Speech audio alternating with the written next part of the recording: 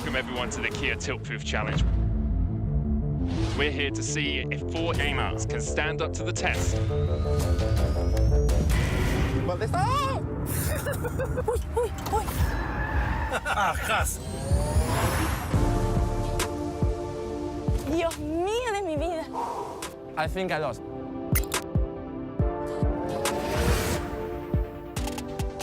I'm so happy that I didn't eat before.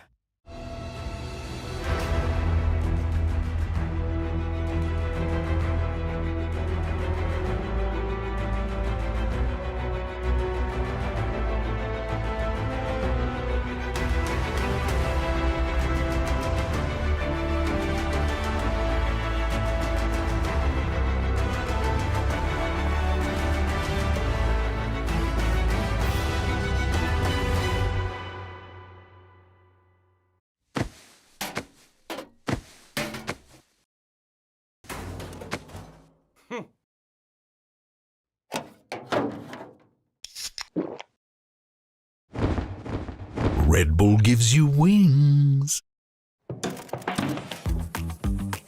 Done? Done. There we go. Break? Break.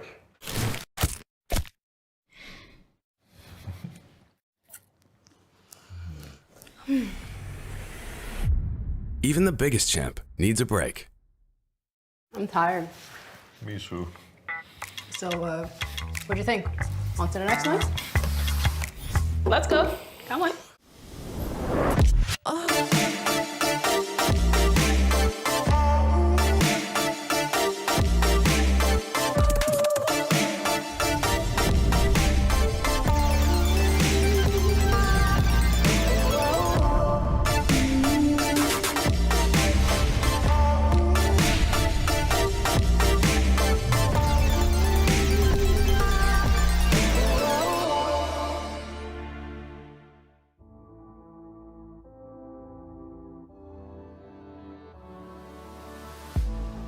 If you had it all, would you look the fall in the eyes?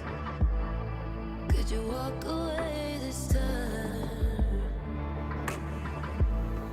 Will you realize, recognize it's never over? And the flame that once had died, awaken. Will you rise above the days to come? Will you be enough? Will you walk away this time? Look to your left, to your right, leave the pain behind.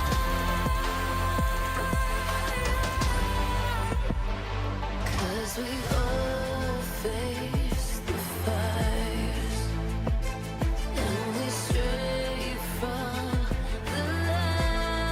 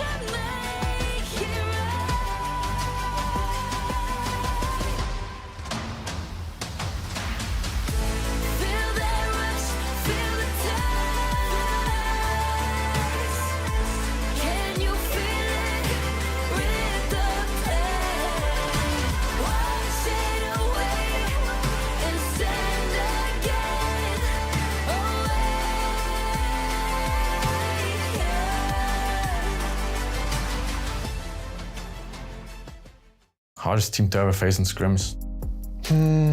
I think the hardest team we've ever faced in scrims is G2. G2? I would say that I guess G2 would be a team that would be one of the toughest ones in scrims, I would say, yeah. I think the hardest team always was G2 because we really want to beat them, and then players get easier emotional. So whenever we got actually beaten, then it's hard to deal with. I think they can play very fast-paced and play still at a very good level. We haven't had the privilege of playing international, like an international team or anything like that. And I think G2 are just consistently very aggressive, very good, and you just can't let up at any point. Probably actually T1 from the last couple years. And I have a feeling that in scrims, they probably were the best team in the world for the past few years, mainly because of how aggressive they play and how aggressive they dive in early game and take over games and really snowball them. I think that's something we learned a lot from and was really eye-opening. T1. I think T1 are notorious for their discipline in scrim. It has to be Dortmund, I would say. We scrimmed them only once. I mean, even though we did take games of them, you could see that they were also having fun and not being completely serious about it. And this being confirmed by official makes me think that this is the hardest team overall that we played, but also in scrims.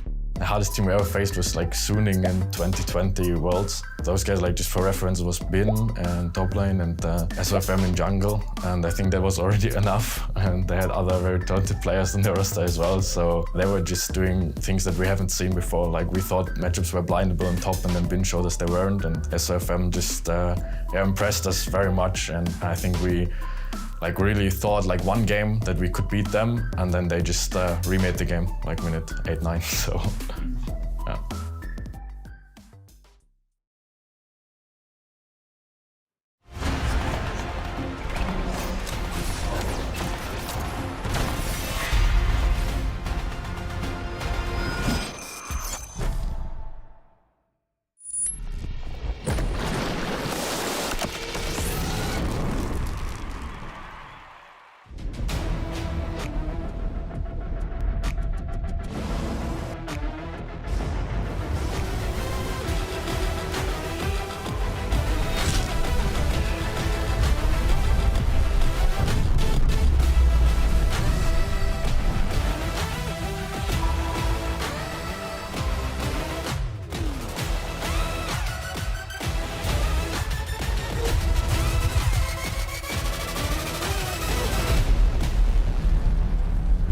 We are officially past the halfway mark in the regular season. Welcome to the final day of week 2 in the LEC Spring Split, live from the Riot Games Arena in Berlin, Germany.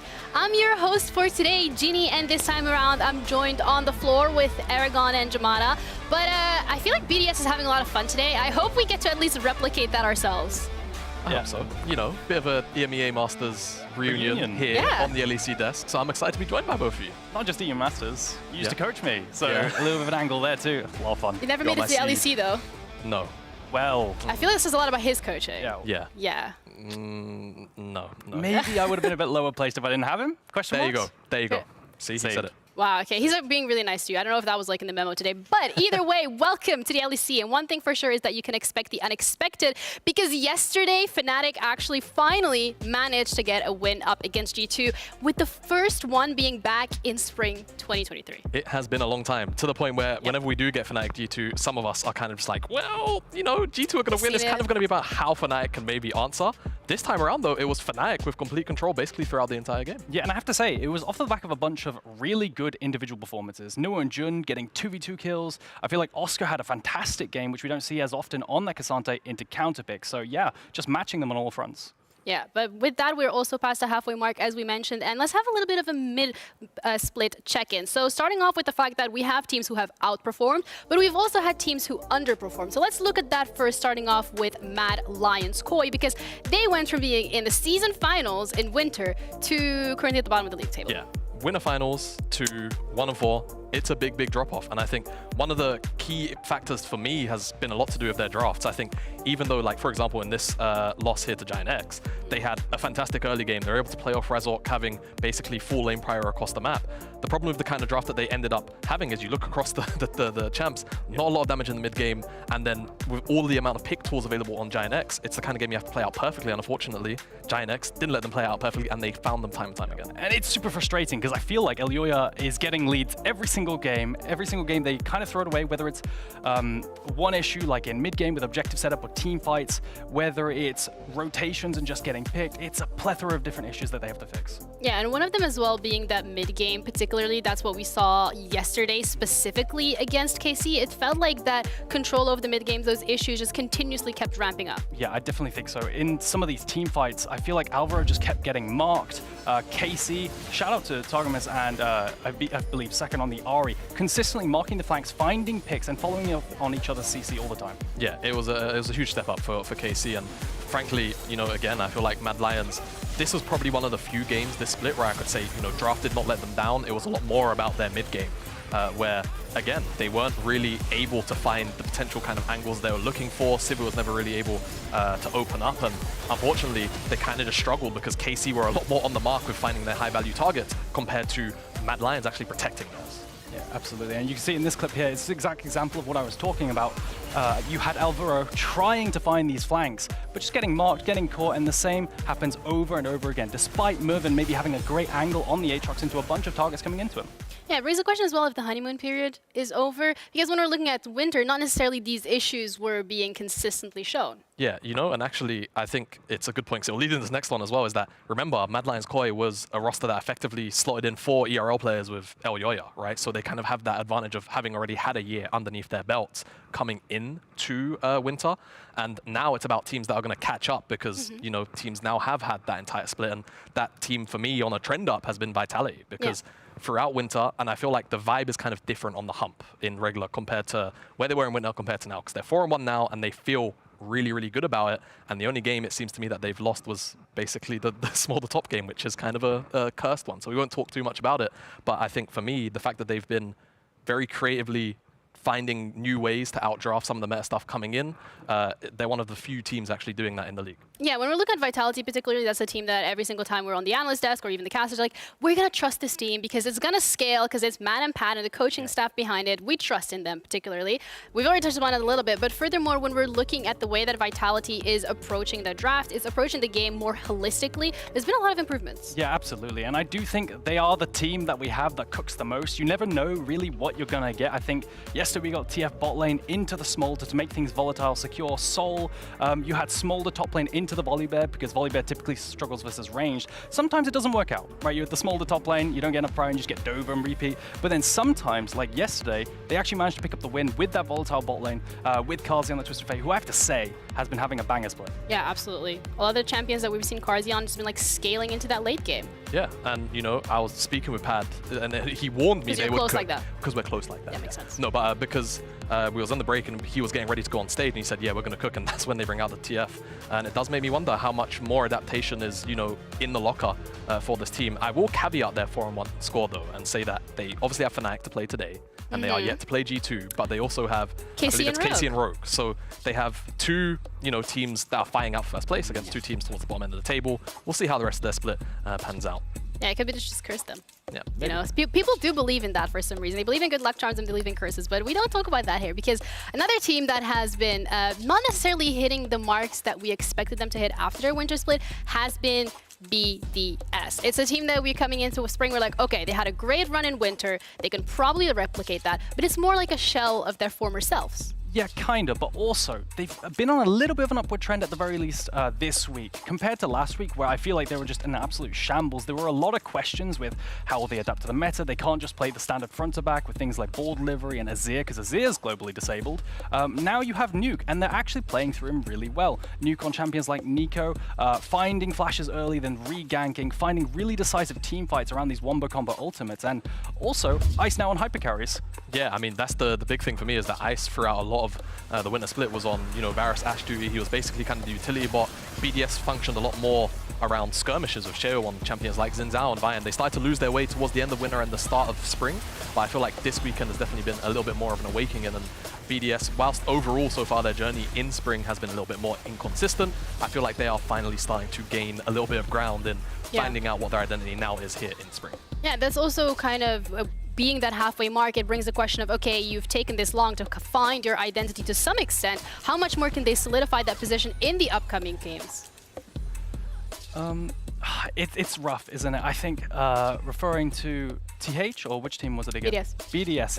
It's really tricky. I think they're at least on an upward trend. And if they continue this with the Aries, with the Nikos that we've seen them do well on, I think they can definitely take it, maybe up to the playoffs. Yeah, we're talking about creativity from the side of BDS and potentially how it's not really been there. But then you're looking at a team like Heretics, who's their opponent for today, for the first match that we have going on. And Heretics, on the other hand, with the addition of Zyru as well as Trimby, feels like a little bit has been sprinkled into the mix. Yeah, I mean, if we're just going to be completely fair, in winter, Heretics were just struggling, plain and simple. And whilst Don't they were sugarcoat it. I'm not going to. And frankly, even though I wouldn't have necessarily pinned some of the blame on Kaiser, the fact that they've got in Trimby and Zvero has come in and he's, predominantly playing through the mid lane with Jankos on, things predominantly like Nico and Karma, it's really opening up the team to free up players like Trimby on the rest of the map. And I think what's been really good is how Trimby and Jankos as well as Veru have been playing around this mid lane. Consistent creative picks, using Nico clone to secure vision to land hooks for Trimby, and then Trimby just having a montage of hooks all over the place. They've been playing extremely well around this core trio, and I think it's been really good to see. Yeah, and that mid-jungle synergy is always very important. We talk about it time and time again about teams who have found that success, right? And Heretics is now going down that path as well. We can talk and speculate about it as much as we want, but how about we hear from the jungler himself? Because Trouble had a sit-down with Jankos, so take it away. Thank you very much, Jankos. Thank you for joining me for the interview ahead of your game versus Team BDS. Now, before we start about that game, there was yesterday's game, and there was a huge sigh of relief from you at the very ending of that. And there was also a particular tweet about losing some hair if you guys keep playing like this. So what happened in this game? What was it so difficult from your perspective? Because a lot of people saw you literally 1v9. I just think that we made some mistakes right in the game, and then we threw it a little bit, and that made us have a hard time. I also made a huge mistake by trying to contest the Drake, and not only I didn't steal it, but I also died, and that gave them a very easy Nashor. So I just think that after we threw the game when we were so ahead, of course, it's frustrating, and I don't think our comp was necessarily scaling better than theirs. I think at that point of the game they had the upper hand, but we had out-team fought them, which is not optimal. Of course, if you have better hands, you can win, but you always want to win just by playing the better League of Legends, right? And of course, Javan kind of falls into the category of Lee Sin. You make all your plays early game, and then you're a kick bot, then you're a wall bot. However, you built a lot of damage on the champion. And talking about our team fight, and it did lie in the lines of, are you going to kill the Senna? And what happened in that last winning team fight where you literally just completely annihilate the AD carry? I mean, I don't know, right? I think AD carry role is strong. So let's not make any assumptions that AD carry is weak. I know they're getting buffed, they create AD carries, but Senna is very frustrating to play against, and she has a lot of range. And I don't know how I found myself in EQ range in the Baron fight. And then in the middle of the fight, I do think I flashed on her and I EQ'd on her, so of course she couldn't really escape. But I feel like some of the fights she just didn't play as well as she could have. That being said, I just think lethality is not the way to kill a 200 armor Jarvan, and I was just very fat. I had Sterak, I had Spear of Shujin, and they had no damage left after Ari died, and Aatrox was not hitting me, right? So I just think that in that particular fight, she couldn't do anything against me. But that doesn't mean AD carry is balanced, guys. AD carry is still very, very strong. You have a lot of agency in the game, and as we could see, the only reason why we won that game was Flagged and him carrying teamfights. He had the damage, he was the AD carry, he was killing everyone. And you, of course, find in the backline very successful every single time. Jankos, there's about 8 or 9 bans in the LPL towards AD carry, so they definitely are not weak, even though they're crying about it. No way AD carry is a good role. No way, guys. Right, moving towards another role, you had 2 new Poles join your team, Trimby and Zvero. I want to focus a little bit more about Zvero because for a good or for the bad or for the worse, Perks is no longer in the team, and you knew all of his habits, the way he would shot call things, the way he would play around the game. You've played so long with the guy. What are some habits that you have had to change gains within these 2 weeks to play with Sverre? Well, I mean, I just think that the way we play the game, the way we are taught by coaches, the way they teach us the game, it's very similar in academy and in LEC. So I do think that Sverre came in and it wasn't that hard to play with him because he already knew the game, and same for Trimby. I feel like they all knew the game on a high level, so I think it was just easy to adapt. That being said, of course, there's like some things that, I mean, synergy is not always there instantly, but you build on that, right? You play some games together. You know your champion pools. You know how you want to play the game. You talk to each other, and that's how you kind of get better and better, right? And I think that Sverre had some very good games, and I think Trimby has been performing insanely well as well. So I'm very happy that both of them can. I mean, I guess mostly Sverre can like show that he's good because everyone kind of knew Trimby is good from other teams. Absolutely. He seems to be banging the past week right now with you, especially on the Nico as well. He had some really good ults. Now, Jankos, thank you so much for joining me, and good luck versus BDS. Thank you. Medic and Broxa, over to you. Broxa? Broxa. Yeah, I guess I'm here. Casting Jankos. What a world that we live in. I know, right? It was only a few years ago that you were on the stage with him. Athens 2019, I remember it fondly. Oh. You don't? Not Athens.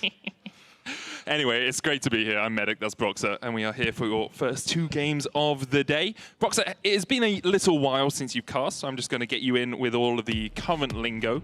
Currently, we're talking about whether dragons have feathers, also talking about how many stacking champions there are in League of Legends, and if Hysterics is on the cast, every now and again he'll put in a Crikey or a Core Blimey mate. So those are the things you have to look out for. Obviously, the teams are going to play as well, and maybe we'll focus a little bit more on that. Okay. Well, I'll see if I can keep up. I mean, I know you're a bit of a top-tier analyst yourself at this point in time, so... It's so true, you know. It's going to be hard to match you. Talk about shifting, gating, opening through mid, running it down. Very important one to be able to talk about. Anyway, we are into draft there. Obviously, our draft's pre-recorded as you see the players getting ready on stage. BDS banned away. Senna, Callista, and Vi. Smolder, Ashe, and Olaf removed by Heretics. And the first pick is Orianna for Eve. Yeah, I wouldn't say there's any particularly big surprise so far. You could see Orianna 2 wins and 5 losses, which is not particularly impressive, but generally it's just a, you know, solid blind pick in the mid lane. Heretics picking up Rel, a champion that's looked great for Jankos. Could consider locking in their mid lane as well, which could be a Nico, a Talia, perhaps a Karma, depending on which direction they want to go. Yeah, we'll see where Sverre wants to go. Has been having some success on that Nico. It's the first time we've seen Nuke on Orianna here in Spring. It has been banned against BDS in about 60% of their games as well. And I think BDS have struggled with the Azir. The bugs that mean that Azir is currently disabled, because Nuke was so often an Azir player and it so often was able to make plays for the team in the middle and the late game with it. So we'll see if Orianna perhaps is able to band-aid that issue. Zeri and Rel locked in for Heretics. Rel, that flexibility means that you're not revealing too much of your hand early on, which is always a benefit. And if we look at Ice in particular, so far this spring split, he's really only played Siri and Aphelios. Could be looking for the Aphelios here. Something else we've seen a lot of people play is the Varus, but I like Aphelios in terms of scaling and team fighting. You can match Siri's power. And I mean, with Orianna, Aphelios, you're certainly not getting outscaled. Definitely not. Those late game team fights already have a lot of zone control as well. Wonder if BDS will look towards their support here. I think jungle might be a slightly easier pick. Support less likely to be fully banned out on the second phase of bans, and jungle can be pinched quite heavily, can't it, Boxer? Yeah, and you also got to keep in mind, Rel has been taken away, Vi is already gone, but Sheo, comfortable going in the basement. He's already played lots of different jungle champions to split, in fact. 5 different ones, maybe a number 6 incoming here. It's going to be interesting to see how BDS round out their comp. I guess with Orianna and Aphelios already in the lineup, you don't really need much more damage from the jungle. You just need a tank, and tanks are, you know, 10 to a penny, really, when it comes to jungle picks. There's the Nico once again for Heretics. Still don't know if that Rel is going support or jungle for them. Jankos had a lot of success on the Rel, did lose his game on it. I believe it was 4-1 with all of his team's kills. I wonder if we'll see him piloting that once again. Into the second ban phase, though, with likely mid laners and bot lane picked up entirely. The bans can be much more targeted in this phase. Yeah, I wouldn't be surprised seeing some top lane bans. It is Adam on the other side, removing Nectar, and perhaps considering a Darius ban does make sense. But you also need to keep in mind that Heretics is red side, meaning that they will probably showcase whether Rel goes the jungle or support on 4, log in the other jungle support option, and make sure that Wonder doesn't get counterpicked by something crazy. Yeah, you give Wonder R5, make sure that he is in at least a safe spot. Not seen as much of a carry player, but he can carry his team by absorbing pressure a lot of the time in that top. Well, I remember his pike top. Oh yeah, that was pretty spicy. If we're going back to MSI 2019, sure, he was great then. Hey, but... that's when I played. That's what I remember. And 5 years later, you're on the caster desk, Broxer, okay? So maybe those heydays are behind some of us.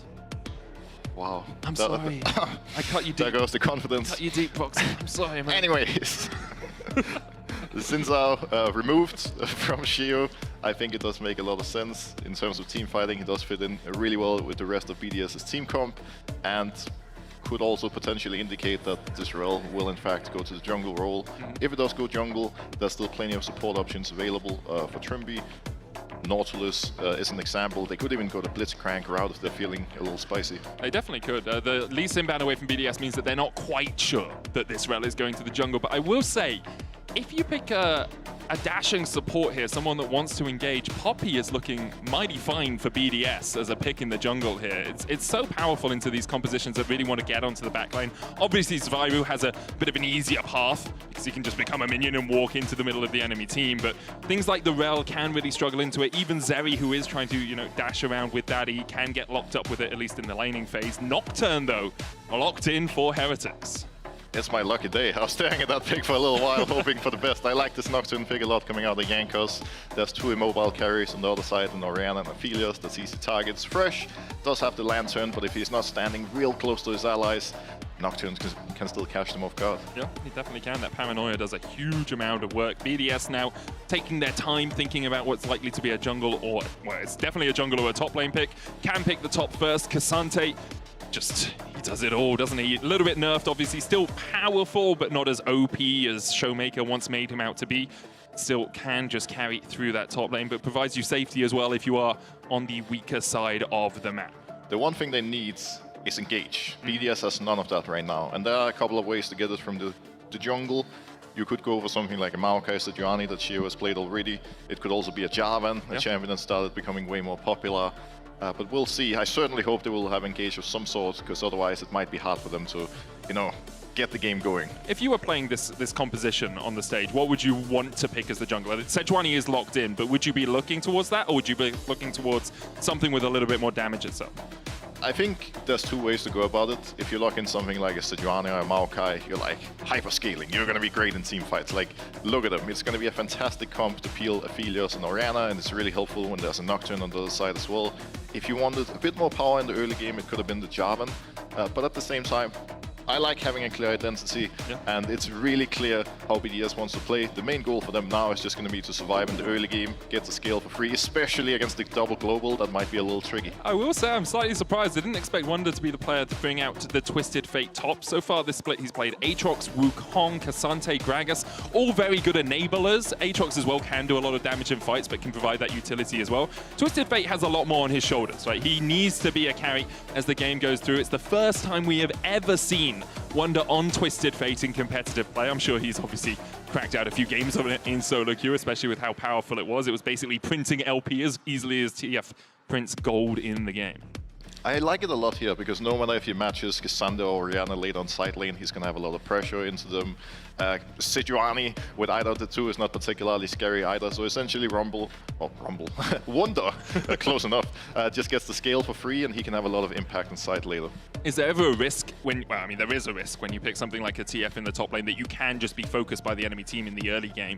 Obviously, Sheo has a lot of things on his plate. Like, do you go for mid lane because Orianna's low mobility, and if she burns her flash early, you have to protect her? Do you go bot lane because it's Aphelios and you want to get him fed? Or do you just try and shut down Wonder in the early game so that he never really gets that money printing online? You also need to keep in mind the Twisted Fate was picked on red side, and now in the new season, red side is a lot harder to gank. He has this huge wall next to top lane that gives him a lot of safety. So essentially, he just needs one little wall in the river, and he's near ungankable. Twisted Fate also usually plays with both Fleet, Footwork, Ghost, and Flash. So, you would think that you can run him down because he's a pretty squishy troll mage, but we'll see. Let's see what happens. Wonder very good at absorbing the pressure in the top lane. Let's get on to the first game of the last day of week 2 here in the LEC. We are past the halfway mark of the split. Currently, things looking a little bit different than they did at the end of last season. Fnatic at the top of the table alongside G2 and Vitality. BDS sitting pretty in the middle. Seems like Mad Lions, Koi, and Rogue very much at the bottom. Heretics have had a very good start, though. 3-2 right now. Lost to Vitality, lost to G2. But those are the teams at the top. So if you can beat a team like BDS in this middle of the table clash, you really accelerate yourself towards one of those higher seeds coming into playoffs.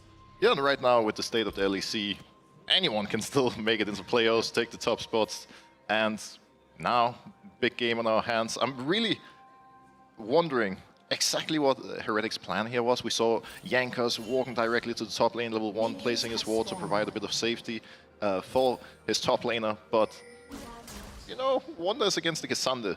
It's not the particularly most scary lane, but you see Wonder here respecting. Cassandra was indeed trying to cheese him, and mission accomplished. They avoided it. Yeah, it makes it a lot safer for Wonder in that top lane, but it also means that Wonder in the ranged into melee matchup can also ward this bush closer to his side of the lane and mean that Adam has to push himself all the way back to the furthest away bush if he wants any safety in that lane. Often, a melee champ will dash in and out of the bushes to try and go out, get a CS, dash back into the bush, who can't be harassed. But when the bush is warded, it's a lot harder to do that. So it gives Wonder a little bit more priority in the lane. Adam coming to the lane late as well. We'll see exactly how that top lane matchup goes. Flackett and Trimby here looking for Lebrov. The Ferromancy goes a little bit short. Lebrov, haven't seen if he's gone Flay or Hook first. Often you do see the Hook, but Flay into a lane like Arel, when she jumps in, it just makes it so much easier to pull her back, and she's already really slow, and you're slowing her down even more. It can be very hard for Trimby to navigate those fights. Ice and Lebrov with the push should be able to get level 2 first. We see Jankos here starting on Raptors, pathing to bot side immediately.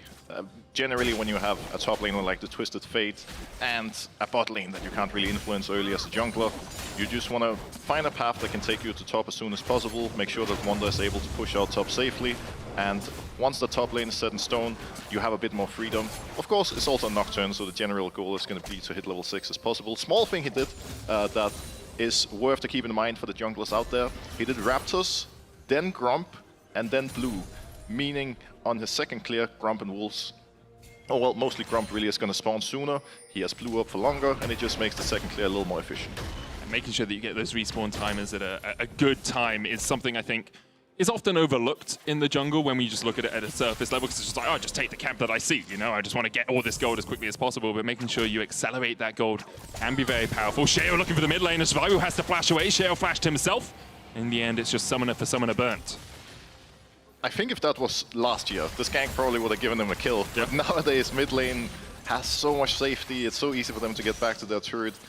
And what we're seeing from Sheo here is something that a lot of junglers in the LEC have started doing more, skipping a camp or two to try to be really proactive and get something done on the map. And I think when you play Sejuani into Nocturne, that does become even more important, because once that Nocturne hits level 6, you lose 1v1, it's going to be hard for you to make plays because Nocturne can always counter gank, and Sheo is just taking advantage of the fact that Sejuani is a very strong little free gank, trying to force. Problem now being that he didn't achieve much. Survivor has no flash, but Jankos is up 2 camps. He has Raptor spawning, Grump is coming up soon, so he's in a great spot in Nocturne. Yeah, he called it out, Boxer. He's just able to do that clear, go Scuttlecrab, look towards mid lane in case he needed to protect his mid laner, but now has the Razor Beaks, can go over towards that Grump, and it just accelerates his path through the rest of the game. Wonder as well with about a 200 gold lead in the top lane. Ice and Lebrov have been able to get bot lane prio though, and that plate means that they are slightly healthier in terms of gold than their lane opponents. See the reset coming out from Jankos. He'll go back. Already had himself a longsword and a ruby crystal, get some boots alongside it, and now is making a beeline for the bot lane. This wave will push in to Flackett and Trimby. Sheo's probably just looking to counter any gank that might occur from Jankos, because he knows Jankos is pathing to him towards this bottom side, or can at least expect it. Hasn't seen him on vision, but you can kind of anticipate it. Right, guys, he did his Grump second. He's probably going to be down here. Hook lands. There's the Lantern as well, and instead they just look for Trimby. Caught out. Ferromancy shielding up. Jankos comes in to dissuade BDS from any further action, but good trade there. Trimby didn't burn his flash or his ignite, though, and Lebrov did use his ignite. And if you're Heretics here, you're definitely happy about the position you're in. For them, it's mostly about surviving the early game with bot lane losing slightly early, Survivor obviously having no flash, and Wonder being on a pretty immobile and easy to gank Twisted Fate. So you know, them surviving all these ganks coming out of Sheo not only makes it comfortable for them to scale into the mid game where the comp can really shine, but also Jankos is just having a free early game and now is 200 gold up simply by just farming. Yeah, he's over half a level up as well. You can actually see the XP. There's little pink lines next to, oh, never mind. Next to the player's portrait, it shows you how close they are to the next level of experience. Wonder already up to level 7. Jankos about a level ahead of Sheo, or about 3/4 of one. The Grubs were started, one secured by BDS. Obviously, as a jungler, you do love to get at least one of the Grumps because it gives you that extra XP, that extra the gold as well, and means that your jungle item, your pet that you are feeding a treat to, is a little bit closer to completion. Have you ever named the pet, the jungle pet? I usually just call them Pokemon. Just like, Pokemon? For me, it's, you know, just a bunch of little Pokemon. You make your starter choice, you choose whatever your preference is. We have a Charmander and a Bulbasaur in the building here. Maybe Squirtle's going to get some love in the next one. When it gets to 20, does it then become a Wartortle and Ivysaur? Or do you just, Yeah, I would say so. It evolves, it becomes strong, powerful, makes you feel more powerful as well. Good to know, good to know. I'd give them names like Vedius. Or which one is Vedi? Vedi is definitely the blue one, because he's really active, but doesn't actually provide much in a fight. He's just like zooming around everywhere. Okay.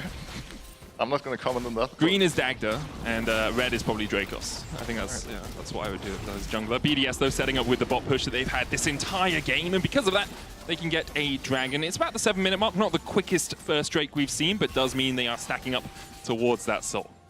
And generally, if you compare Void Grubs to Dragon, if both teams gets one of each, in this case, Heretic to 2 Void Grubs, BDS gets a Dragon, BDS is going to be happier. But if Heretics can then get 5 Void Grubs and start contesting on the next Dragon, things will slowly change. The way you should look at it is just Dragon generally is better, but getting Void Grub is not so bad. It's still a camp, it gets gold and experience, and obviously in a comp like this with Twisted Fate, who's just going to be sitting side lane and hitting turrets, the Void Grub damage can make a difference. Positioning here for Adam is really tricky as well, because he knows Jankos came in to steal away this blue. Jankos clears away the control ward that was there, but with the wave shoving away from Adam, Wonder can just hold it if he wants. I mean, Adam would have to overstep. That's why he goes over, checks to see if Jankos walked out of the bottom side of the jungle, sees that he does so, and now can go back up towards top lane. And the reason Jankos didn't stay for Grump wasn't because he was worried about Adam killing him. It's because if he's not bot lane right now, his bot lane is going to be in a disastrous situation. And you can see it right here, BDS, they knew Jankos wasn't blue, they make a really aggressive counterplay bot side. Jankos has the paranoia. Now Heretics are just defending more than anything. Because Jankos has been farming so much and CEO is 20 CS down, Jankos is already 6, BDS is going to have to respect and wait for a better opportunity later. Adam goes all out, Wonder pops the ghost, and just walk away from this. It's a summoner for an ultimate exchange. Wonder will just probably look to clear out this wave, then base. Might look for a Destiny somewhere on the map. Jankos has that paranoia. The combination of the two globals as well. One kind of hiding, obscuring the other, makes it so difficult for BDS to actually find proactive plays when Jankos has that possibility of being anywhere on the map. Jankos was pinged. Is he just covering? He's sitting on top of a wall, I believe. Yeah. Adam warded that exact spot early, and that ward was really beneficial because not only did it help Adam confirming where Jankos was, but if Jankos was agreed for the Grump, it would be easy for them to, you know, just jump him and kill him essentially. Just collapse onto him. Jankos still, though, doing a good job of keeping himself ahead in gold, in CS. Top lane ahead for Heretics as well. Not only because of the 20 CS lead, but also Twisted Fate's passive that gives you between 1 and 6 gold for every minion that you do kill. The bot lane, though, a sizable lead for Ice and Lebrov. About 700, 800 across the two roles combined. Jankos moving directly out of mid from base has a lot of options available for him. Void Grubs are coming up soon, his entire top side is available, and because bot lane is spacing, there's nothing to do down there as a jungler. Now, what I'm curious to see is how the teams utilize their support, because generally when there's an objective spawning, you always want to include your support, because if one team has the support there and the other don't, well, you know, the team that's outnumbered just simply has to give it up. And you can see it right here as well, both of them walking straight towards the Void Grubs. We even see a lane swap coming out of BDS, with Adam having his TP up very soon. And if Heretics don't quickly match it, which they're doing with Flaget, instantly realizing what's happening and walking cross map, well, they would have to give it up.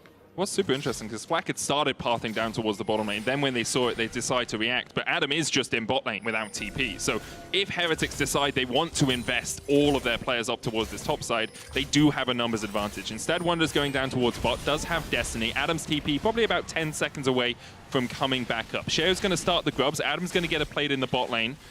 And looks much ado about nothing as Heretics just match the push from BDS in the top lane. Nuke now TPing back into mid. Jankos is waiting in the wings outside of where the vision would be from the Tribush, so he can go in with the Paranoia. Now with Sviru moving across from the mid lane, I think that's what Heretics will use the go signal. We have mid prio, let's play a 4v3 for the moment. But then Nuke can come across and will BDS decide they want a little bit more of the action. Another grub secured, 3 for 2 so far. Likely to be 4 for 2 unless BDS overinvest in this. And overall, BDS was generally on the same page. The main issue for them was that Nuke ended up basing and TPing back a little bit too late, giving Sviru a free mid prio. And once he started moving, Nuke was catching a wave onto his turrets, and they can either decide if they want to stay and die or just give it up. Now, Dragon is spawning soon. What we saw before was Ice and Laprov using the advantage they have in their matchup to quickly lane swap and forcing Heretics to match them. The same thing could very well happen here. They're going to base early, move directly towards spot. Flagged and Trimber are going to try to follow. And now Ice and Laprov, again, they're going to try to get the prio, try to get control of the river and set themselves up for a really good Dragon fight. Yeah. It's really interesting to see those sort of mid-game dynamics, or at least, you know, between 8 and 15-minute dynamics, because Wonder always gets the push against Adam. He always wins that out. Cassandre just can't match it. So if Wonder's into Adam, it's actually really good for Heretics, because he can either push and take plates like this, or he can push, move into the fog of war, and then there's always the threat of a Destiny coming across the map, whereas Ice and Laprov want to be matched into Flackard and Trimby because they're winning out on that push in isolation as well. Neither of the AD carries yet to get their static shiv. When that erupts for Flackard, when that is bought, it will become a lot easier for the Heretics bot lane to actually match the BDS bot lane. The Drake started, Adam's still in the top lane, smacking his Ntofus into a tower. There's the TP. Wonder's going to be a bit separated from Heretics here as Sheo dashes across the wall. BDS looking for the Drake. Nuke going in, there's the Paranoia. Sheo going forward, and there's the damage as Adam helps Nuke secure the kill. Sviru has to be forced off towards the top side of the fight already. The Drake goes down as well, and it's Trimby that somehow gets it in the midst of it all. Shattering Strike paying dividends there for Heretics as they did lose their jungler, but managed to secure the objective.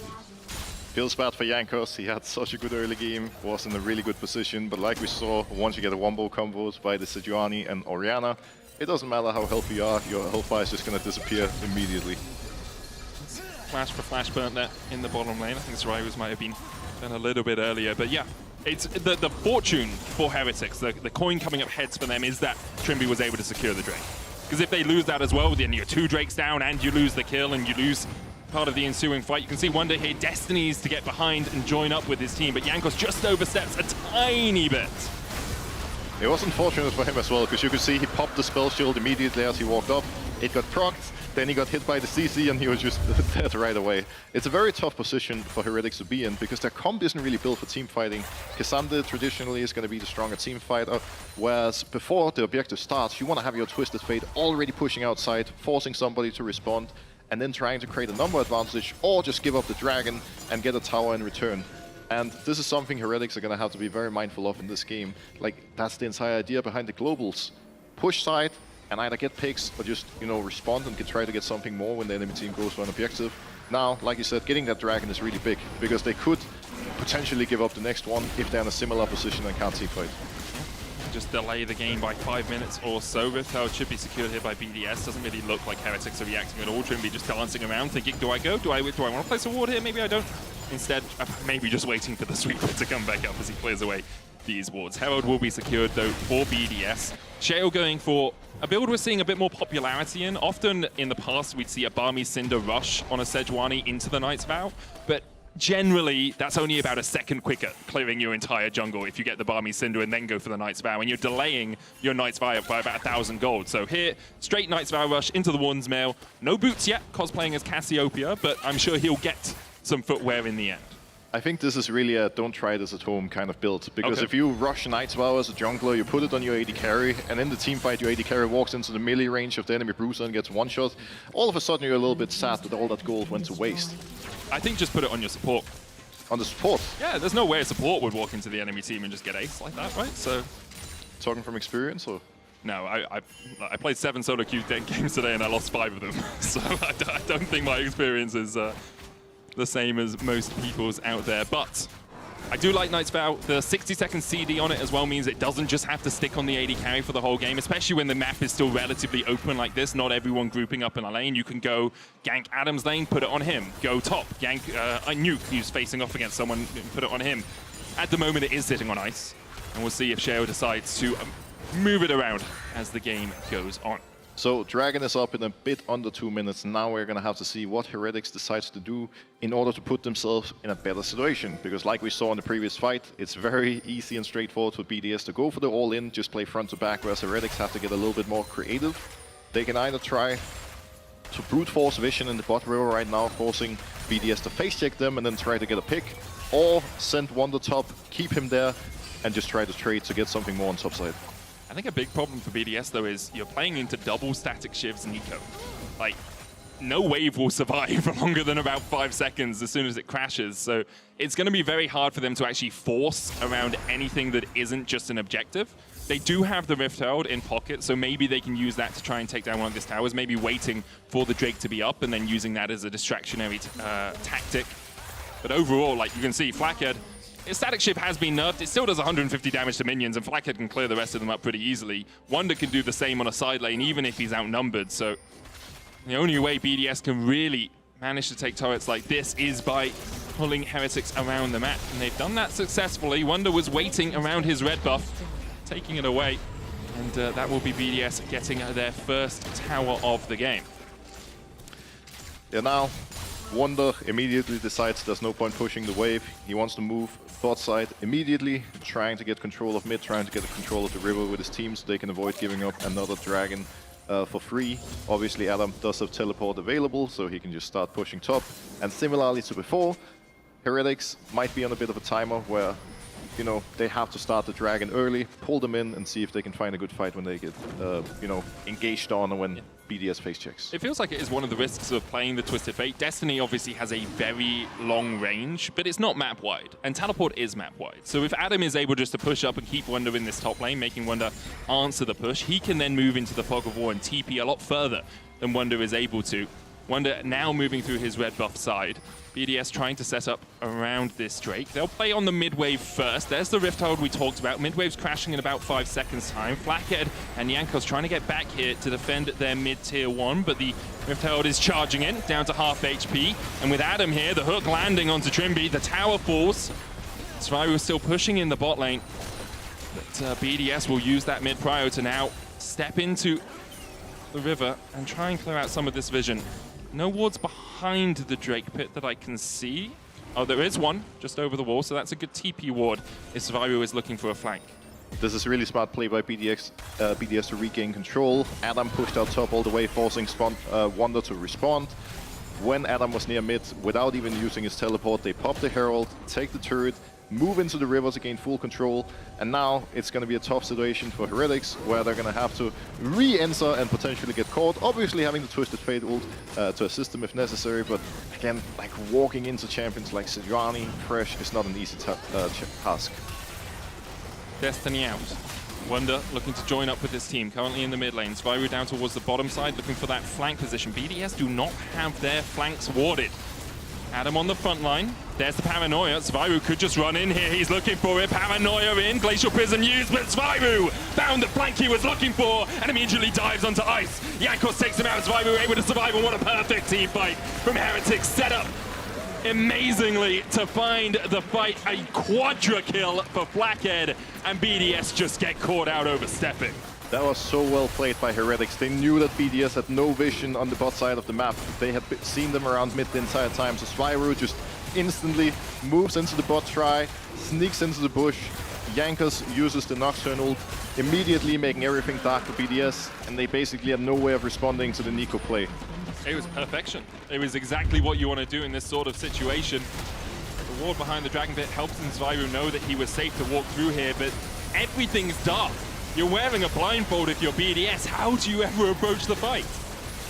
And this is really the only play Heretics have to turn the fight around. If you walk directly into them without a flank or any element of surprise, it's going to go wrong. But they were on point. Spyro found the opening. Jankos, great engage. And, well, now all of a sudden they are a very fed Siri and they can actually team fight for real. And they're 4,000 gold ahead. Flacker cracks his neck. He knows the job's not done, but it's basically halfway there now. Runan static shift complete on the Zeri. Baron up in now. It was about 20 seconds ago it did spawn. They can look for more Drakes if they want, or they can just start cracking these tier 1s, set up a deeper vision line, which is what Jankos is doing right now alongside Trimby.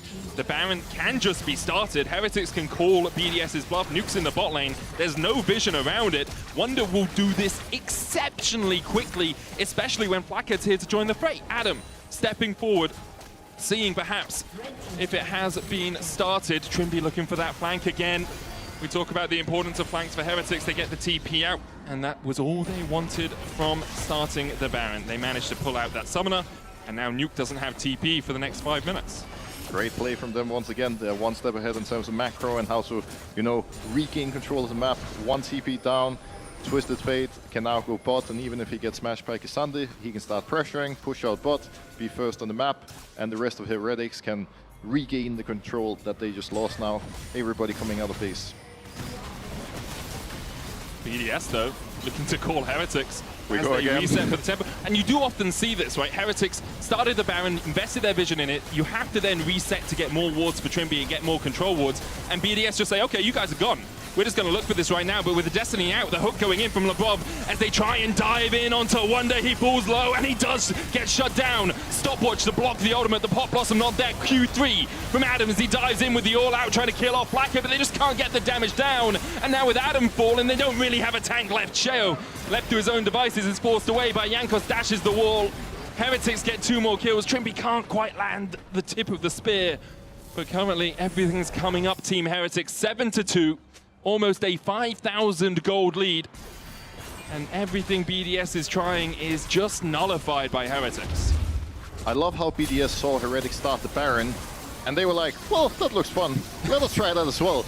But unlike Heretics, they didn't really have any actual plan. I mean, sure, you found a pick on Wonder, but because you invested everything into killing him, look at Flak at this fight. He's just sitting in the back, free hitting. Nobody could do anything to him.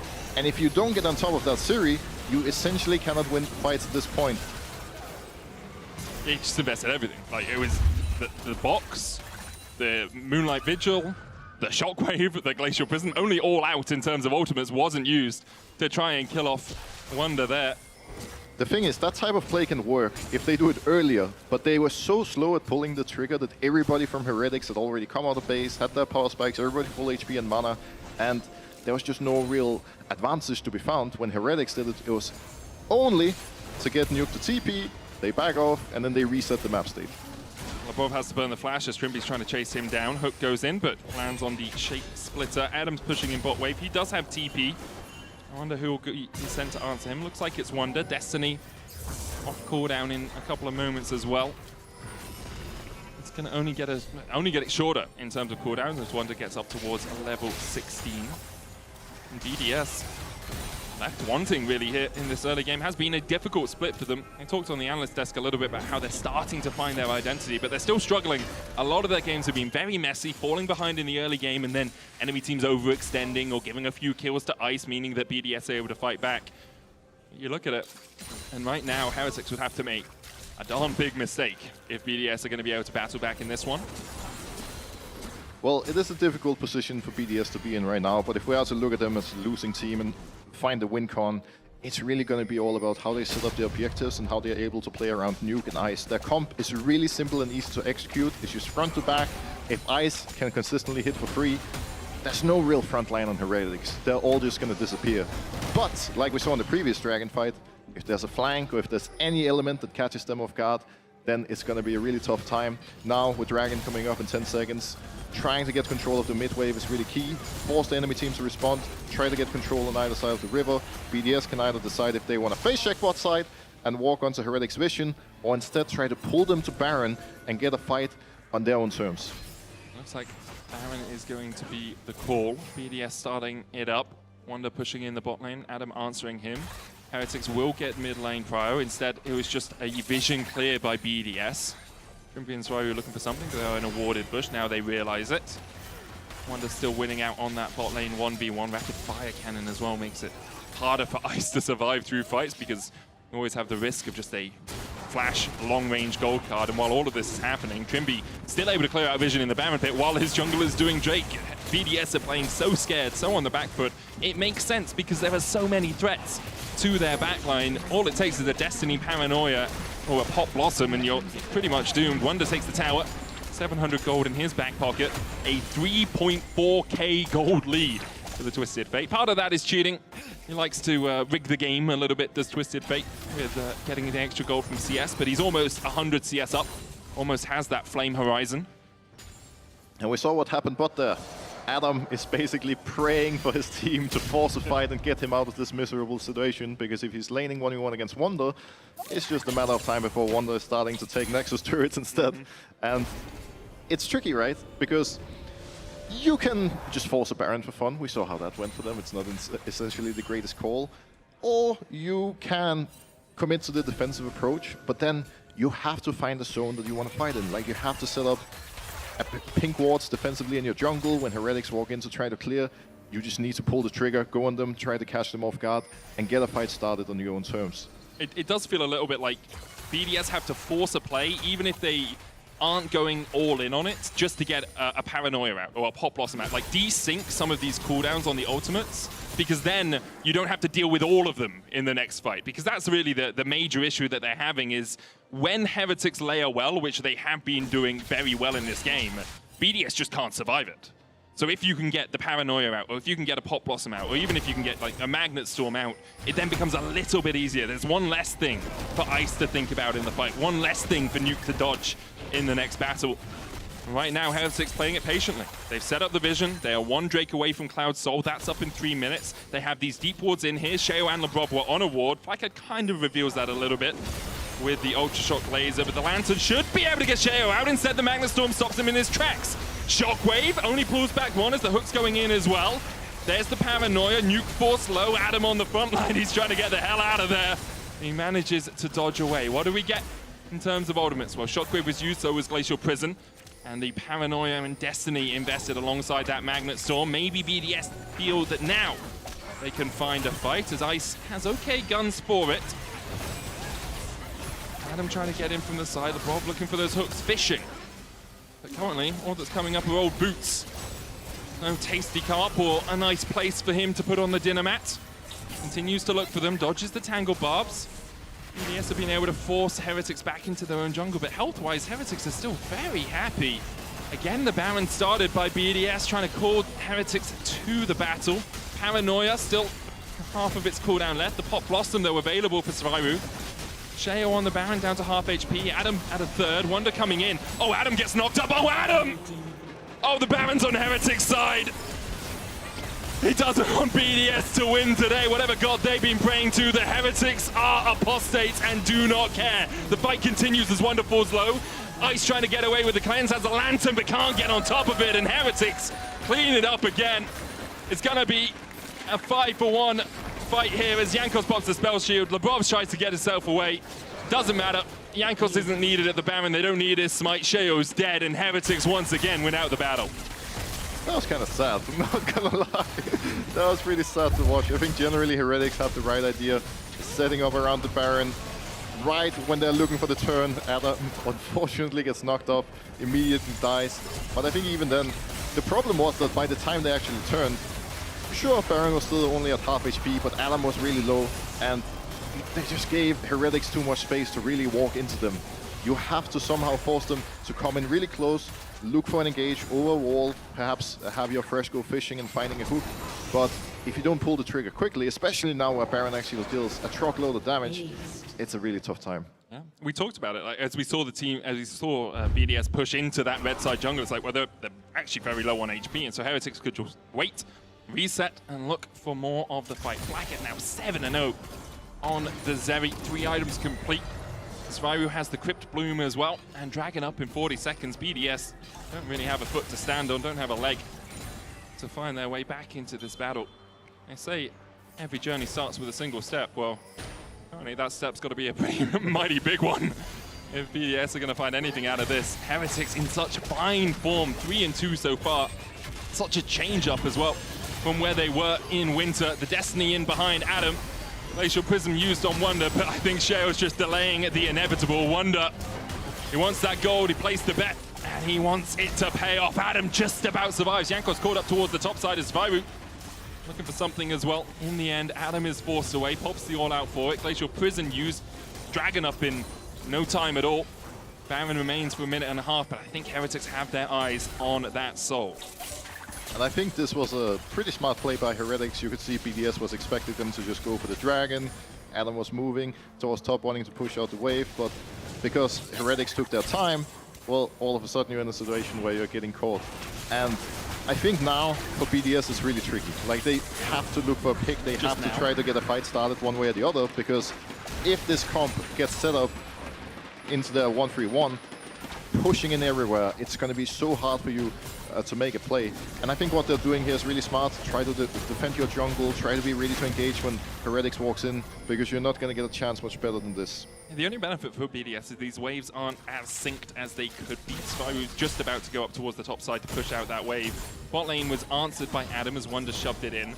It looks like they're playing for the top lane tier 2. You know, use Wonder in the mid lane to generate pressure, bring the rest of Heretics across here. Heretics don't think they can crack the base off this Baron. There's only 30 seconds left on it. If they do, if they find a good fight, all power to them. But I think their expectations are that they'll be waiting a few more moments before they can actually close out this game. They're playing very slow and patient. We've seen a lot of teams in the LEC throw their leads with poor macro decisions, so I really respect them just taking a step back, playing as slow as possible, and not giving BDS any chances to come back.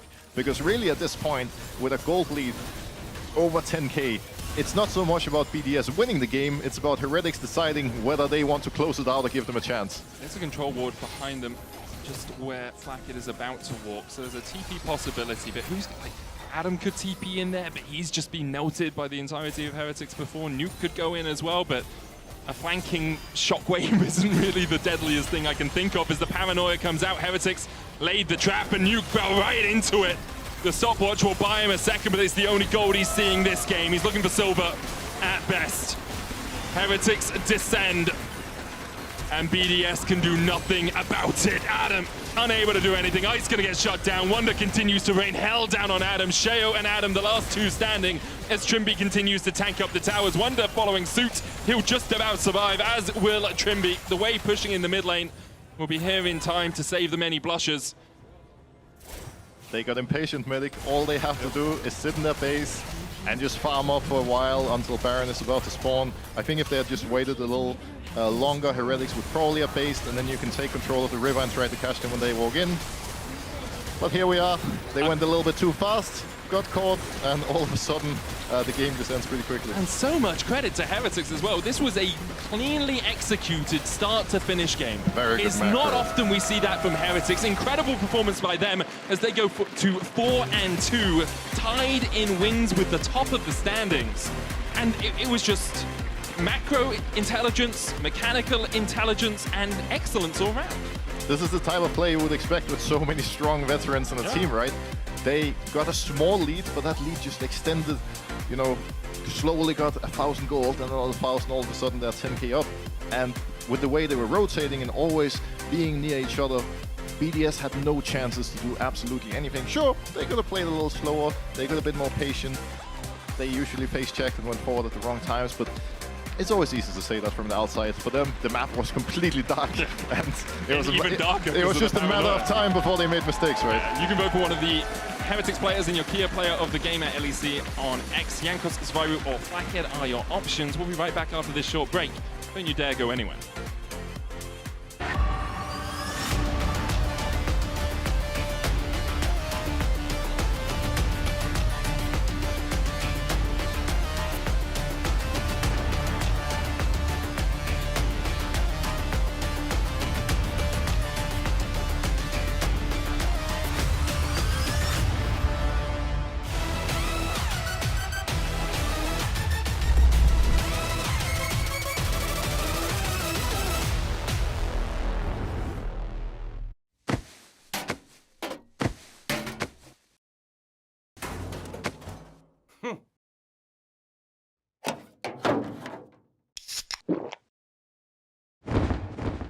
Red Bull gives you wings.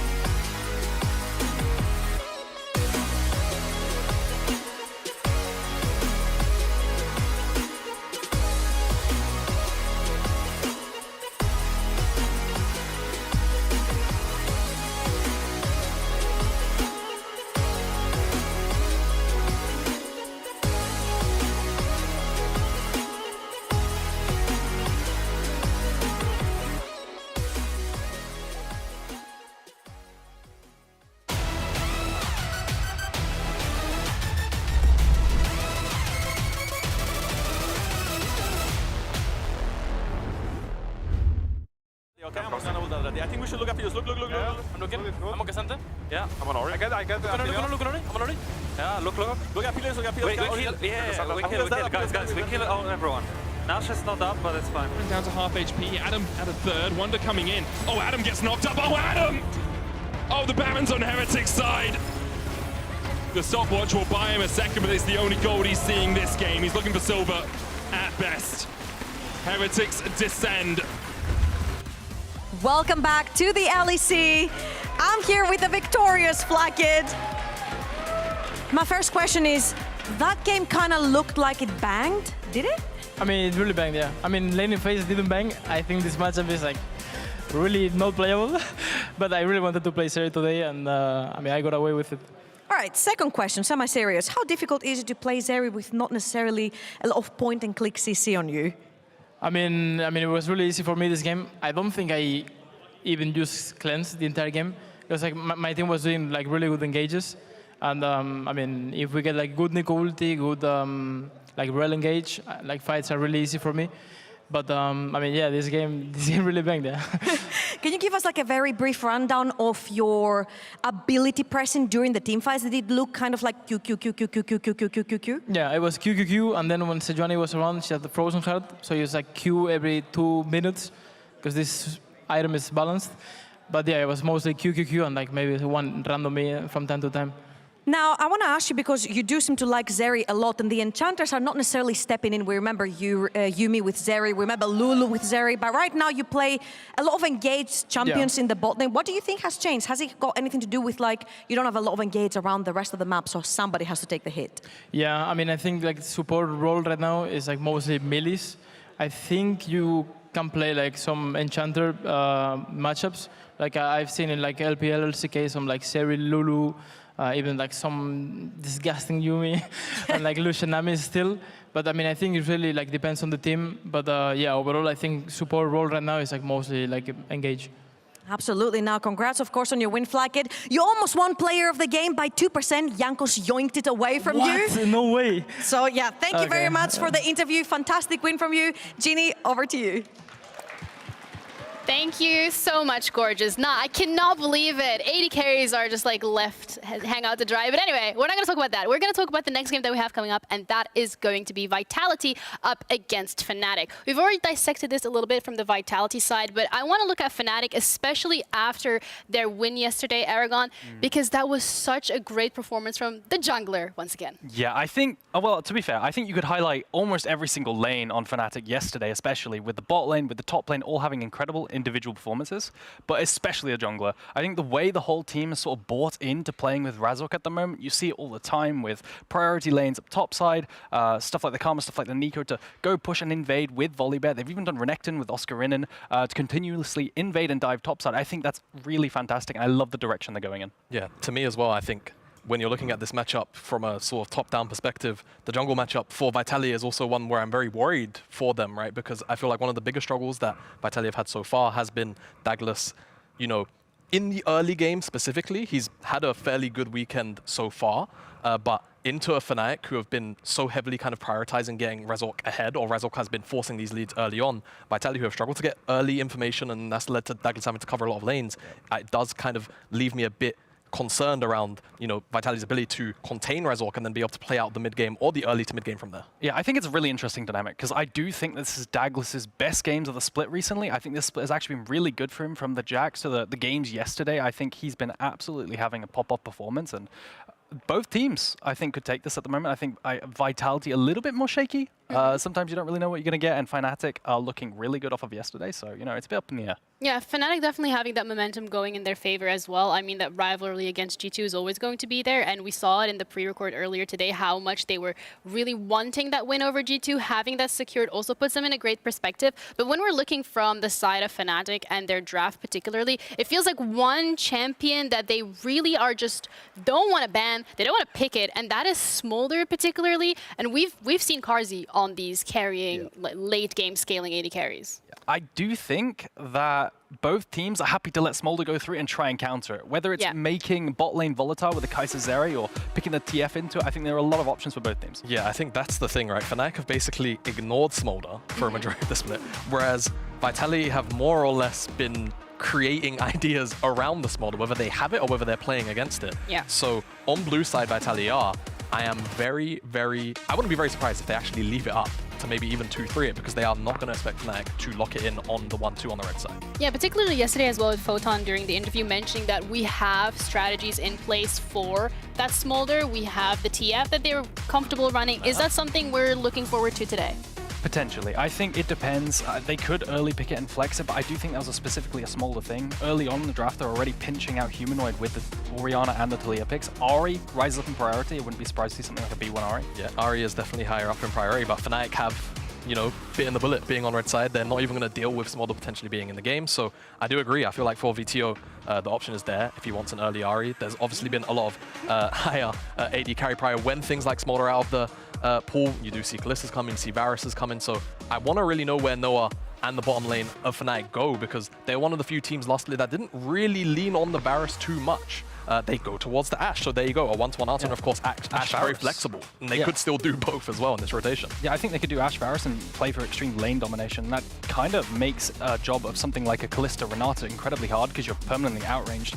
You could, I think what you need to do now is draft some kind of hard engage and then play towards bot side, because if you do draft Renata, you're just getting pushed in, and that's not what Renata wants. You want to be pushing up continuously. You need something that can force. Rel, maybe? Realistically, Rel, Nautilus, those are the two that make the most sense. There's the Ahri we was talking about for that first rotation. It should probably be the Nautilus. I feel like if they allow their support pick to go to 4-5 and it gets pinched out, even if you secure a jungle matchup or a jungler that you're happy to run this Ahri with, I feel like your bot lane then is going to suffer a little bit too heavily, considering Fnatic have that R3. So there's the Nautilus, and now Fnatic, you would anticipate go towards the jungle role for Razork here, something that's going to be able to play around the range advantage of the 2v2 on the bottom side, and then try and nullify whatever jungler that Douglas has in his back. I think you got to pick away mid lane here. You're kind of already sort of pinched with Talia Ori bans. Maybe you go towards something like a Nico.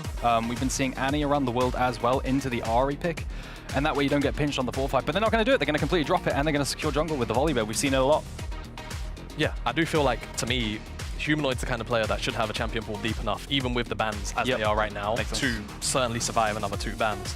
We'll see exactly what Vitality want to prioritize. I wouldn't be surprised if we see a Hui ban or something along those lines, right? But they are going to focus Vitality for now on the Renekton and Jax, taken away from Douglas and Photon. Jarvan as well. They've got double range support, very immobile, so don't want to have to deal with that hard engage. And yeah, Vitality, I guess, will they go for another Oscar and ban? I feel like they don't necessarily have to. I feel like they at the very least want to try and pinch away one of Humanoid's champions that maybe they're not willing to deal with, and it's Twisted Fate. So TF ban is reaction to the Jax ban, because that's a setup ban for the Twisted Fate, so naturally going to ban that away. So do you blind pick mid lane, or do you blind pick top lane? Probably mid lane, because you already see the mid pick. And I wonder, think it has to be Annie or Nico. I wonder if, I mean, Nico is obviously a good choice. I wonder if they decide to lean on the Jace as a flex blind. It's not something I feel like I've seen Fnatic do at all, but at the same time, their options are dwindling a little bit. We could also still just see the Hui match into the Ahri. It's a Karma, so and that still works technically as a flex too. So that was my other option, because what you really like to pair off Volibear with is priority, and Karma gets priority into almost every single lane. So what you can do is just keep invading, using that priority from the mid lane, and keep sending Volibear into the jungle. And we've seen Razork play this extremely well. Now the Renekton ban signals to me that they probably want something like the Aatrox as a blind pick for Photon here. He could also do his old Jace, which is usually permaban, but that's what that signals to me. Let's see. Cassante too? Cassante's still up as well. There's a lot of safety in the top side that you can match potentially with dealing with a Karma or just as a blind. And it's where Vitality go towards. It's just up to Douglas now, what jungler exactly he's got left up. I think Rel could be good here. Xin Zhao slipped through, actually. Could still lean on Xin Zhao.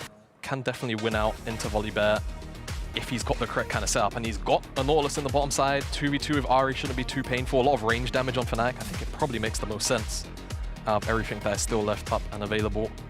Let's see, it's Viego. Okay, and I mean, this is also a very comfort pick for Douglas. We've seen him on it a lot of times, and now it also puts a lot of pressure on Fnatic to not give up first kill, whilst they're already dealing with engage from Nautilus, because you've got the resets from the Ahri and the resets from the Viego. Yeah, I think you had options in Rel, Lee, Viego because of the synergy with the Ahri pick. These are very good pairings with the Ahri, so they went for the Viego. This is a Douglas special. We've seen it a few times, and like you said, play off of the resets and a single target burst. And I think the name of the game here is to camp bot with this Kalista, otherwise they're just going to suffocate under the double ranged of the Varus Ashe.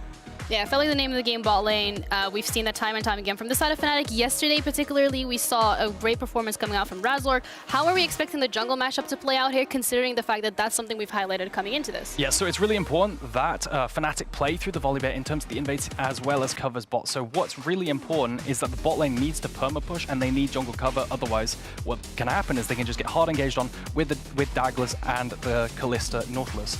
Volibear's really good at invading, and he's really good at using priority, so he has a lot of priority across the map here. I want to see what Razork can do with those invades. Yeah, and to me, very simply, Douglas has got to do something to try and cheat tempo to kind of break apart those plays, because if he tries to match, then he's always going to not have first move from his laners, because Fnatic, in theory and on paper, should have first move across the board, so Douglas potentially going to have to be doing a lot of catch-up. If they can get out of the early game at an even steading, then to me, as long as they can find some solid engage with that Nautilus, first kill, they should be able to win out some teamfights in the mid-game pretty comfortably. Yeah, it seems like a setup pretty much for both of these laners. I also want to quickly touch upon the mid lane, particularly with that synergy between the mid laners and the junglers. We've seen how that could be a great emphasis on that bot lane in terms of getting some dives early on. Are we expecting that for either one of these compositions? Yeah, I'd say the Karma with first move alongside that Volibear could move through mid and to bot side very easily if they decide to play through that. Yeah, definitely that's an option, especially since the double range bot lane will poke out the other bot. All right, and with that, we're ready to head into the second game of today. Vitality up against Fnatic. Both of them 4-0, but who's going to lose that lead? Let's find out with our casters. Thank you very much, Ginny. You have taken a loss away from both Fnatic and from Vitality. Both of them are sitting at 4-1 right now. One of them will be joining Heretics at 4-2. One of them will be leading the pack, 5-1. And Fnatic obviously beating G2 yesterday. A very strong performance by them, very clean. Vitality surprising a lot of people, being at the top of the standings. And as we get on into the game, Brox, I want you to talk me through a little bit about what's going through the team's mind as they go for an invade like this. Well, I think this is something we're generally going to be seeing more nowadays with the pre-recorded drafts and teams having opportunities to really identify how they can get an early advantage. I think here, going for the early invade, potentially placing a couple of wards to make sure that your Varus and your Ashe are safe to pressure bot is really the key part, because, as the analysts identified, that is the main focus for Fnatic. Varus and Ashe are going to have a lot of pressure in the 2v2. Volibear can naturally have top to bot, or even split the map as they're doing here to try to secure the advantage. But you can see a very sneaky vehicle in the enemy jungle. Douglas just snuck round through the bot lane, knew that his jungle was going to get stolen away. And because of this, Boxer, it snowballs. Because if we see Razork go down towards bot at level 3 after clearing this side of their jungle, Douglas can match it. And they talked a lot about on the analyst desk about how Douglas has to kind of navigate the early game, with Razork being slightly stronger, obviously having double AD carries in the bot lane. Do you think this strategy from Douglas can pay off if he matches an early gank bot? I think it definitely can. Now, it is worth noting that Oscarinin actually invaded the enemy top side, putting a ward so they know that Douglas, at the very least, is not starting on his blue buff. But at the same time, Exhaust going down on Noah. Kazi trying to trade in here. There's the ignite, but Kazi gets first blood, and Jun can't get any range. He flashes. He gets it. Will Hylissang chase? Of course he will. It's Hilly. He loves a little bit of a burn. He loves a little bit of a battle, but now he's forced away. The slow from the Ashe autos, but it's Douglas. It's genius Vitality are playing 16D chess while the rest of us are googling what on earth is en passant.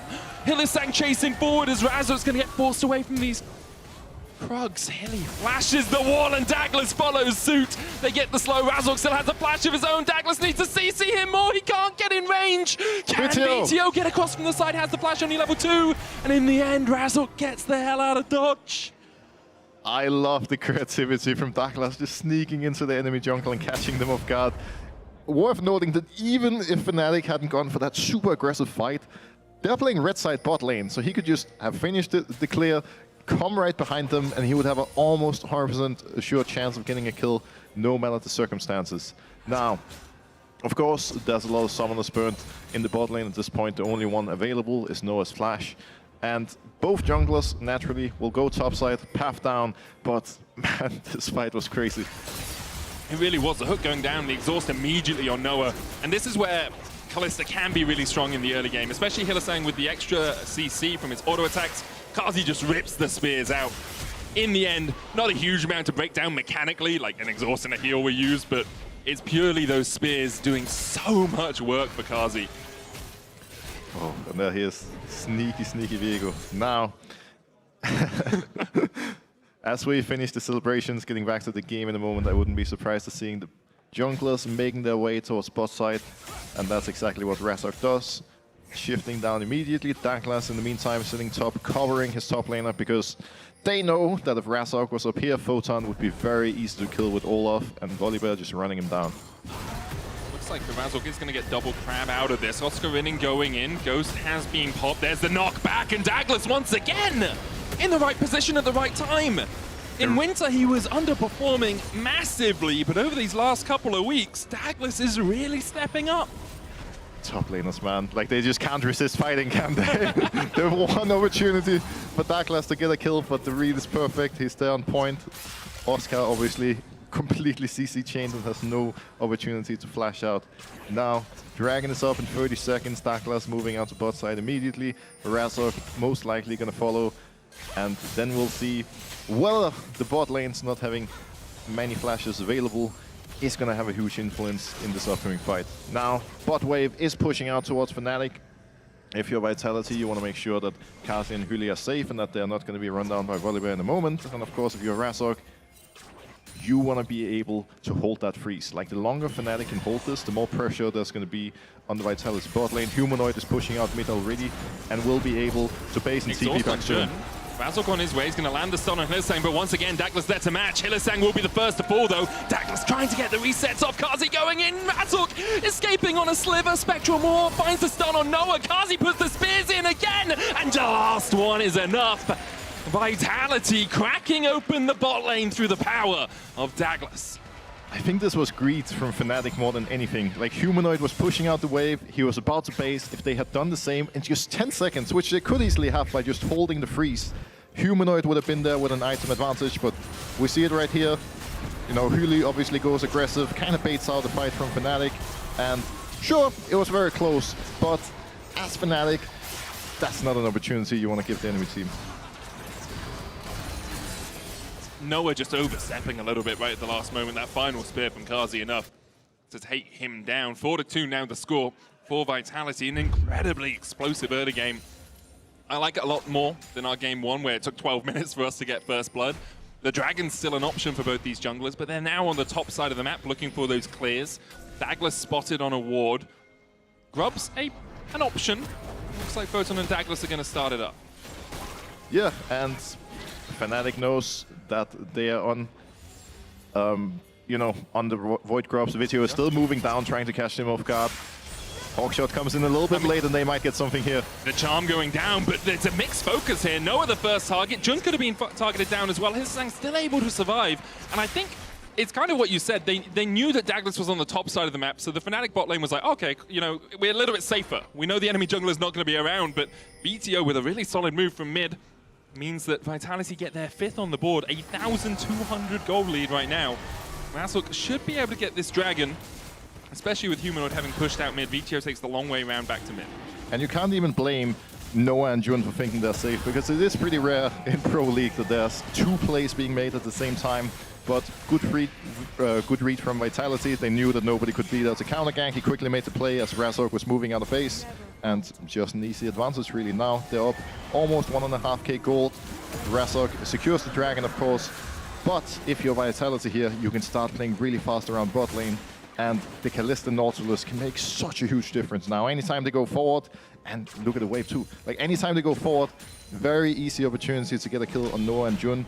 If you're Vitality, you have to make sure this free stays. Fnatic will naturally be walking far up, and that's your opportunity to engage in them.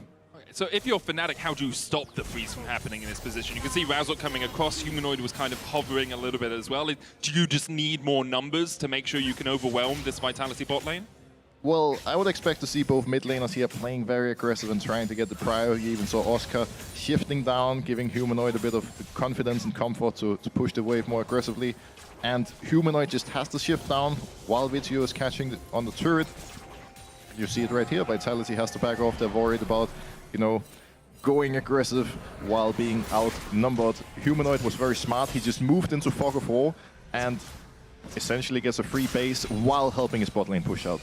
It's the idea of the overloaded side of the map, right? If you don't know where the enemy mid is, he could always be bot lane, and then you're playing a 4v3 if both the junglers join in. Something we haven't mentioned, but we have noticed, is the double exhaust from Kazi and Hylissang. Works really well into double AD carry. Ignite doesn't really do too much, especially if you're looking for Jun, because he just pops the barrier, and Noah can also use the heal preemptively. So having double exhaust, stopping those hail of blades from really ripping through you, just helps you out so much. And it's helped Vitality out really well so far. You know, Kazi has 700 gold ahead. He has 3 kills. And Vitality, if they can continue playing through him, can really set up this mid game. If you were Vitality right now, if you were Douglas, how would you try and facilitate this bot lane to really accelerate the game away from Fnatic? Well, they're generally in a really good spot where, You know, top lane is supposed to be a very difficult matchup for Photon, but because of the kill he got earlier, he's just chilling and farming, even trading back while being counterpicked, as we can see right here. Douglas has great items and is ahead of Volibear. The only real place for Fnatic to contest is mid lane, but outside of that, they're going to be under a lot of threat. Douglas just needs to slowly path towards bot, try to get some vision in the river, and then you can get the bot push out for free, have Huli and potentially Kazi move up for the Void Grubs that are spawning in a minute, get the Void Grubs, and then shift your attention to Dragon. That makes sense. The one good thing Fnatic have done is not lose any plates, although they have been losing their lives. Still 5 plates on either tower in this bot lane. Kazi does have the Fate's Call now, so there's always the option if Noah oversteps to yeet Hylissang into the middle of the fray, the place he enjoys being the most, it seems. Instead, there's the reset, and just as you talked about, Broxer, they reset, having pushed out bot, now they're going up towards the top side to play around these grubs, already 3 for Vitality. You can see the reset from Douglas at the same time. We talk often about tempo, making sure that you reset at the same time as your jungler, and you're all coming back out onto the map together is a perfect example of that here from Vitality. Yeah, and they really have 2 options. One is to utilize Douglas to push out the cannon wave, force the enemy to respond, and then come out on the map, or you can just base immediately, have everyone rotate up, Photon coming bot, and then still having the TP available to join a potential 5v5, of course. And now you see Noah, like he's so slow, they just get the push out absolutely for free, and they can start Void Grubs whenever they want to. Worth noting that Vizio isn't base right now, he doesn't have TP up yet, I believe. Yep, you're right.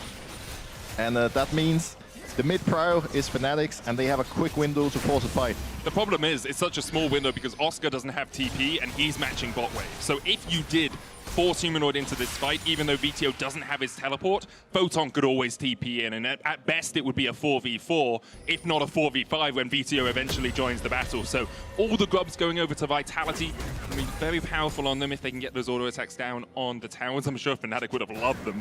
Double AD carry and even an Olaf with 6 Void Grubs. Very powerful in the push, but this entire early game has been about Vitality. 50 seconds before the next Drake, we'll see if Vitality look for that top push into reset that you talked about, Broxer. And I think for Fnatic, more than anything, it's just about stopping the bleeding right now, making sure that you don't fall further behind on this 2k gold. You are okay with giving up the Dragon if you have to. You know that you're still waiting for your power spikes. There's not a single core item completed quite yet. And once you get to like 1-2 core items, it's way easier for you to set up some big fights and actually create, you know, an advantage for yourself. Interesting lane assignments as well. Humanoid is the player to come up top of his reset. He's been matched with Jun. Kazi and Hylissang continue to push in top. Pings come down around the Drake. It looks like VTO's going to go across, put a little bit of vision down, so if Razork tried to solo the Drake, at least they would have awareness of it. Kazi and Hylissang still staying in that top bush. Humanoid. Don't walk off. How are your spidey senses? He walks straight up. Depth charge. Pops down the Mantra Inner Flame and manages to heal himself up a little bit. The arrow down. Doesn't quite connect. Humanoid has to burn the flash to get away. I was just about to compliment Fnatic from such a smart swap, putting Humanoid top, being able to catch safely on the turret, having TP advantage, so Fnatic would be able to get the Dragon essentially for free. The dive continues though, exhaust down onto Jun. Kazi's so low. Humanoid has a bunch of spears in him, but there's not enough, and the Inner Flame connects. Vitality, it wouldn't be them without a little bit of too much greed. Humanoid gets a double as Photon was trading with Oscar down towards the bottom side. Flash Spectral more, is it enough with the Heartbreaker? Douglas takes it. Noah and Razork on the chase though. Chain of Corruption a possibility here as Photon takes a little bit of a chip. Douglas and Photon, how do you escape such precarious situations? Heartbreaker away, there's the stun. Chain of Corruption shut down to Razork. Charm goes wide from VTO, and that's all for all. A good trade for Fnatic. I'm standing here trying to analyze what's happening, and while my brain is working, people are just like, I see a champion, let's fight, let's go in and hope for the best. It is so crazy what these teams are doing right now. But luckily for Fnatic, before they were down 2k, Vitality lost their minds a little bit, and now the game is back. So even with Fnatic also having 2 dragons, and we see the Void Grubs to Dragon trade, which at this point Fnatic is very happy about, because while the Void Grubs can be pretty useful, you would take 2 dragons over it any day of the week. Oh, 100%, especially since Vitality are the longest range composition as the arrow goes on to Hilly. He's just short of the dredge line. Kazi, the first target. Hilly able to escape with the Fate's Call, pulled into the dead body of his AD carry. Razork trying to trade back in as VTO dashes forward with the Spirit Rush. Douglas now 3-1 as he takes another, and a knock back onto Humanoid, trying to get the damage down, but the shutdown for Hylissang. Douglas possesses another soul. Looks the focus resolve out 2 for 1 in exchange for Vitality. And right there, we saw the problem of Volibear. Once you go in, there's no real way of coming back out, especially against the comp like Vitalities that has so much CC.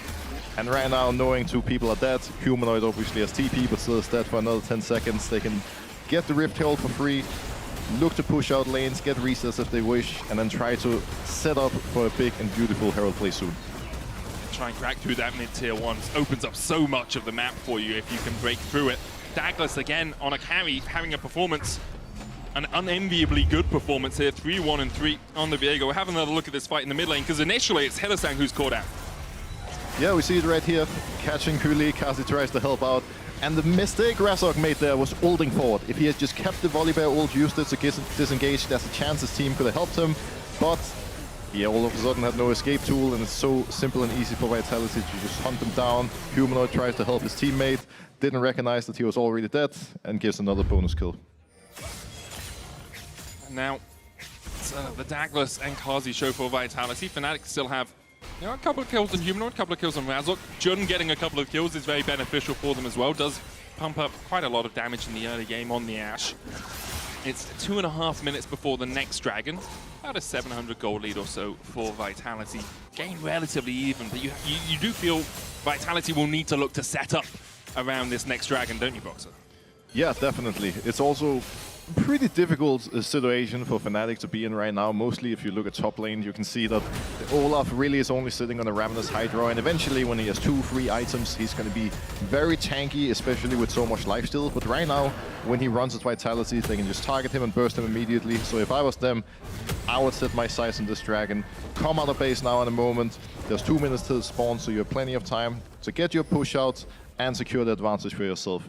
Once the vision is placed and Fnatic comes into face check, it's really, really easy for them to get a pick on literally anybody, because you have Nautilus, you have Kalista, ult to send in Nautilus even deeper, you have Ahri Charm, so many engaged tools. And you have the Rift Herald as well to make the push through mid happen. We'll see with the reset coming out from Hylissang and Douglas. Hylissang does have 4 wards on his Celestial opposition. Only a slew of wards down towards Avitio, who's pushing in bot. Looks like Vitality will invest in getting mid prio, and then moving Nautilus and Kalista into this bottom side river. Oscar Winning should be able to take this tower. Even though Razork was spotted on the ward, he did his job. Walked up here, made Photon a little bit scared. Photon backs away, the tower goes down. There's the Rift Herald put out by Vitality. Avitio will ride Shelly to its inevitable end, as this tower will fall. You get more mites spawning out of Shelly the more grubs you have, so because you have 6, very powerful. Here we go. Oh, a bit of Tokyo drifting. Just following the GPS, you know, it's led him into a river, but thankfully he's been able to survive as the hook goes down. Rift Herald will get a knock up here as well. Whoa. As they chase forward. I love it, the battle, Shelly! Ride it into battle like a stallion. Doesn't really do as much as I was hoping for. That line was much better than that play. That was a bit anticlimactic.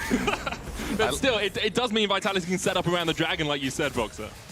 Yeah, and I like the decisiveness we're seeing from Douglas this game. He's playing aggressive, he's playing confident, and, you know, he's up against arguably the best jungler in the league right now, and he's really putting him in his place with this 700 gold advantage, being part of most kills in the river early to gain control for his team. And Jun, whew. He just pulled out with the all-out Heartbreaker. Good follow-up here. There's the shutdown. Douglas going to possess the Ashe now. Noah exhausted. Kazi low. Vitio takes the kill exchange by Noah. Now down towards the bottom side of the fight. Vitio's going to spear rush forward. Photon very low. Ragnarok comes out, and Ragnar rolling through. Vitality is Oscar winning. Douglas forced down. Razork flashes forward. Oscar gets 2. And in a fight that looked great for Vitality, Fnatic come out on top. And we saw the power of Olaf into Vitality's comp in this particular case. Once the Olaf gets rolling and you have Humanoid next to him shielding, slowing the opponents, it's so hard to stop the Viking from just taking over. And now, with that play, Fnatic even getting the third Dragon for themselves. But Jun, like, what are you doing there, my boy? Like, oh wow. no. We see it right here. Like, the Heartbreaker and misses because of the all-out as well, sorry. This is actually illegal. Like, Noah and Jun are playing like they're the Cassandra, they're playing on. I don't even know. Like, they are so over-aggressive. But despite that, this topside trio from Fnatic find a great opening, partly due to Vitality going so deep for these 2, plays, and you know the Olaf just works so nicely for them. Especially if you can have Karma healthy behind them as well, just pumping out the shields, pumping out the slows with those inner flames. Game basically even, 19 minutes in, we're having a killer minute. Hylissang looking for the hook. Jun has flash, Noah burns his. Enchanted Crystal goes wide as the Chain of Corruption does land. Hylissang with a focus inner flame on him. Means that he's going to have to be pulled back with a Fate's Call, but Razorok is ripping. Razorok in fact, is ripping through Douglas. Fnatic get another kill, Baron up in 13 seconds time. Might just be playing around vision here, but they could look for the big purple worm. It is pretty early in the game. They're gonna start it directly at 20 minutes, and the big purple worm does deal a lot of damage nowadays, meaning that while Vitality's jungler is dead, Fnatic will take a decent amount of damage from tanking it, and they could consider to contest. Looks like they won't, at least they're hesitating, and by the time they actually make up their minds, it might be a little bit too late to respond. Down to 1,000, as you say, Fnatic get it, and now Vitality on the retreat. Hylissang forced away, Photon pops the Pathmaker, but he can't find a way to go. Noah now gets another kill to his name. Vito has to pop the Spirit Rush to get out, and the gold has just ballooned. Fnatic, after being 2k down in the early game, now 3,000 in the lead.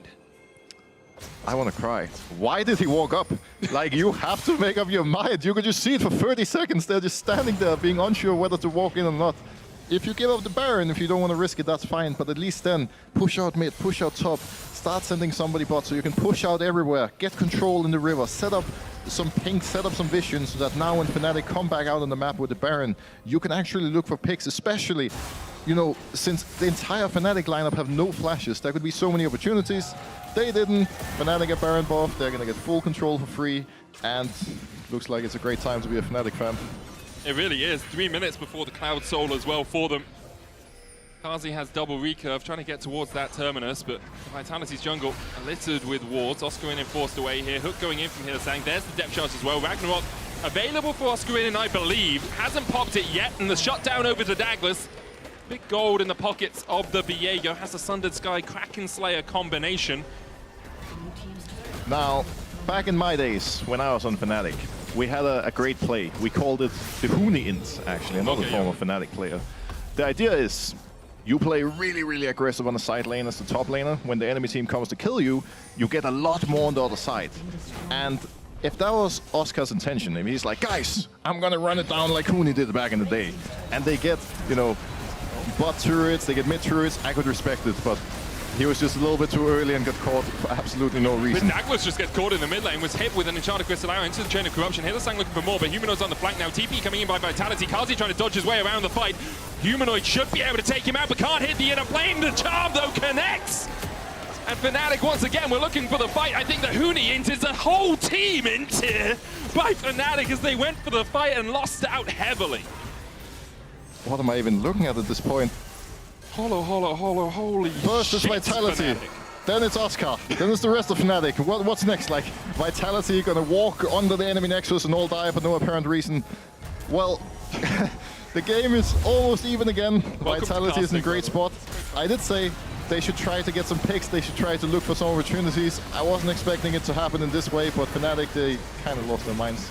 I mean, you could see what they were thinking. Douglas got hit with the arrow into the Chain of Corruption. It's like, okay, he's CC'd for a year and a half, but Kazi's just able to dodge away Olaf from everything. Look at Olaf, he's in base. You're forcing a fight 4 versus 5. Look, Boxer, I'm trying to find the bright side, okay? Why are you not trying to win the game? Cave, they've been feeling just fine. Gotta take it all, Boxer. It's exhausting being a caster. It really is, isn't it?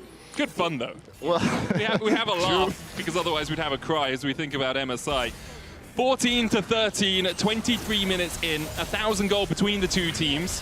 A Drake on the horizon, 30 seconds away. An arrow going to someone's kitchen there, through a window. Charge the repair build to Jun at Fnatic HQ.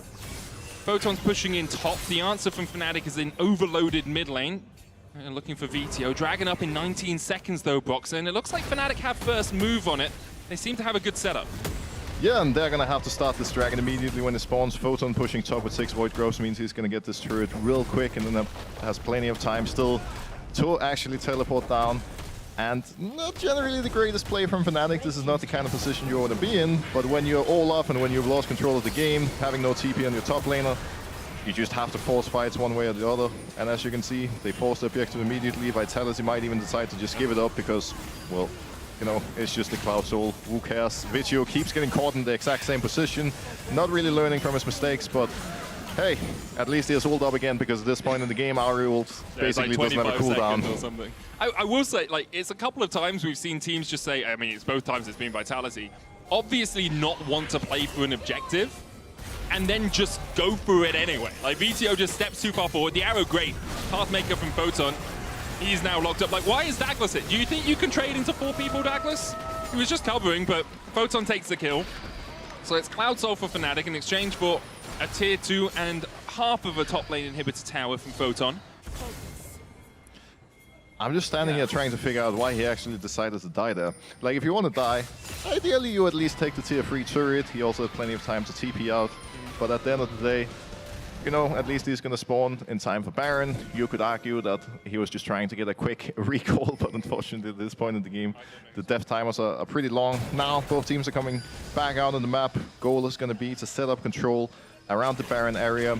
Humanoid is pushing out bot deep. Eventually, Vitality is going to have to send somebody down there to respond. And when they do, Fnatic can shift up naturally, get control of the top river and Baron, and then they can force another great objective fight. Fnatic fans in loud voice. Attack on 1. We'll see if Fnatic are able to attack 1 tower in this bottom lane. They should be able to take it. It's VTO splitting in the top lane.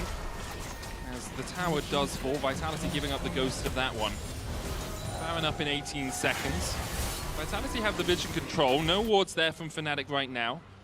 1 Sentinel. Spotting out a little bit of this. No real vision from Fnatic, from Vitality deeper into this jungle. They'll want to move Hilly in here to try and get some of those deeper wards if they're going to contest around this Baron. Instead, Hilly goes towards topside to make sure that Photon is safe in pushing out this bottom lane. It is interesting to see how the two teams are deciding to play around objectives, because Vitality have been investing a lot of effort into letting Photon just split push. And it seems like Fnatic are willing to just take the fight on even terms. Yeah, but I feel like Fnatic just generally is one step ahead. They're always getting something, and especially having this Cloud Soul at this point with Olaf and Volibear just running down their position puts them in a very good situation. Now, forcing Baron immediately. This time Vitality has to respond. There's no way you're going to give up Baron for free. Like, what? How did this sequence happen? Hilly went warded for Photon. Vitality had first move in mid. Didn't get any deep wards in, and Fnatic just walked into the Baron pit and took it away? What? You've played in games where this has happened. I remember World's Finals 2018. Really? I remember Athens 2019 as Hilly dies. I remember these plays where you just seem to get outplayed on the map. What is going through your mind as a losing team in that sort of situation? Well, that's the thing, right? I feel like Fnatic hasn't even done anything crazy or extraordinary. It's like Baron spawns. Of course, Fnatic is naturally going to move there to self-control. Dragon spawns, they're going to move there to self-control. And, you know, at least when they gave up the Dragon, Vitality got a lot on the top side. But then, from that point on, Fnatic have just gotten so much for free, and Vitality just don't seem very prepared. Another great example of it. It's discount day in the top lane as Photon's just caught out. He was trading with Humanoid for days, but Oscar just walks across. Vitality, a man down as Hilly obviously was dead, are trying to defend this mid lane. It's 3v3 now. No one has the Chain of Corruption and the Enchanted Crystal Arrow. But Fnatic are just playing the map better. Kazi caught with the arrows. He dashes into it. The Marshal poise. Still had the flash. Didn't have time to dash out. Noah's going to get taken out by Douglas, but already VTO's fallen as well. And the Wolves descend. Fnatic descend. And down descend Vitality into their graves. Fnatic get the ace. 4 members left alive. This might just be game. The crazy part is that with these two comps, Fnatic are naturally going to outscale Vitality, and if the game is near even at this point, they're just going to beat them and destroy them. But Vitality freely let them get everything, freely let them get to this point. And because Fnatic just kept getting picks over and over and over, Vitality just lose the game without even getting a single team fight. Yeah, just crazy. Fnatic, incredible performance by them, but disappointment, I think we can say, from Vitality in that mid-game. Fnatic now top of the table. 5-1. Vitality just a little bit further behind, joined with Heretics at 4-2. Still very much, you know, pretty much guaranteed playoffs, very much likely to go there. Looking forward to seeing how they continue to develop. But this game was a microcosm of mistakes from Vitality. Yeah, they were in a great position. Photon had a very big lead in Cassandra. Douglas was in an amazing position, but they were just so afraid of doing absolutely anything, and the aggressive Fnatic just destroyed them. Punished them really well. You can vote for one of them in your Key Player of the Game at LEC on X. Razork, Humanoid, or Jun are your options. The arrows were great. Razork was good. Humanoid was calmer. Anyway, we'll be right back after this. Don't go anywhere.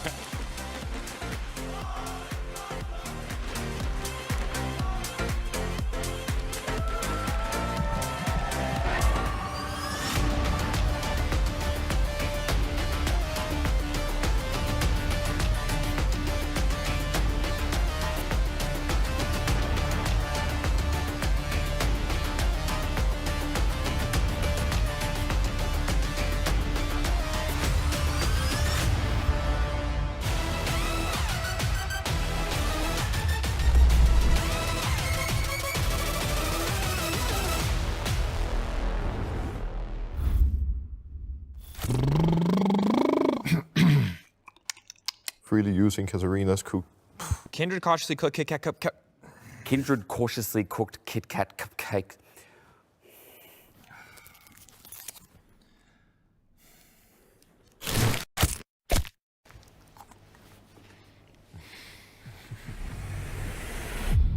Even the biggest champ needs a break.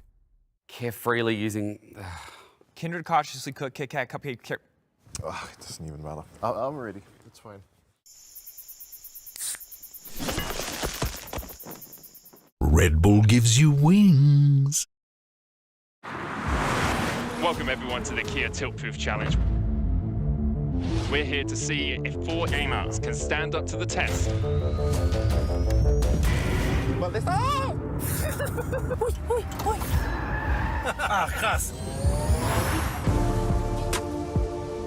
Dios mío de mi vida. I think I lost.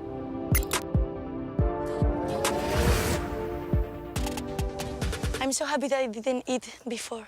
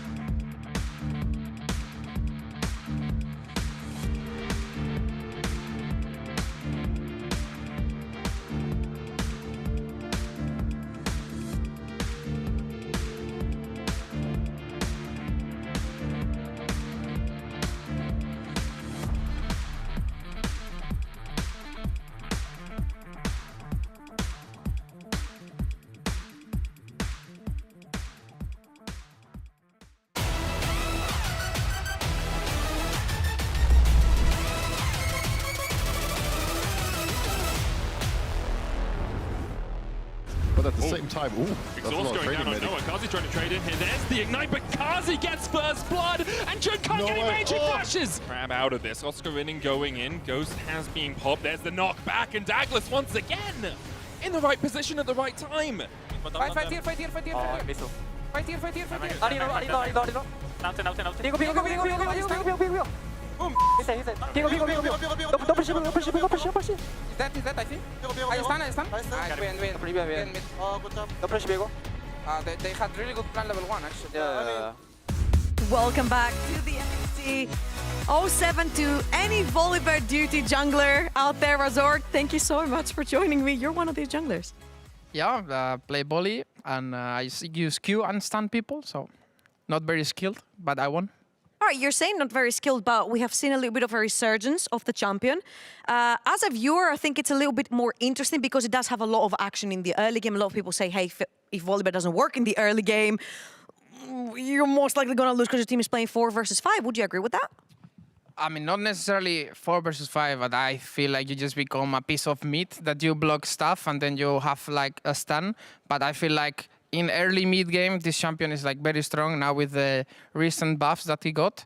He also clears really fast and he's really good at taking objectives. Also a pretty easy dive. I feel like it's a Poppy that wins against any jungler 1v1 right now, kinda. So it's really, really big boy in the early game. Well, you are most likely one of our best poppies that we have in EU, if not the best poppy right now. So between the poppy and the Volibear, what would you choose blindly to play? I mean, I prefer to play poppy. Obviously, I feel like you can do much more stuff with poppy. With volley, you just use Q, flash, and you just one-shot one target. With poppy, I feel like you can carry team fights alone if you use properly your spells. I feel like your W and your R are really important to like use it correctly. So, I mean, I would prefer Poppy, honestly. All right, talking about junglers, you told me that you're watching a lot of international league as well, a lot of LCK. You told me you're watching. You've got your eye on Milky Way from the side of the LPL. But now, of course, you talked to Law yesterday, and you talked about the fact that, you know, in EU, depending on how your team likes to play, your role changes depending on your surroundings of the league and your team as well. What would you say your role is within Fnatic? Because we have seen you play the carries, we've seen you play the facilitators, now the Volibear. Well, I feel like I can adapt to everything. I feel like if you put me on champs like Milky Way does, like with Kindred, I love Kindred, but I feel like right now in my team, I provide much more if I'm like helping my team, at least in this meta. But I mean, I honestly don't mind. I feel like it's fun to also play volley sometimes and help the team. It's also fun to play Taliyah, Brand, and Kindred these games and just perma-farm and 1v9 in fights. But I feel like to my teammates, right now I provide like a lot of consistency in the early game, and I also try to make sure that everyone is on the same page and we are just not monkey fighting, because we tend to do that a lot, at least in scrims. So yeah, that's what I think is my role in this team. Absolutely, and your consistency and gameplay and carrying has landed you another Kia Pog. Congratulations, Razor. Oh, I think it's the first one, no? Is the first one? I'm not sure. Congratulations. Yeah. Well, you say you don't really care about titles, teams of the split or whatever. Is that really true? Yeah, I don't mind. I feel like in this game, we all played good. You know, we were a bit in a hard position in early game after they did a good plan level 1, and we still came back. So I think everyone played good, not gonna lie. You have been playing fantastically, and right now you are sitting at the very top of the standings, 5-1, of course, pending the G2 game that's about to be played. Thank you so much for joining me, Razor. It's been an absolute pleasure. Thank you. Medic and Dagda, over to you. Sorry, Hysterics and Dagda, over to you.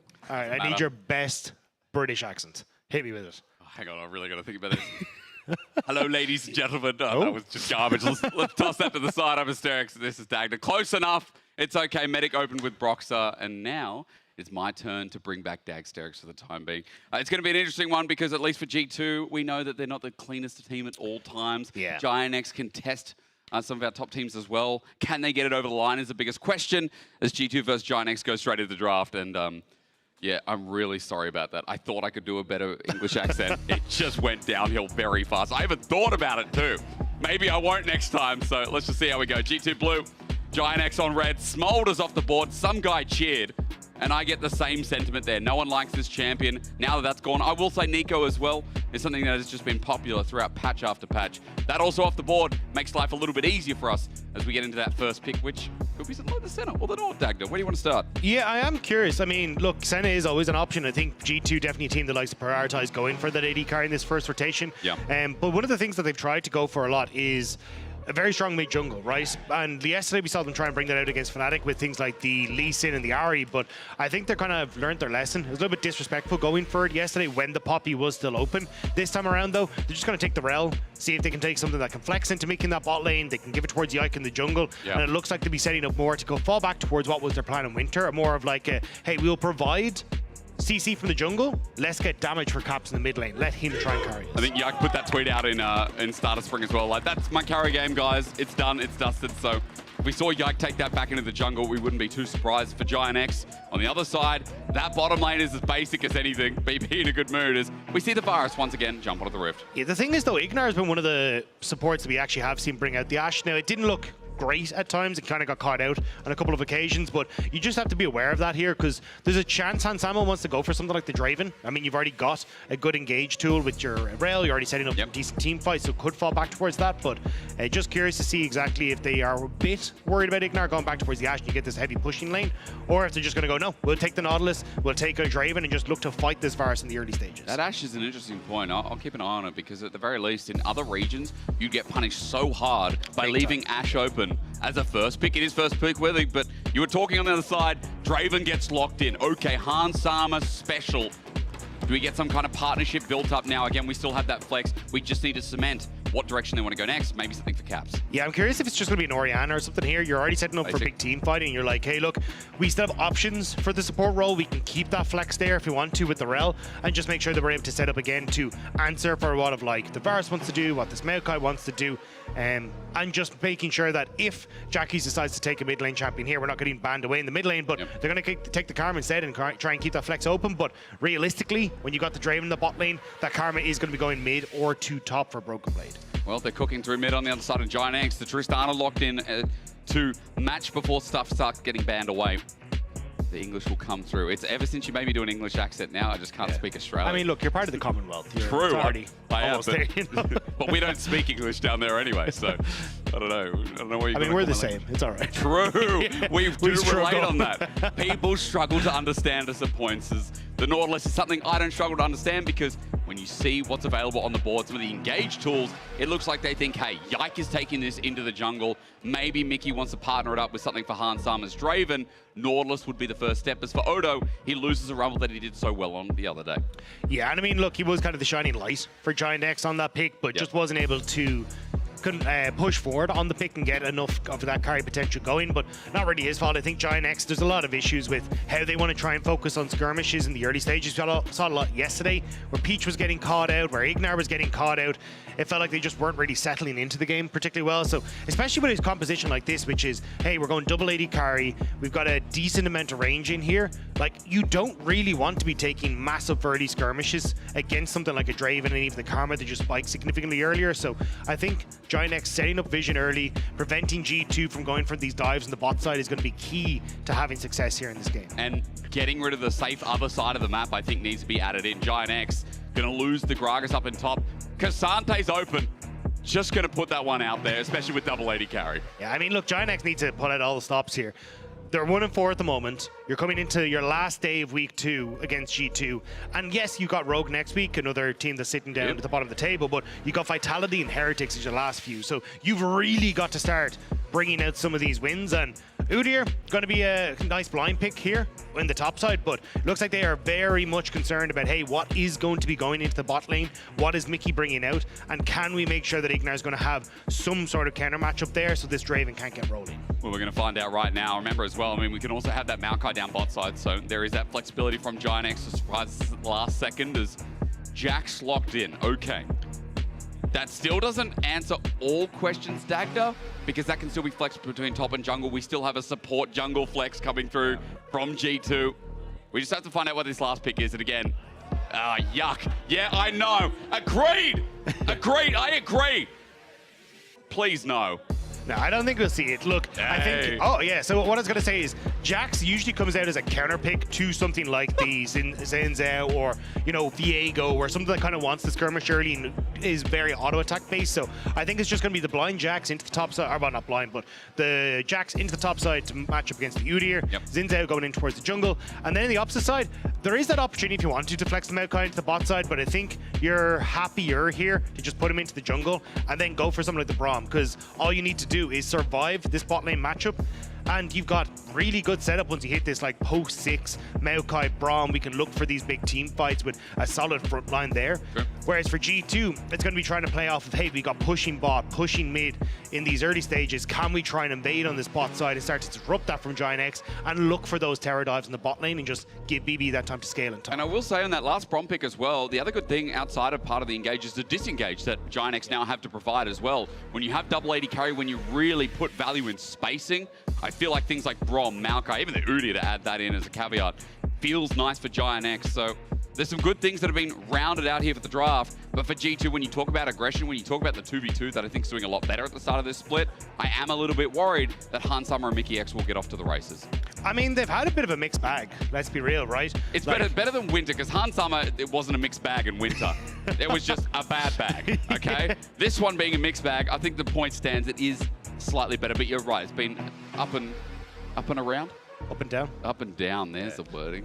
Yeah. Oh, you shouldn't have made me speak English. I do think, though, like, this is where G2 are kind of putting pressure on themselves to get the ball rolling. I do think when you get to the later portion of the game, it's, like, kind of hard for Jackies and Patrick to operate. Like, double AD carries into Zinzao, into the Jax can make it a little bit more difficult. You got a ton of speed up and a lot of backline threat thanks to Karma. So I definitely think Giant X, if they can, like, try and slow the game down and find these little moments to get small advantages, whether it be like, hey, maybe we can cross map a little bit and get boy grubs or avoid early fights. I think that's the best way to do it, but it's going to be hard. I think a lot of G2's focus is going to be on Hansama and getting this Draven ahead. Once we get into Summoner's Rift, let's watch bot side intently as always. When was the last time we didn't look at bot? Let's be real. It's always about it, isn't it? As we get in, 4-1 versus 1-4 seems cut and dry, but it's G2. G2 aren't dry at all. These guys are just, I don't know, just the usual regular season dudes, aren't they? The English is tough today, isn't it? It is, isn't it? Yeah, we'll get there. I had a cup of tea, to be fair. So that'll get us started up, especially for the last 3 games of the day, which are going to be ramping up as well. Now this one, I mean, this could get G2 closer to Fnatic as their first loss came at the hands yesterday of said team. But a win here will push them up and tie them, theoretically, as Rogue and Mad Koi will be after this as well. I mean, again, there's a lot on the line for today to round out this second week of LEC. And if you are new here, much like myself, I can tell you it's a 3-week split. So it is over as quickly as it kind of began, which means that every win counts. And I hate saying that. It's a bit cop-out, isn't it? But it is actually very true. I mean, definitely for the seeding, trying to see if you can get yourselves up towards that top 1, top 2 spots. So you end up having to avoid some of the teams that you want to try and get out of your pool, but we'll have to see exactly, because realistically I think it is a case of, for this big game in particular, Giant X trying to avoid going into that bottom 2 spot, not making it to playoffs. True. Because this is a team that just barely skirted in winter, but they had to play Rogue that last tiebreak, well, that last important game, I should say, at the end of last season. You definitely don't want to be the anchovy of the LEC, do you? You know, the salty, fish just left at the bottom. Like, some people like you, but a lot don't. They don't choose to put you on the pizza. Yeah, because greatness is dressing, you know. It is actually really good, and in mashed potatoes, surprisingly enough as well. Really good with steak. So don't diss too much on anchovies. Broken Blade just gets smacked hard. I mean, Odo, great start to this game with a big trade against BB, and it's going to happen again, by the way, thanks to Grasp. BB just has to sit here and watch. Yeah, BB had a bit of a shocker yesterday, to be honest, against Fnatic. Not having a good time at all in the Gwen, even into the counter matchup. Now, look, he did get camped a little bit in the early stages, but, you know, having the solo kill by Oscarnan as well, yoinking him out from underneath his tower, was not the best of looks for BB. So already getting pushed out by Odo Omne, like, you kind of have to respect the power of this Udyr, especially with the Doran's ring start on this top side. And you see now, because the low health BB has, actually, Odo messing up to push a little bit there because the heavy trades he had. So would have liked this wave to crash just outside of tower range, so we could have easily shoved this in, and then maybe even look for 4th wave, reset, pick up a nice little back for himself where you can pick up like an early cloth armor or boots or whatever you're kind of feeling in this matchup. But BB actually letting it crash in here a little bit, so won't be able to go for that too much here. But our eyes move down towards bottom side because while junglers won't pay attention to what the wave state's doing top, they will down bot, especially with our focus on G2's Hansama and Mickey X. But Patrick and Ignar, always a threat of being dove. As you see, Peach has made his path down here as well. The junglers should meet if any shenanigans happen in the 3v3, but at the very least, you think about the early access of damage and what could happen. Yeah, but you can see here, like, you're already really set up for it. Ward here as well, coming in for Giant X. They were just trying to make sure there was absolutely no way that G2 could either, one, go for some sort of invade, or two, look for the dive. And I think that's why Yike goes for the full clear instead. So you kind of go, oh, the worst of it is past at this stage. Yike mustn't be down here, but will be spotted. Oh no, actually not going to go through, but at least we'll be able to pick up the Scuttle Crab here, and maybe they look for some sort of off-timer where they can actually look for invade off of this push on bot side, but it's a little bit more difficult as full clear is already done, and you just don't have the wave state to really force Patrick and Ignar to not come and fight as well. It's weird looking at LPL this morning, like, it is a completely different region, you know, like, more aggressive dives, happens a lot earlier as well. The jungle pathing matters a lot more as well, not just in the region, don't worry. More so talking about the fact that, like, flipping the game 50-50 can happen a lot more as well. This is not that, though, is it? This is good timing from Yike, but spotted out by a ward. Odo is playing super patiently with the wave, and as he steps back up, I mean, they're going to know that Odo Amne has actually warded that Pixel Brush. Yeah, I don't think it's too much. It's a bit of a trade on the bot side here. Both teams, Imagine going to back away. Hans just wants to try and crash this wave so we can actually get a reset off and get some mana back, but yeah, I think Yike on the top side as well, just giving BB an opportunity to set up the wave state for himself. It is going to start to push out, but you can see Yike really wanted to reset. Got double Scuttle for himself, so a little bit of an advantage there. Will be moving back up towards his top side, so should be there to try and support BB as this comes in, but Peach reset quicker himself and is now making his way up towards this top side. Will be spotted by the ward there. Yeah, the one that Yike put down just before he left, so again, it is a counterplay from G2. As the early game's going slow, guys, don't worry. It might only be 5 minutes in, but I think we need to talk a little bit about what happens at 6. I think especially for Giant X, right? We've got a lot of lockdown that starts brewing at 6 as well. Maybe some of these skirmishes start brewing up too because of how confident that lockdown will come through. But now, even without it, I mean, Yike is willing to contest these grubs that are started up by Peach, but you look at mid, Dagda. I mean, what can you do when Peach comes in, gets a little bit of a smite, not too bad. Yike re-engages here as Odo starts walking down, but BB just teleported in, so the rest of the grubs should be going over to G2. Yeah, Peach was waiting for a smite to come back up. It was up just before Yike's there. He's managed to smite that one away. And BB going to be putting the hurt onto Odo Amne, who didn't get his reset in, so this could actually set up for a bit of a dive opportunity. You can see Yike immediately is like, hang on a second. The war comes down from Odo. Peach is long gone. Yeah, Odo has to give up all this wave now because they're just going to chase him out of the top side. Peach isn't coming back. He's not turning around. Odo walks back, and with that TP available, yes, that's great. He can get back to lane and capture some of this cannon minion wave, but stopped again. Yike shows his face. One plate's already gone, and Dagda, look at this wave being thinned out with another one crashing in. About half of that's going to be gone before Odo can teleport back in. Yeah, and he even have to be careful about TPing back in because I wasn't sure if there's going to be like the push from Caps in mid lane and maybe he starts to roam up and you go for the 3-person dive on him right as he gets back to lane. But yeah, there's been a bit of an unfortunate start here for Odo where doesn't get the wave crash in the manner that he'd want to because he was trading so heavily with BB, and then as well, missing out on that big wave is actually setting the Udyr quite a bit behind when it comes to just where BB will get to a point he outscales in that 1v1 matchup. I mean, we've seen the capacity of Jackson teamfights versus Udyr as the game goes on. We know Udyr is this big laning bully who loves playing the proxy game as well and gets opportunities like this. Now for BB, he teleported in before, made that opportunity to back himself. Will miss a couple of minions on his return, but captures the rest of this for experience as well. One plate given over to Odo as the trade in top side. Well, junglers still haven't had an influence in lane. That was the most we've seen out of any so far with Yike just bullying off Odo Amne's reset.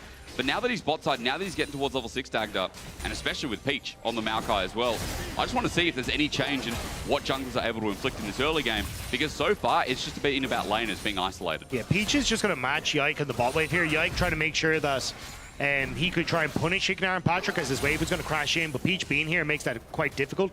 But Hans and Mickey going to be able to pick this one up. Peach has the reset that he got in just before this as well, so he's happy out. Oh, hang on. Odo thought he could take this on for a trade. BB just ulties out in response.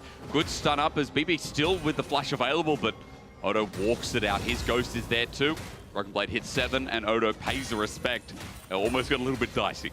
Both junglers are still on this bottom side with their camps on top. So you can see Yike has already said, look, I've had enough of this. I want to try and start clearing out and maybe even move up towards this top side of the map. So he'll be a little bit quicker if they want to try and get up towards this top end of the map and maybe look for a dive. But again, it's like the bot lane falling slightly behind here just with the pressure that Mickey and Hans have in this matchup. So Peach trying to rectify that by sticking around for a very long time on this bot side of the map, but he's not really getting anything.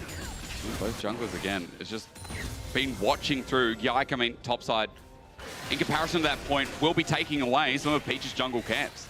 And as you said, Peach delaying enough time where his topside now under threat. Jackie's has to start scouting this out. Control will see the Tristana move, and at least he'll be able to take that. But with Caps constantly having push, Yike just continues taking the top side completely. And you can't really go for any sort of counter play here if you're Peach, because yes, you can take your bot side, but trying to go and aggressing onto the red side is going to be incredibly tough, as Handsome and Mickey will have to bounce back in that bot wave. Yep. Caps has kind of hit a point of critical mass with the Lost Chapter where he'll just be able to clear out the wave pretty consistently, although Hans kind of low. Patrick going to take a love top there as it goes out, but I don't know, going for this red could be a little bit risky, although Jackie's does have push and Hans being as low, maybe they do feel comfortable enough to just try and push them off the spot side tower. Plans available for Hans if he walks back in. The Whirling Death was used to clear the wave as we're reach maximum capacity topside. Yike and Broken Blade are now going to become a duo as Odoamne pushed this out. He has Ghost available, but Wind becomes Lightning. Should tag him down. There's the Ghost looking for the knockup flash. Ulti, jump back in. Broken Blade first blood. As clean as that, and a great punish from G2. Yeah, big pickup for the kill onto BB. He's going to be in a great spot now to start putting that herd onto Odoamne even more so than he was already. Giantx going to respond though, not by taking camps, but by going for the Dragon instead, since they'd forced Handsome and Mickey away. But that's a big win for Giantx as well, because realistically, if they can take this one a little bit slow, find opportunities where maybe they don't have to go and aggress for every Dragon, they're going to be in a good spot. Mickey will spot them out here.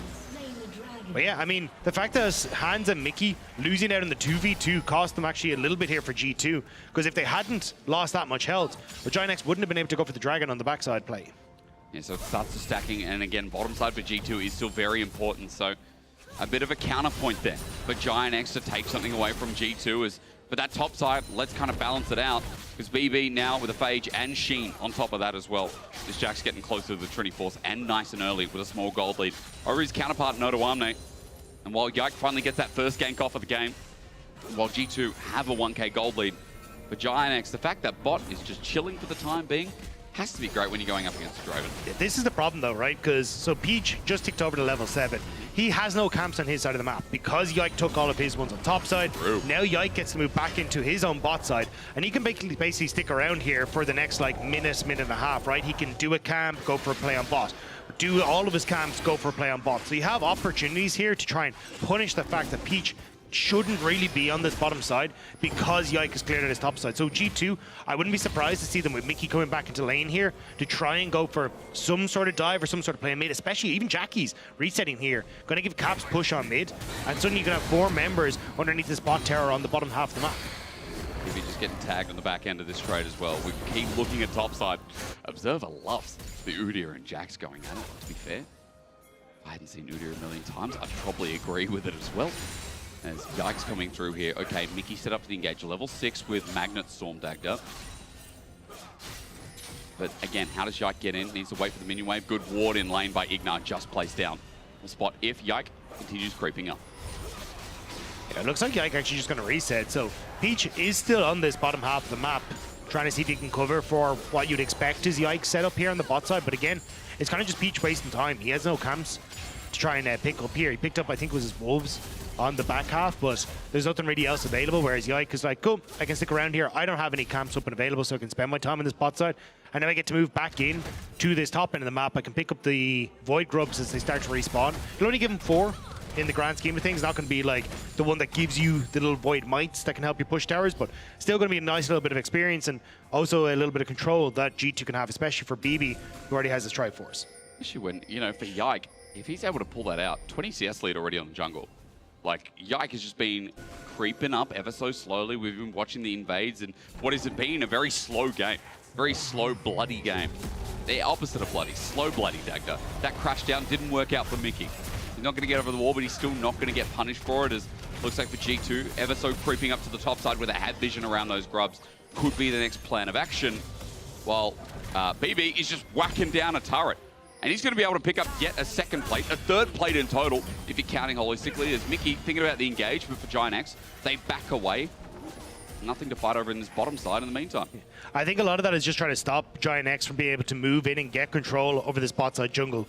It's pretty obvious that Peach and Ignar have completely lost track of where Yike is because they weren't sure if Yike was going to show up, and suddenly they do have numbers advantage, or at least an even numbers shot for G2, but Mickey definitely doesn't have the numbers that he needs, so he's going to have to back away. But Patrick... What are you going to get after this? So, this is the actual problem that I've had with Giant X over this weekend, is just they've been so inconsistent when it comes to communication. Yep. Like Patrick, or Ignar and Peach were consistently getting caught out separated yesterday. Today, Patrick clearly wanted to try and go on to that play, but Peach and Ignar had already left. It feels like there's a lot of miscommunication on how we want to try and operate in the game. And even here, right, like Patrick and Ignar have had several moments where they pushed in a bot.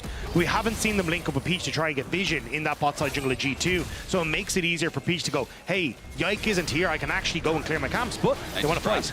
Is this coordinated? This time a little bit more. CC chains up. Mickey X is taking the damage though, as Caps jumps in the back line with Yike. I mean, G2 have already traded this off. It's a first kill for Giant X, but Jackie's now has to get out. Patrick has to get out. It's a cash in for Hans Sommer. And now running for his life, scared. It's Ignar with a flash out as well. Caps has got this lockdown in the bag. Jackie's, you're up next as he crashes away. G2 have just picked up 4 kills. Make that 3, excuse me. And now following through, I mean, Odo Amne has to get something, doesn't he? But Jackie's is about to die. He's burning down, flash away from Caps. Jackie's lucky to be alive. But G2 just gave kills over to Hans Sommer. And the early game is off. And they got top tower, and you're starting to get damage from BB up there as well. Hey, Odo trying desperately to make something happen here. Hans Sommer. But every time he catches an axe, he can press W again. He has to flash away, though, as Odo is too close to comfort, and Jackie's just teleported for this. Yeah, he's still got the Maokai, though, moving down onto the spot side as well, so may have a numbers advantage here for Giant X if they want to try and go for a dive, or at least try and force a second dragon for themselves. So nicely done in response from Giant X of what had been a bit of a disaster of a play when they went for that initial fight. I'm looking at a Dagger, and I'm saying at least you get the turret, that's good. But they're still down 3,000 gold Mickey, what are you and a bit. Mickey, are you so fine? Well, the level 7 Rel, probably not. He's just dead. They're trying to give it to Jackie's. They do so successfully, and that is some gold back on.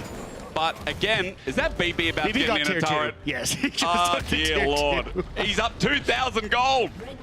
Yeah, 4,000 for G2. And every time we're like, oh, Giant X are trading, that's cool. But the problem is, G2 got a cash in.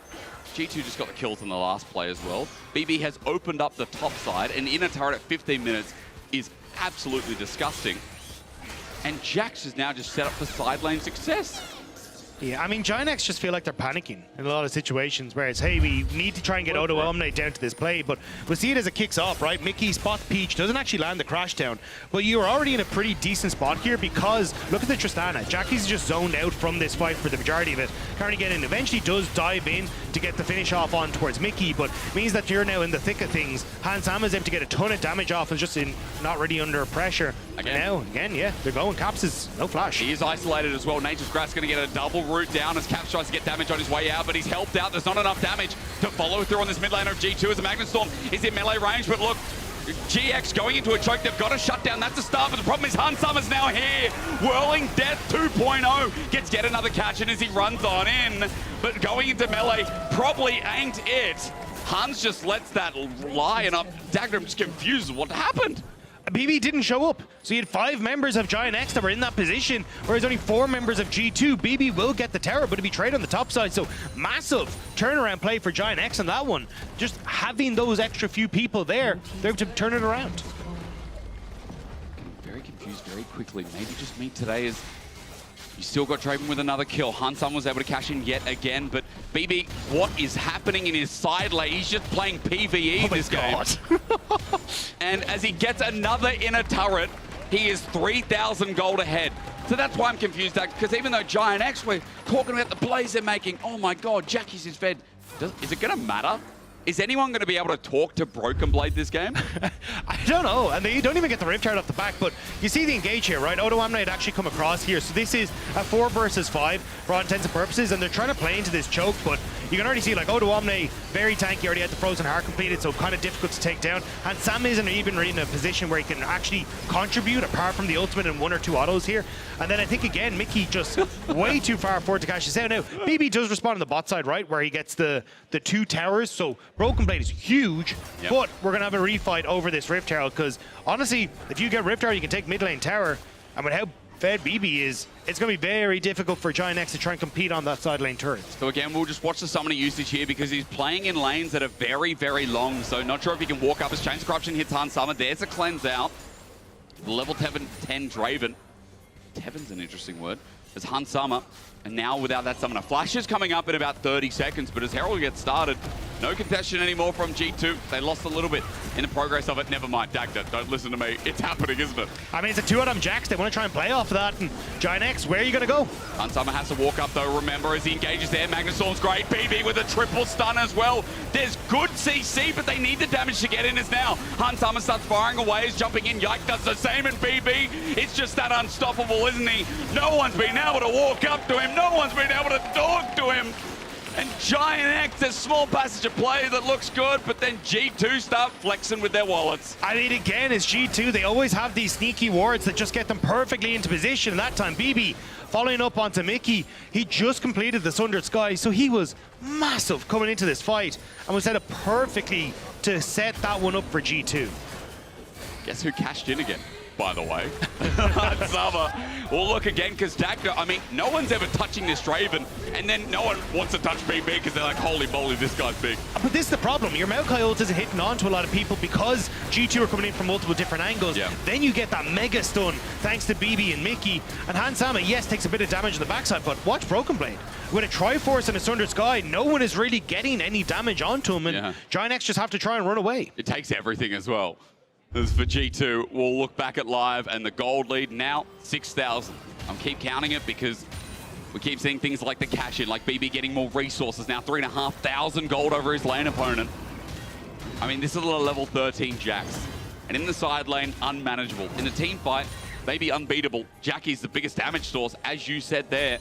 No one's really been able to take a bite out of him, a proper one at that. Yeah, I do like the call here from Giant X, which is, hey, Dragon's up.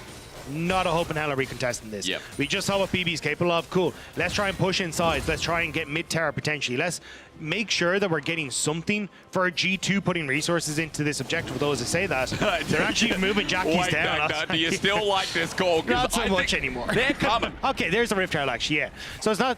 I would rather they try and crack up a mid lane tower, but they do need to be careful of like the punch back here because you're kind of isolated here. Yike, a little bit early there on the Wind Becomes Lightning. Still gets the engage onto Peach. She circles around and sets up that ulti as Peach tries to zone them out. BB is zoning for the time being as the engage from Yike continues again.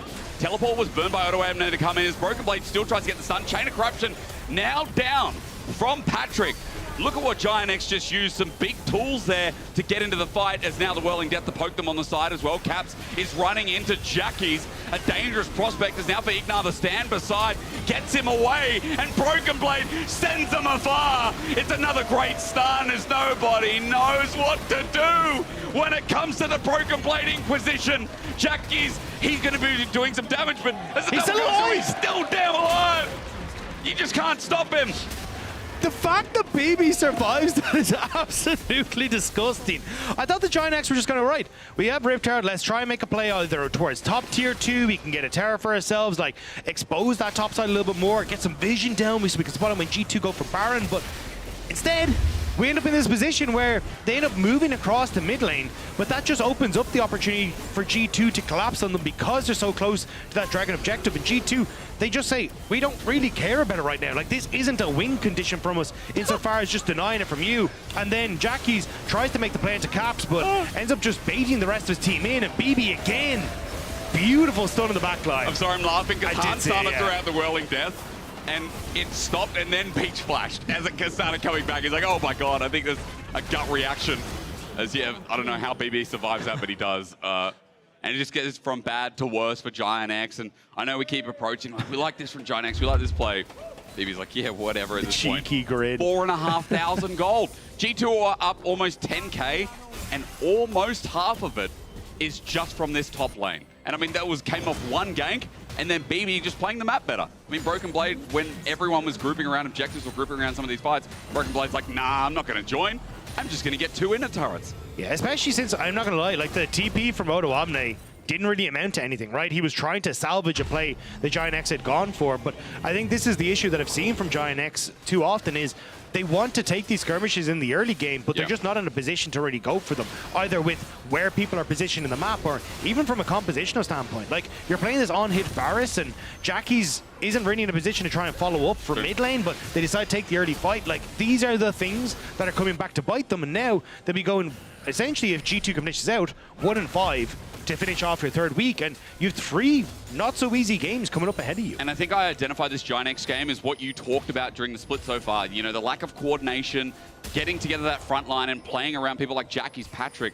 Because so far, we've seen in this game and through this split that Peach can be unreliable. I think Peach in this game takes a lot of the blame because Yike was out jungling, cross-mapping as well, getting a bit of a lead, but also it was ganks like that bot gank where Peach spent so much time doing nothing, not actually achieving anything in the lanes, that it really hurt the game state for Giant X. So I feel like for G2, Yike has had a bit of a jiffy-diffy this one. And look, it sounds harsh on Peach, but I think it is a reality here that it really hurt this game. And that's the thing, is like oftentimes we talk about cross-mapping as, hey, you cross-map for an objective, but sometimes going for a play in the cross-map could be as easy as, hey, I'm going to get deep vision. Yep. And I think that's what was lacking here, was like Ignar and Peach working together when Yike made a play on top to go, cool, I will move into the enemy jungle knowing there's no vision, but now GX in their own base, desperate. They can't do anything because Caps just nuked Patrick. Holy moly, I thought that was a whirling death to add in, but no, as BP just ignores Odo Omne. That's the Udyr damage, and this is what happens when Udyr doesn't get too much in the game. 100 Sky proc, and his health is all back. Oh, it's miserable. G2 going to get top tower as well, and now Odo's got to abandon mid entirely because I think G2 might just try and collapse on it, but I mean, there goes Inhibitor. One more pick tag. This game's over. This game feels over right now. We know it really is. For Giant X, as they sit in their base and quiver, BB is dealing with 2, now 3 people, all 5 going towards mid as he caves off. But that's the thing, even if you get BB here and like G2 back off, Broken Blade is so large that you need both Odo Omne and Jackie's to deal with them. So 2 solo laners are going to be drawn to try and deal with BB as he goes, say, to push it bot side, which means G2 automatically have a numbers advantage on the mid tower. Like, this doesn't let up. BB is just so massive and is just playing the game so he can be that carry. Like, he's basically taken, or at least set up, every structure for a G2 with where he's been positioned on the map. It's been so clinical, and again, a good early game from G2, and we were really slow in this game to walk in. We were slow and, I wouldn't say methodical, but nothing was kicking off, and especially in this bottom side. But then one fight, one skirmish, and Han Summer gets a cash in. It happens again, it happens again, it happens again. And now for Han Summer, 3.5 items versus 2 and a bit for Patrick. This is a non-hit Varus member, so he has to walk in to be as significant as maybe his poke variant. And right now, you think, how the hell is Patrick going to walk into that? You can't. I mean, look, at this stage, it's doom and gloom for Giant X. And I think it is kind of like a case of, hey, we're still seeing a little bit of, at least BB bouncing back. Because yesterday didn't have the best of times against Oscar Inan, took the Gwen into that Cassante matchup, ended up getting Dove ones, ends up giving over this solo kill to Oscar Inan as well, and then just becomes irrelevant for the rest of the game. But here, he definitely wanted to make sure that he was bouncing back in today, and honestly, MVP this game. Like, complete control. And the fact that he's had this big of a lead is the only reason, realistically, G2 were able to come out of what was a bit of a messy early game, at least get Hansama some early kills as well. I think, yeah, that's an important point to note. Like, again, that one individual helps cement as we get an engage from Giant X in front of their base. They do find the pick onto Caps. That's a good start as Exhaust onto Yike might set up for another Bramble Smash, slows things down, but the Whirling Death zones him out as Mickey X gets sent away. That was Jackie's ult as a flash from Yike. Saves him for the Winter's Bite, but the re-engage with the Magnus Storm. Mickey, oh, damn you fine! Broken Blade jumps into the backline while Jackie's is doing a bit of work himself, but Mickey survives thanks to Yike, and Broken Blade makes sure no man is left standing in the rest of the fight. Triple kill, that'll become a quadra eventually, and Broken Blade, you beauty. If you don't get MVP, I won't be here next game. Everyone vote for Hansama for MVP.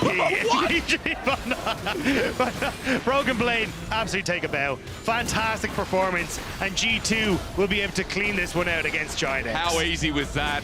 As you said, a little bit messy at times. We know G2 for that in the regular season. But for BB, we see why this man is touted as one of the best in EU. At times like that, he is unbeatable. And for G2 at 5-1, now standing with Fnatic, you can say the same about them. Definitely a bounce back for G2 after what will be a very painful loss to Fnatic yesterday, but still means they're only going to be in second place. Fnatic now hold the head-to-head, so we'll have to see exactly what next week will pan out for both of those teams and see who'll be able to secure our top spot. I mean, Heretics and Vitality definitely hoping they lose one or two more of those games, but you'll have your player of the game. Vote now at LEC on X, Broken Blade, Yike, or Caps. I mean, you already know where we're heading. Look, Yike had a good jungle game, guys. If you don't vote for Broken Blade, something's wrong. I don't believe it. We're going to go to a short break, though, but after the break, we do have a very special interview with Finn.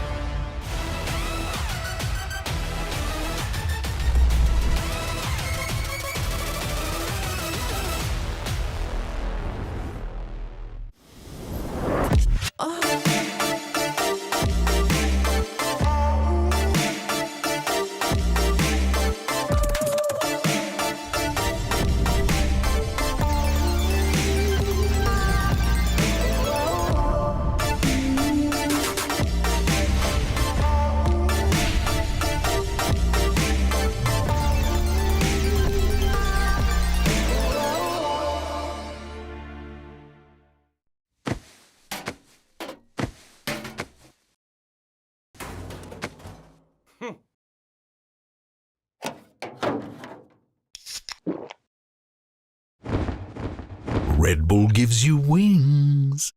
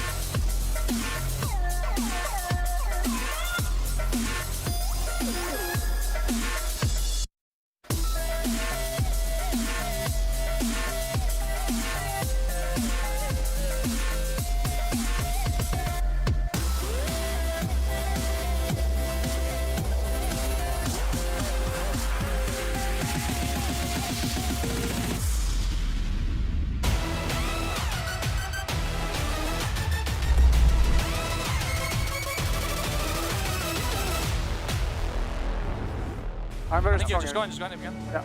I don't know. Forward. Vision. I don't know. What do you cancel? I got it, guys. Flash. Nice, very good. It's GG. Keep going. Flash. Keep going. I keep going, but I go top. Nice, it's huge. They're very easy. Front line, just kill anyone. I can stun them, I can flash here. I'm a virus. Stun him. Nice. Hello everyone, my name is Aragon, and today I'm going to be joined by Finn to discuss a controversial topic, one that people have a lot of passionate opinions on. And without further ado, Finn, right, here's the question straight up. Yeah. What is the hardest role in the game? Top lane, of course, is the hardest role in the game because you are a victim of the map. Whatever goes wrong on the map, you're paying the price. Even more competitive, I would almost say, because if your team is losing and you're playing top lane, you know all those boys are coming top. Oh, you lost your bot tower, suddenly there's a free Seraphelius with a Lulu behind him hitting your tower, and you're like, your bot is like, we can't come, sorry. Fantastic answer. I'm so glad I don't have to convince you. Yeah, of course. The best role, the hardest role in the game. Hardest role, of course, yeah. But I feel like I'd have to convince some of the audience because I feel like people are very passionate about their role being the hardest. So today I have 2 case studies, okay? My first case study, Kadril. Kadril. Okay, I don't know if you know this, but Kadril, I know you're watching. You have failed 2 attempts at playing unranked a challenger in top lane. Often what happens, Finn, is he'll topple out at about 500 LP and his mental will boom. And he's done that twice. What do you think when you see an OPGG like this? Well, I do think he thoughts? should maybe study the Bible a bit more, because just like Moses, he needs to cross the Red Sea. He doesn't seem to have the ability to do it right now, but I do believe in his future. I do like the Grey KDAs a lot. Any tips and tricks you can give him based on what you're seeing right now? Maybe stick to easier champions. Aatrox might be hard for you, buddy. So let's see the win rates. Yeah, I mean, I think there's a lot of other roles for you. Lee Sin is really good. He's a jungle mid main, right? Yeah. So do you think this conclusively proves that jungle mid mains are worse than top laners? Well, I do think that as this is proven, it's just pure evidence, isn't it? You know what's the best thing? What is the best thing? He's not even the only example. Wow. Okay. Hit me. Tyler1. Right, Tyler1 Tileros. played every single role to challenger. And do you know how many games it took him to get top lane? No. 3,000. 3,000 games to challenger. Jungle was 2,000. Mid lane, 1,000. Support, 500. Do you think this actually represents the difficulty of the roles? So you're telling me top lane is 3 times harder than mid and 6 times harder than support? So top laners are like 6 times better than support players, judging by these stats. That's pretty accurate, I'd say. I mean, I'm not one to deny stats. Like, they're very factual. And I do think we have solid evidence. Do you think we've convinced the audience and everyone at home that top lane is in fact the hardest role in the game? I'm not sure. There's a lot of delusion going around that top lane is easy, that you just get carried every game. But I think these are from naysayers and non-believers. So I do think there can be a... Give me a ranking, quick, hit me. So hardest role, do you want the mechanical or the mentally taxing lists? Well, that's difficult, because AD carry would be up there with top lane, I feel like. Give me difficulty overall, on average. Okay. I do think top lane is the hardest role in solo queue to carry with. Fast. Yeah, okay. Top lane, and then jungle, mid, AD, support. Okay. AD is very easy. And one of the last questions that I do have is, I don't know if you remember this, but we actually played solo queue against each other. I played Renekton, and you played Kled.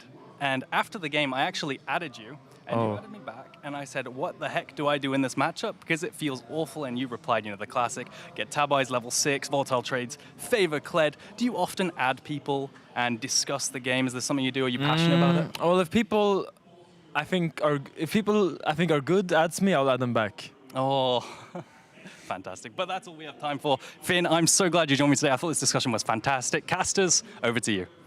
That was literally just like 2 top lane boys just hanging out and chilling. Aragon's ego is going to be so inflated. I know, but to be fair, Finn put him in his place a little bit. But the top lane thing, I believe, top lane is a hard role. And now that I know support is so easy, that's probably why. Yeah, I mean, you want a rose pop to top, don't you? I've got to change. Yeah, I've got to be like the Shy. I've got to change that. But we're going into our next one. Second last game of the day, second last game of the week. And when it's Rogue versus Mad, you got to question what's going to come out of the draft. Because I think so far, Dagda, between these two teams that right now are sitting at the bottom at 1 and 4, I think anything's on the table when you have top laners like Mirwin going onto the Rift, and when you have someone like Finn, who's a bit of a Kled OG as well, sitting in the mix.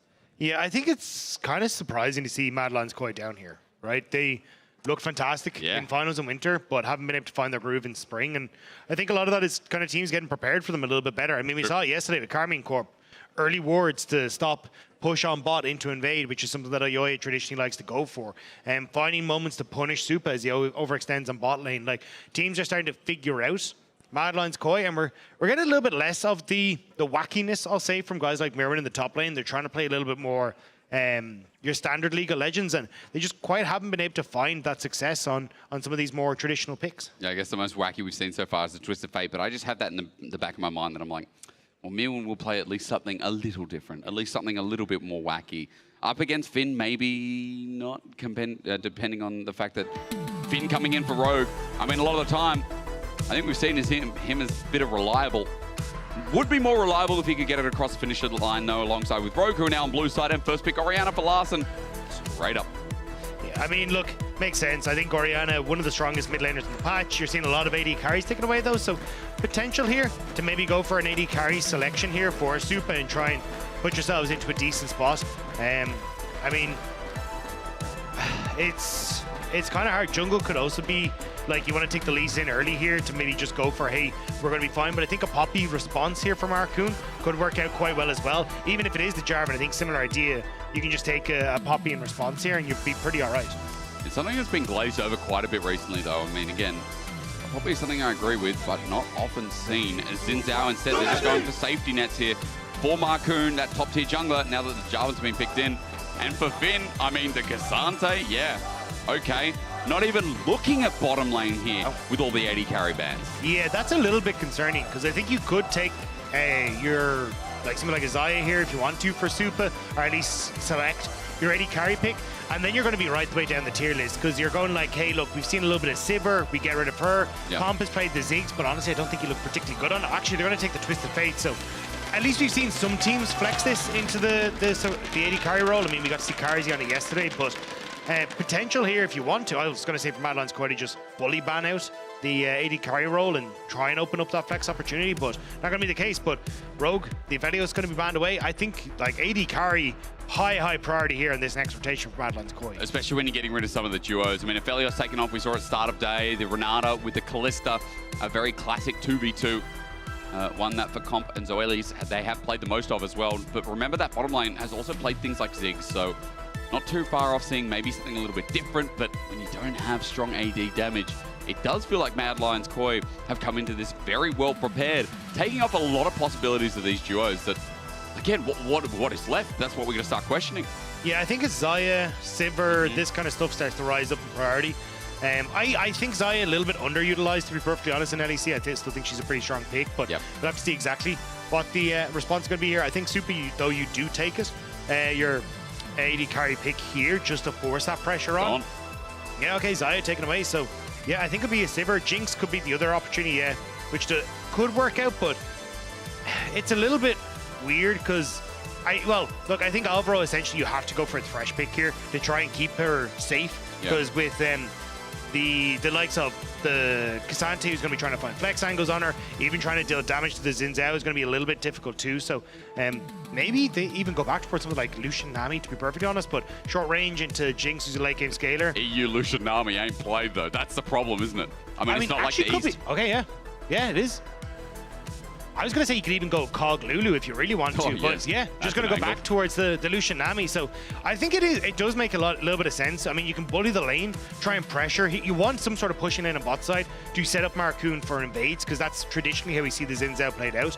And as well, when you get towards like mid-game team fights, the wave from Nami is going to cause some issues here for the Jinx, but not actually going to go for the Thresh, instead just going to go for the Nautilus. So leaving Supa to be a little bit more self-sufficient in these fights, which could work out pretty well for Finn, honestly, if he can find some of these flank moments to just take Super out of a fight. But I am interested to watch Rogue take these team fights. I mean, yesterday they were a lot more proactive. I think complimenting them yesterday was something I didn't do in the previous split, Dagda. I got a little bit frustrated by Rogue, but watching them burst Vitality, even though they didn't win the game, at least they had options. At least they tried to create paths. In this game, for Marcoon, keeping the game stable, I think, is a really important part. Considering that we do see Mirwin up with the TF top again. We've got the Ari as well. 6 unlocked, starts moving across the map. But Mad Lions Koi, we know that there's going to be a lot of overloading here and at least trying to get that pace of the game forward. Let's see if Rogue can chill out a bit and play like they did yesterday. Play a little bit in control, use those wards again. I mean, I'm excited. I don't care it's a 1-4 Dagda. I just want to see the boys beef. Yeah, I do think, though, Rogue really do need to hit the ground running, because I think if you end up with a Twisted Fate who gets, you know, start to chip away at towers, they start to be able to play at side lanes, it's going to be a lot more difficult to try and find those moments. So get control of this bot lane, get these early Rift Heralds, crack down mid turret, allow Lucian to play through that mid lane with the support of the Xin Zhao. Like, you have a very direct game plan that you can play out here as Rogue, and then leaning that in towards like dragons. But if that starts to fall apart, I'm kind of liking what's on the opposite side here. Okay, well, we'll track it as we go through. Getting into game. The win here bumps you up towards SK, towards KC. And gets you out of the bottom of this barrel. At least someone's walking away with a second win here today. For Rogue, we already talked about it. They struggled last split, didn't make playoffs, and when 8 teams out of 10 make playoffs and you don't, that feels real bad. As we said, Mad Lions Koi now have this big benchmark that they've got to hit, because last split, making it all the way to finals, we've got the same roster here. We should see the same breadth of talent hitting that same top of the standings. It's been a rough start, but let's see if they can open it up, or at least close it up at the end of week 2. As good as you say, massive opportunity to try and set yourself up. Be 2-4. You will also join either whoever loses between Carmine Corp and SK Gaming in our next game, but just having that opportunity to put yourself one win up, one step up as we start to enter into our last week gives you a little bit of a cushion. But starts here. Can Rogue start to bring this back, or can Mad Lions Koi start to find the form they had in winter? Because it's just been so bizarre to see them slip down the table like this. I agree. In this bottom side, though, I want to see what happens with Super bringing out the Jinx. Now, Jinx is something I saw this morning, Dagda. Something that got a free head start in the lane and then took off. And if anyone remembers Jinx, they know once you start getting a kill in a fight, once you start getting a kill in a skirmish, Jinx can take over with lethal tempo.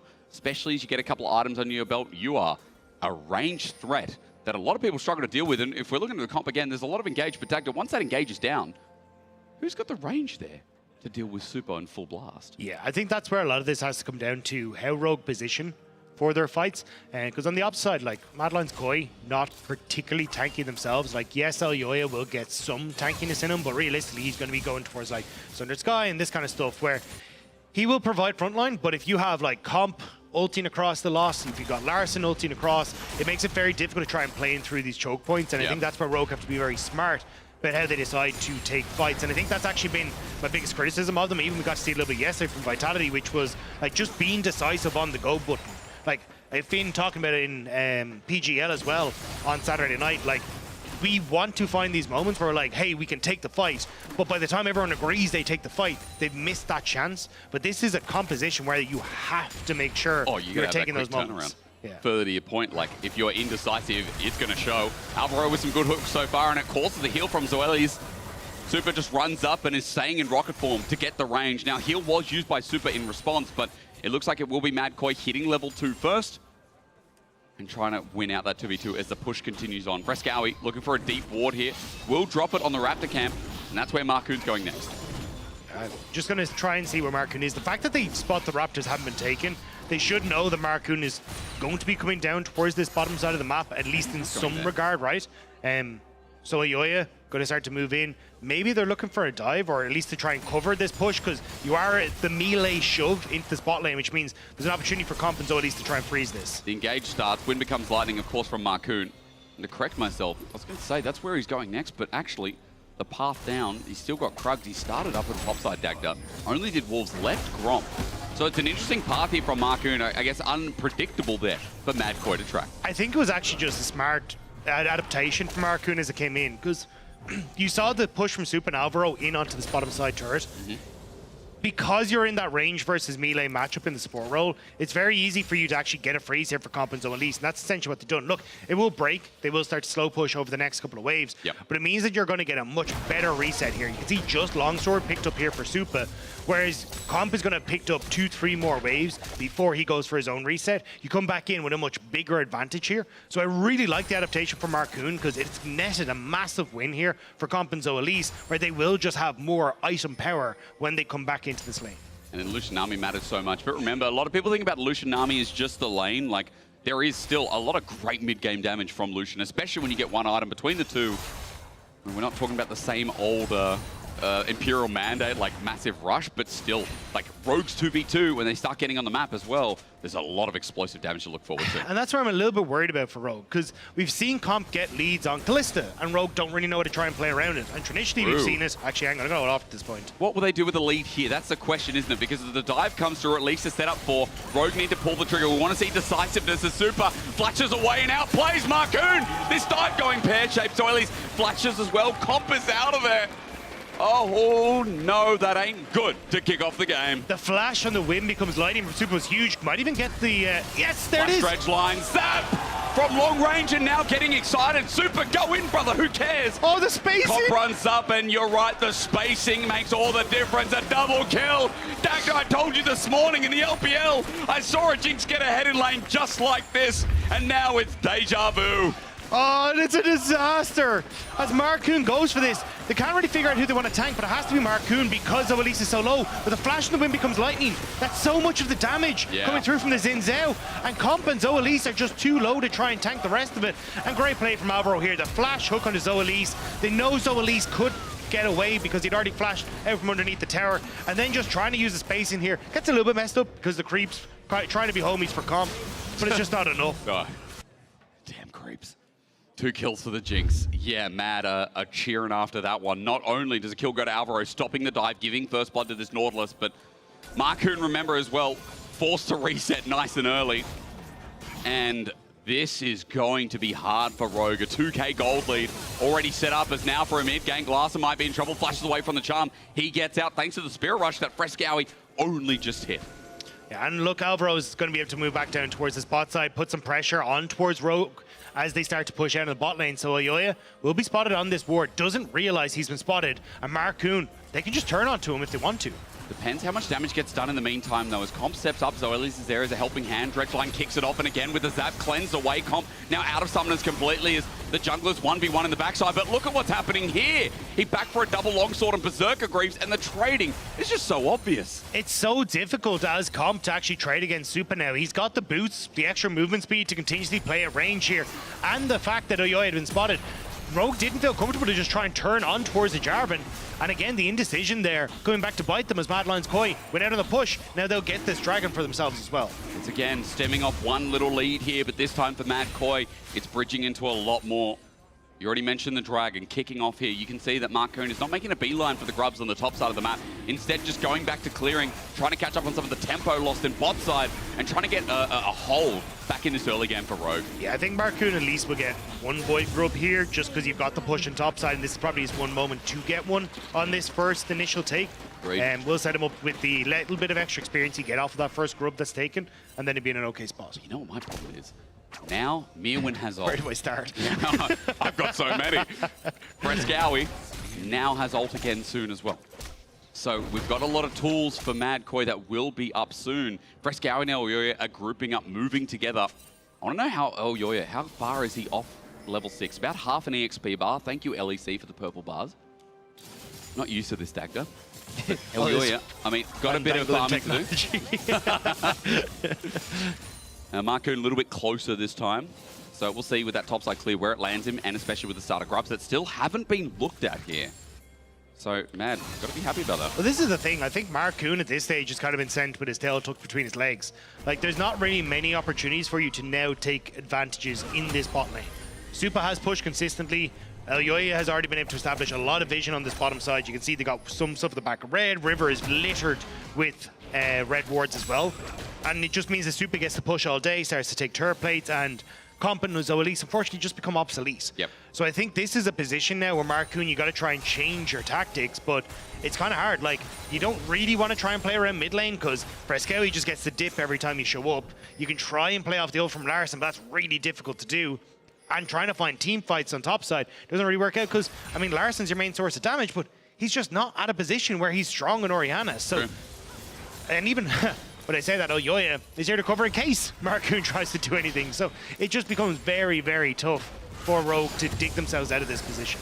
I'm wondering if Oyoya is going to back away from that mid gank. Yes, he is in the end. Spotted out Destiny, going to be used to get back to lane only here for Mirwin. Remember, as Dredge line connects, he's not going to be involved in this play. Good depth charge, super mega death rocket at close range. Comp is burning, he won't die, but he flashes again. And Dagda, look at the size of the wave crashing in. Yeah. Mad Koi are going to get more plates for free. And this is even when you don't have Oyoya in the vicinity as well. So Super going to take this. Zoelis going to stick around because he has Marcoon in the area, but Alvaro, don't take the bait. Don't take the bait. Or maybe he should. Elyoya is coming down now with Cataclysm. Aqua Prison comes out. Super still just farming away. Close to getting a third plate here on this bottom side. But it doesn't matter how much we're like, oh yeah, opportunity for Rogue. I mean, Mad are just taking this early game by storm. Bot is just such an issue. Yeah, and look, we've talked a lot about bot lane, but top lane is just as bad, right? Mirwin, massive CS lead for himself. True. And a lot of that gold obviously is going to be because of the passive, but he's going to start taking turret plates. He's getting the lead that he needs. Finn forces the flash though. Nice job from Finn to actually get that out from Mirwin there. Interview buff before the game just set Finn up for success. Well, he's going to need to find success because, again, you just mentioned top, because obviously it's going map wide right now for Rogue. Like this early game with Marcoon's attention going wrong in any one lane. Mirwin with the range advantage is naturally having a much better time. 1k up thanks to TF passive, as well as for Mad, they're trying to attempt to gank bot side as Zoelis drops a ward. But there's two big engage tools here ready to set up. Zoelis could be Dredge line, but instead just watered down for safety. Yeah, I look, Static Shiv picked up for Comp will help them try and clear out some of these waves as Super pushes in. And it's a bit of an earlier spike, 2,700 gold versus like the 3,000 of a Kraken Slayer, but it's not exactly going to lend itself to I'm going to be massive in these early stages with Marcoon. What's he doing? Flash away though from Elyoya. I could ask him the same thing. Shockwave brings Alvaro back on in. You get the Crescent Guard out, but jumping into melee range, Frescowi's out. Elyoya tries to get back in once again.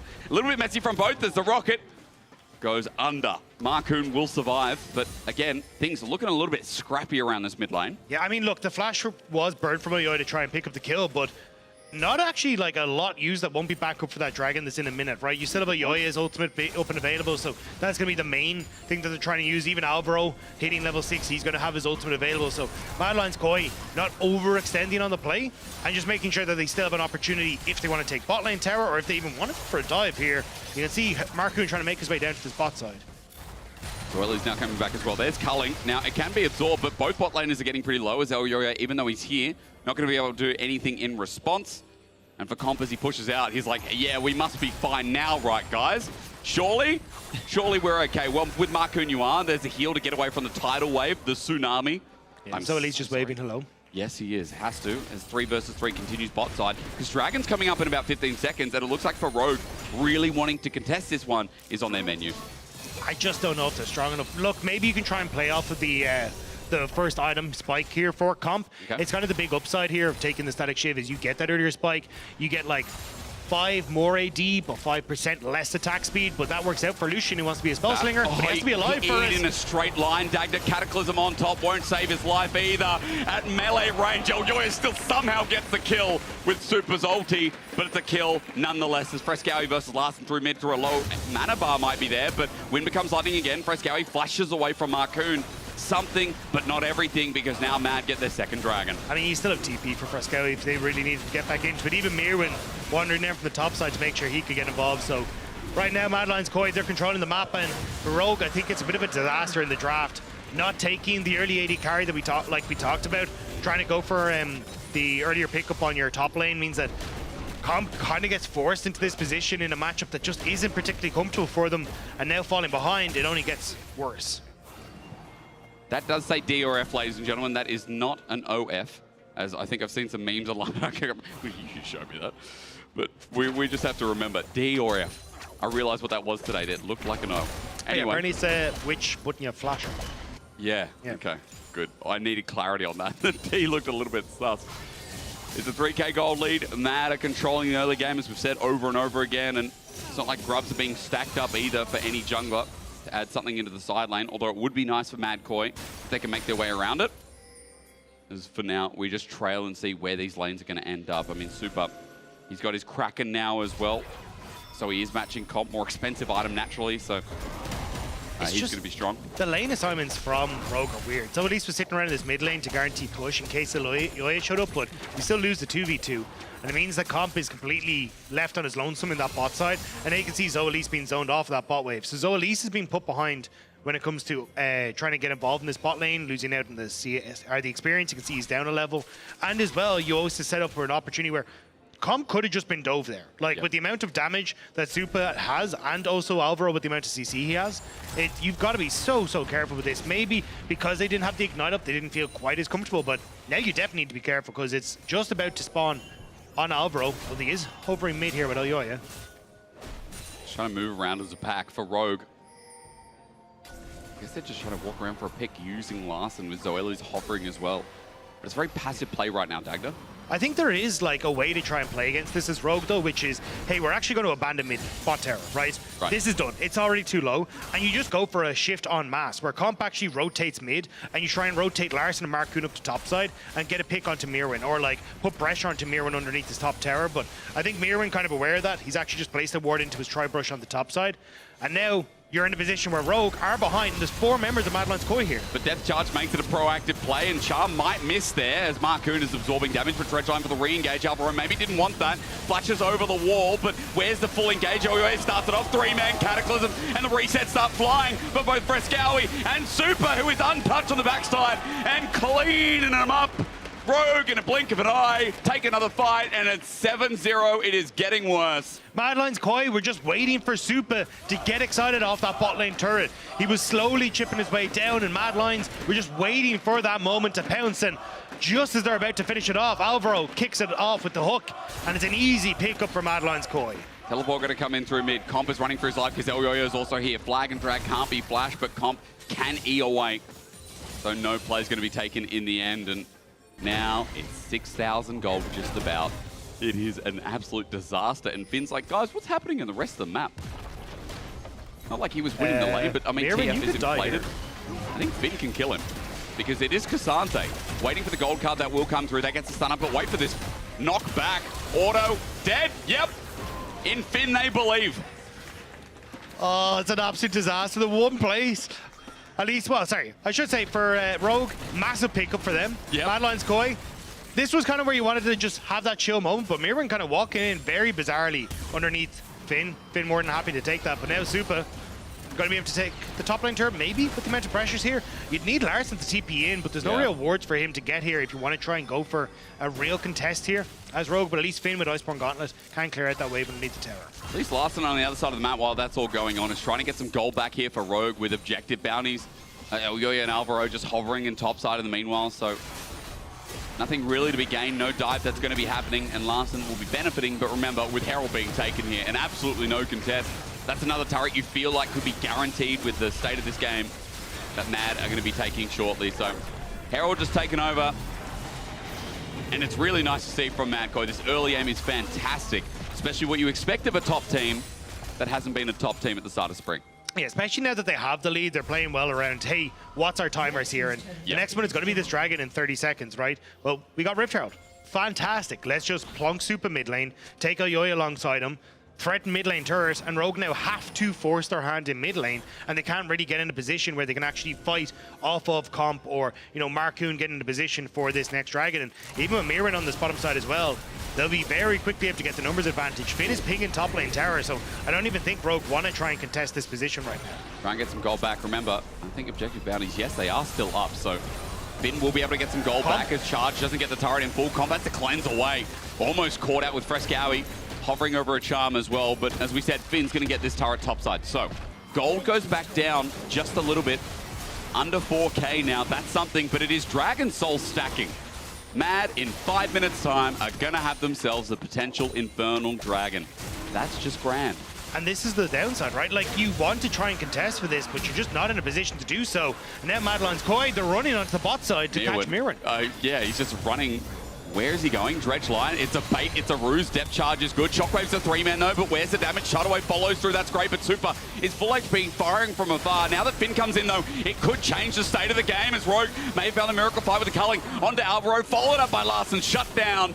That's a start. Mirwin with the gold card. Doesn't get flashed on, and Frescow instead with the Spirit Rush and the Charm. Kiting it back, but Mirwin's dead. Next.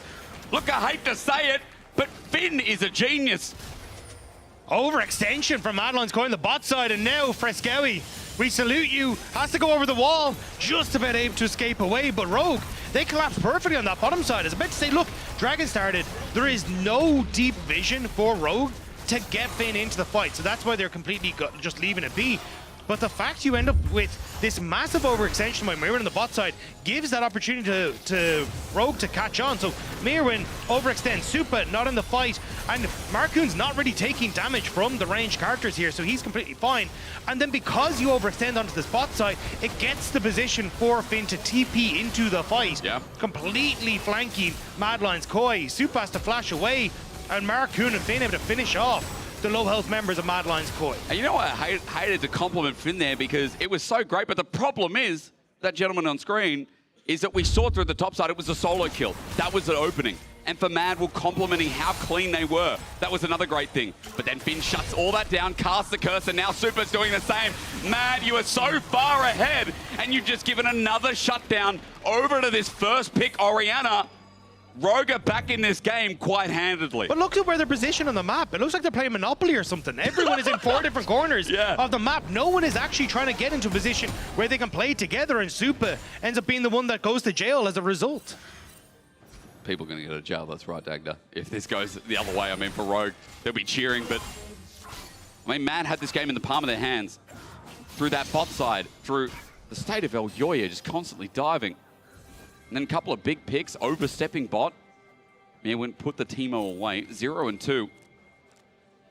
We need to see how this mid game goes because now, Comp and Zoelis, they might have picked up the kills, but we do have a 2-item Lucian. We do have a lot more damage here, a lot more burst now available.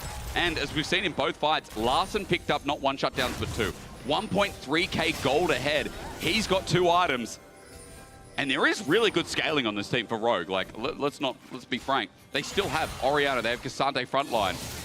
There is still really good wombos to watch throughout this mid game too. Yeah, I think a lot of it is going to come down to the flank opportunities. Hello. Speaking of one, there it is. Super Mega Death Rocket does damage. Larson now caught out. And you know what? It doesn't matter, does it? It doesn't matter, Dagda. Someone's going to get caught.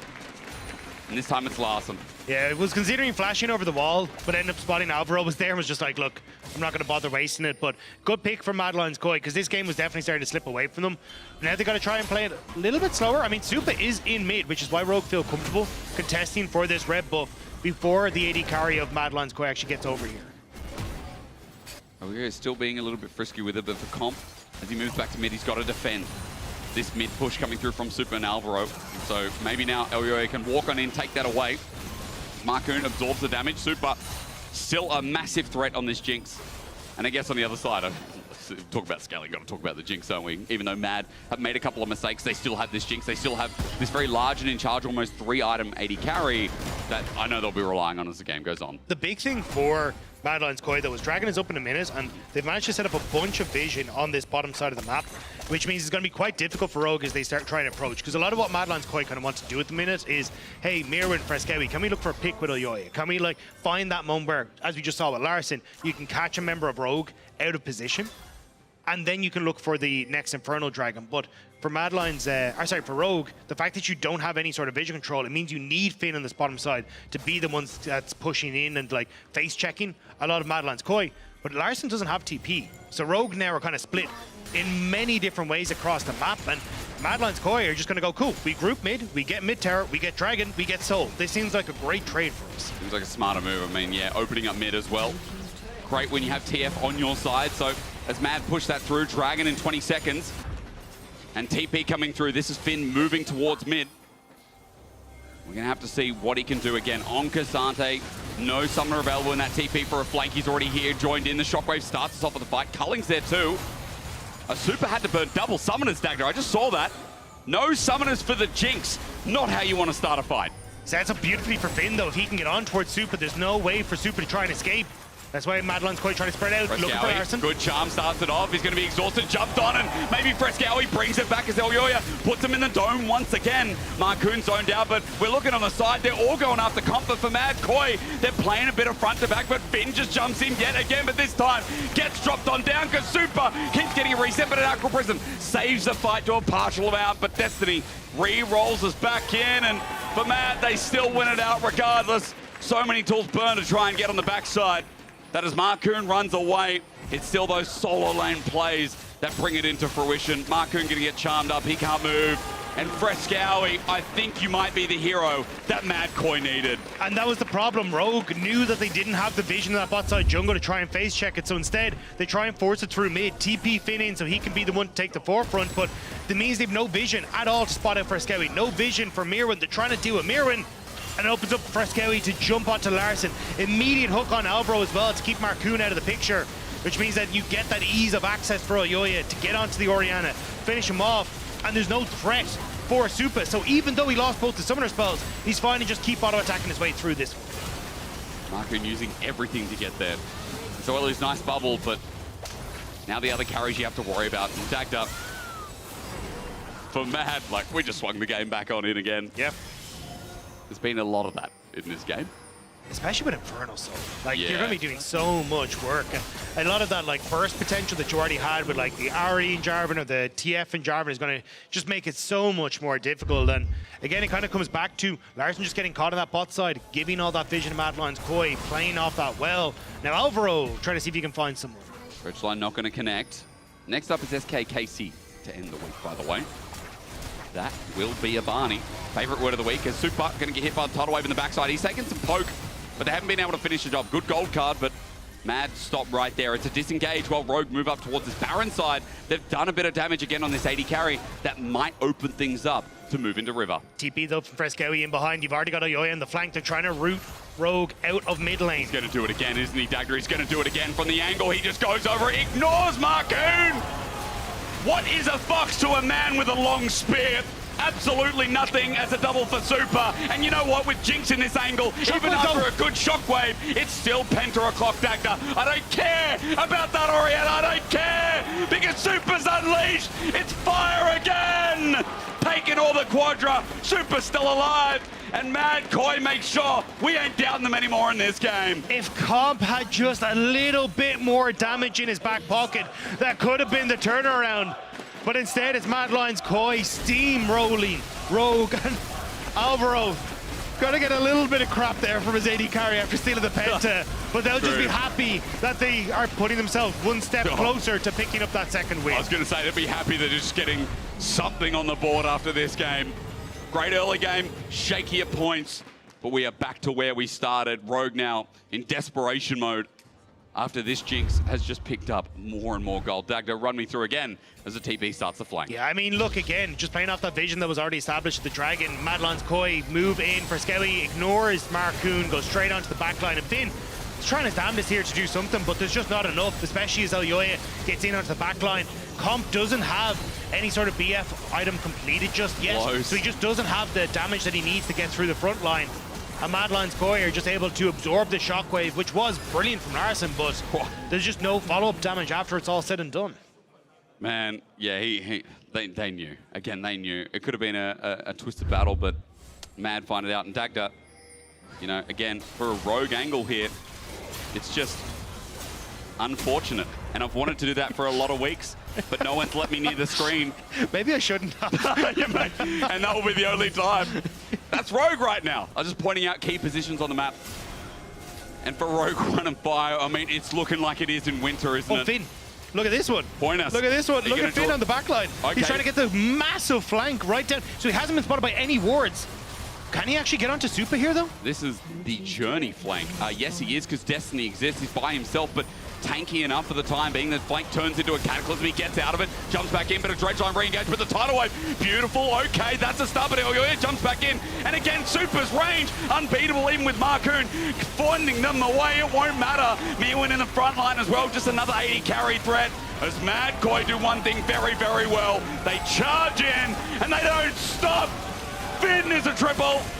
and Mad Koi are aligned. We once again hear the roar. We finally warm this game up to the point where Mad are unstoppable.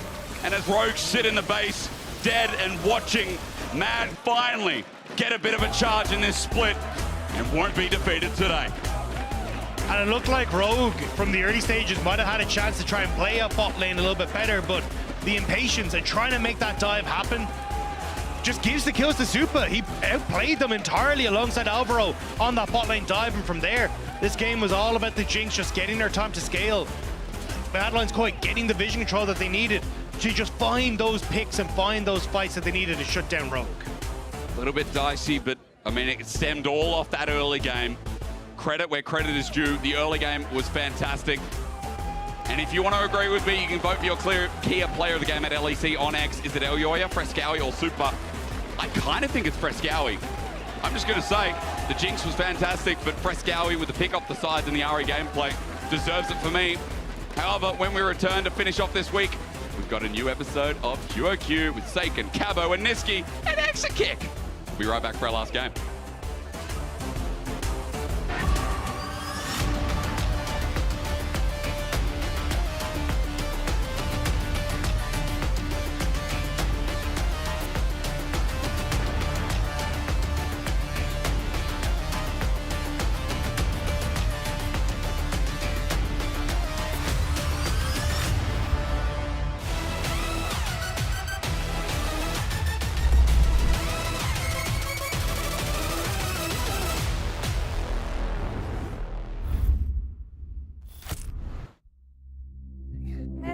I had a break, so... do you want to try? I'll be right back.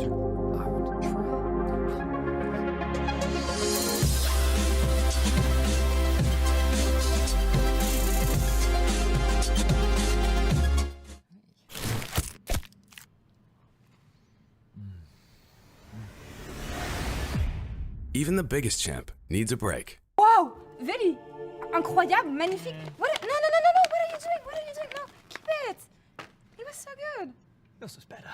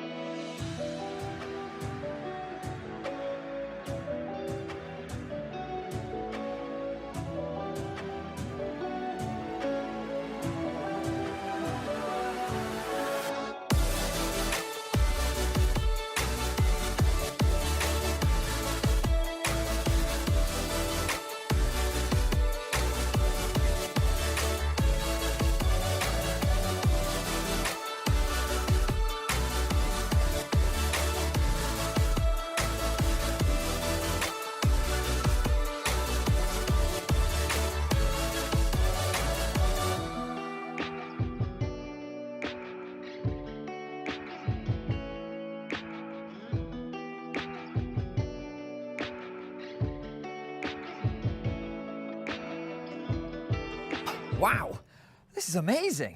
I mean, I had a break, so... do you want to try? I'll be right back. I want to try. Me? Maybe. What am I gonna do?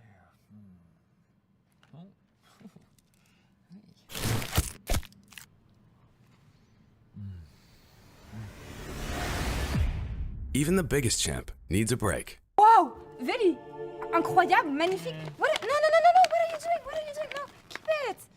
He was so good. Yours was better.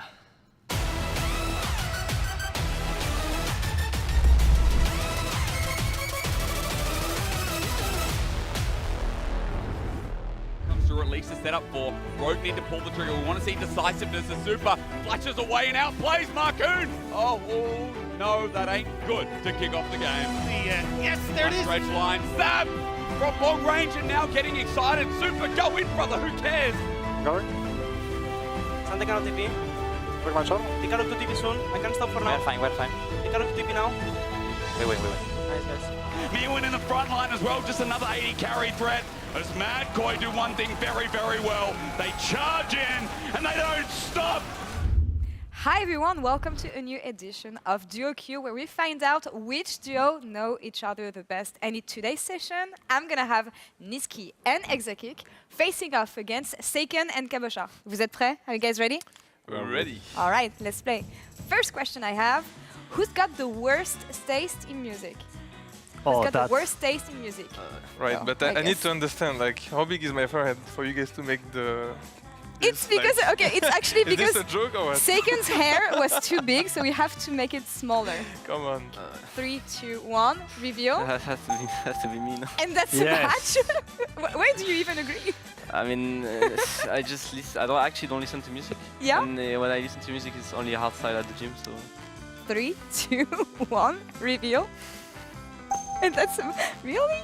Oh no, I know actually. I heard your songs on stream. What is that about? I can be pretty wild that time. So yeah, like I can be crazy.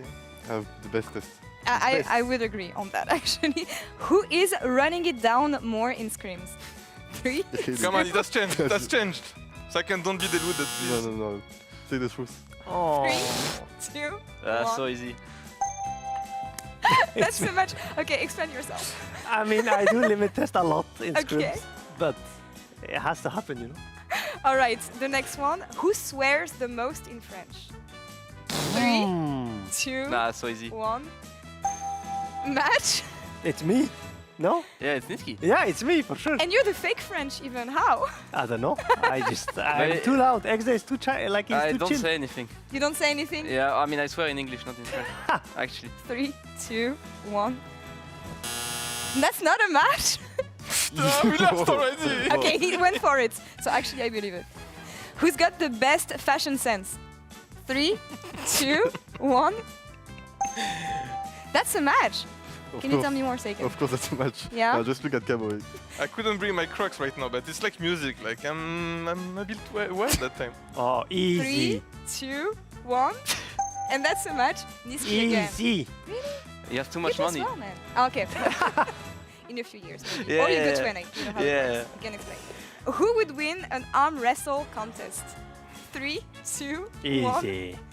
And that's you, no? Yeah, Okay, yeah. that I makes mean, sense. 3, 2, 1. There's no All match. right. That's a match. Who is the most humble? 3, 2, 1. And that's not a match. I'm not What? surprised. though. It's me. I don't know actually. It's me for sure. I'm so humble. You don't strike I me mean, as if you being say this, humble. then Yeah, that's the thing. 3, 2, 1. Oh, that's a match. Really? I am not surprised though. I mean, we both are cocky, to be honest. So, Yeah? like it's pretty close, I think, but That's- it depends on what. Like, I'm really humble. Okay. Last one for you guys. Who is the most likely to win a lane versus one of the current world champions? So you versus Faker and you versus Zeus. 3, That's so 2, easy. 1. Don't say that. You will be deluded, but my Olaf against Volibear, No, like no, I no, won't no, lane. just I vote, won't just lane. vote, just vote. You just. We saw it actually. That's not a match. Okay, so I vividly remember both of you playing Saken was against. up in CS because Faker I was was perma 20 roaming, CS, so 20 he CS. thinks he won't lane, but. Oh, 3, 2, easy. 1. And that's so much. Niski. Yeah, it's me. He's better than me, I think. Yeah! Yeah, we'll get there, but right now he's better than me. All right. And I'm Well, better good. than Faker, so. I'm humble. And that is Niski and Exekik are the winners. Congratulations, guys. Thank you. That was easy, no? Good job. And that's Good job. also a record in Duo Q. Good job. Usually people don't do as good. Good job. Thank you so much. Thank and thank you you. for watching. See you next time, guys. It's a nice little intro to get us into the last game of the day, especially when KC and SK going up against each other is something I think I've been looking forward to personally to end things off. Considering KC are rolling a bit better at the start of the split, Dagda, we ain't in Gloomsville, you know, rolling with the 2-3. I think for SK as well, we can say the same thing being the similar score, but more for SK, like they had a really good start of winter, and this has been a bit more questionable. So this is a matchup like must win, and I guess if for fans would say should win, arguably. Yeah, I'm really curious how Karmine Corp come into this, because I think their prep coming into their individual games has been really, really good. It's been a lot better. Like when you look at like Madline's Koi game yesterday, it was, hey, we know Yoyo likes to go for these early invades on bot side. Let's get early vision set up to go for that. We don't dive to the early potential dive because we've got the cover, and then we can start to play out our game around taking early fights, looking for objectives and these kind of things. So I think SK is going to have to be very aware of that. But already, as we start to get into the draft, Varus left open as a Premier AD carry. They're going to gobble that up immediately. Especially when very small to Kalista off the board. We know our drafts, and that is that Varus' first pick worthy. Now that that's there, though, is it going to be Karma in response for someone like Seiken? So far, hasn't been played. We've had a lot of different champs from Seiken, but let's be real, we've had a lot of different drafts from KC this split as well. A lot of draft diversity, and so that's why I feel that left hook is going to be a little bit less expected by SK, depending on where we go. And you know what? I think that's a good left hook, Dagda, considering that no one plays Xayah in the LEC, and it's not looked at as seriously as KC are looking at it now. I agree. I think Xayah is very, very strong, especially into something like the Varus, where even if you go for the pokes, they've got a lot of wave clear on the Xayah, a lot of self-reliability as well in that ultimate, so you don't have to worry too much about if you go for some sort of dive composition, which is oftentimes what we see with something like the Varus as well. So brilliant options here available for Karmine Corp. Isma immediately going to take the Maokai though. I'm curious now what they want to take for Niski. Is it going to be something like the Orianna in this mid lane, or do they want to go for something like the Nico, which is left up and available as well? Nico's been banned a lot today as well, and I feel like the playmaking we've seen from it so far in the LEC, not just here but also globally, is worth the take. But for DOS, no. He says prioritize my Renata, let's get a strong 2v2. And so it is done. Mid's going to wait for another day while we look and see if jungle for KC is going to be a prior for Bo, or for Seiken, he's going to return to the way. Yes, indeed. I do like this. I think when you look towards what SK Gaming are going for, it is very much a, hey, we're going to try and play off of a little bit of the poke Varus. You got the Renata with that ultimate to try and play for any sort of heavy dive or engage, which traditionally you'd expect with a relatively short range AD carry in the Xayah, and also then having the Rakan there. But the fact that you're able to now go, hey, we're actually going to play for a lot of more peel instead and go for this long range with the Hui. Maybe you try and look for something like a Zac even for Cabal Shard at the top lane if you really want to see that combo, or something along the lines for a bit heavier engage for Bo here to try and take both early advantage, but also try and set up then for Seiken to land these long range bolts. Some of that setup to come through. I'm curious about KC's further bans. Jace has taken off the board. Just getting rid of some of the range from SK. Lee Sin as well, something that, I mean, historically, Bo has been fantastic on. You know as well, Dagda. Anything that can make plays early game, like Bo, has just been fantastic. I mean, I'm still in the FPX days, you know. I still haven't adjusted to KC Bo, but that's just me. I'm still waiting for to bring out the Olaf jungle like we used to have, That's an absolute classic. Now, Bo has played 5 different champions so far in 5 different games. Like, I think that's what has impressed me so far about KC is we talked about their prep coming in, but their draft diversity has also just been so flexible and really so fluent. I think you've definitely seen a good and a bad though for Bo, which is why I like the fact that we're banning away things like the Lee Sin. I think if you can push him onto something like the Sejuani, I definitely don't think Karmine Corp looked as comfortable. I think they want him on something that's a bit more playmaky, a bit more damage orientated, so he can actually be a carry in these fights and be a threat, which is why I think you'll have to go towards Zinzao here for Bo. Now that you've got the Lee Sin and the Jarvan taken away, Sejuani could be a response here, but I think specifically for what Karmine Corp want, I like the Zinzao. Yeah, part of an engaged Shul. I mean, the setup's there.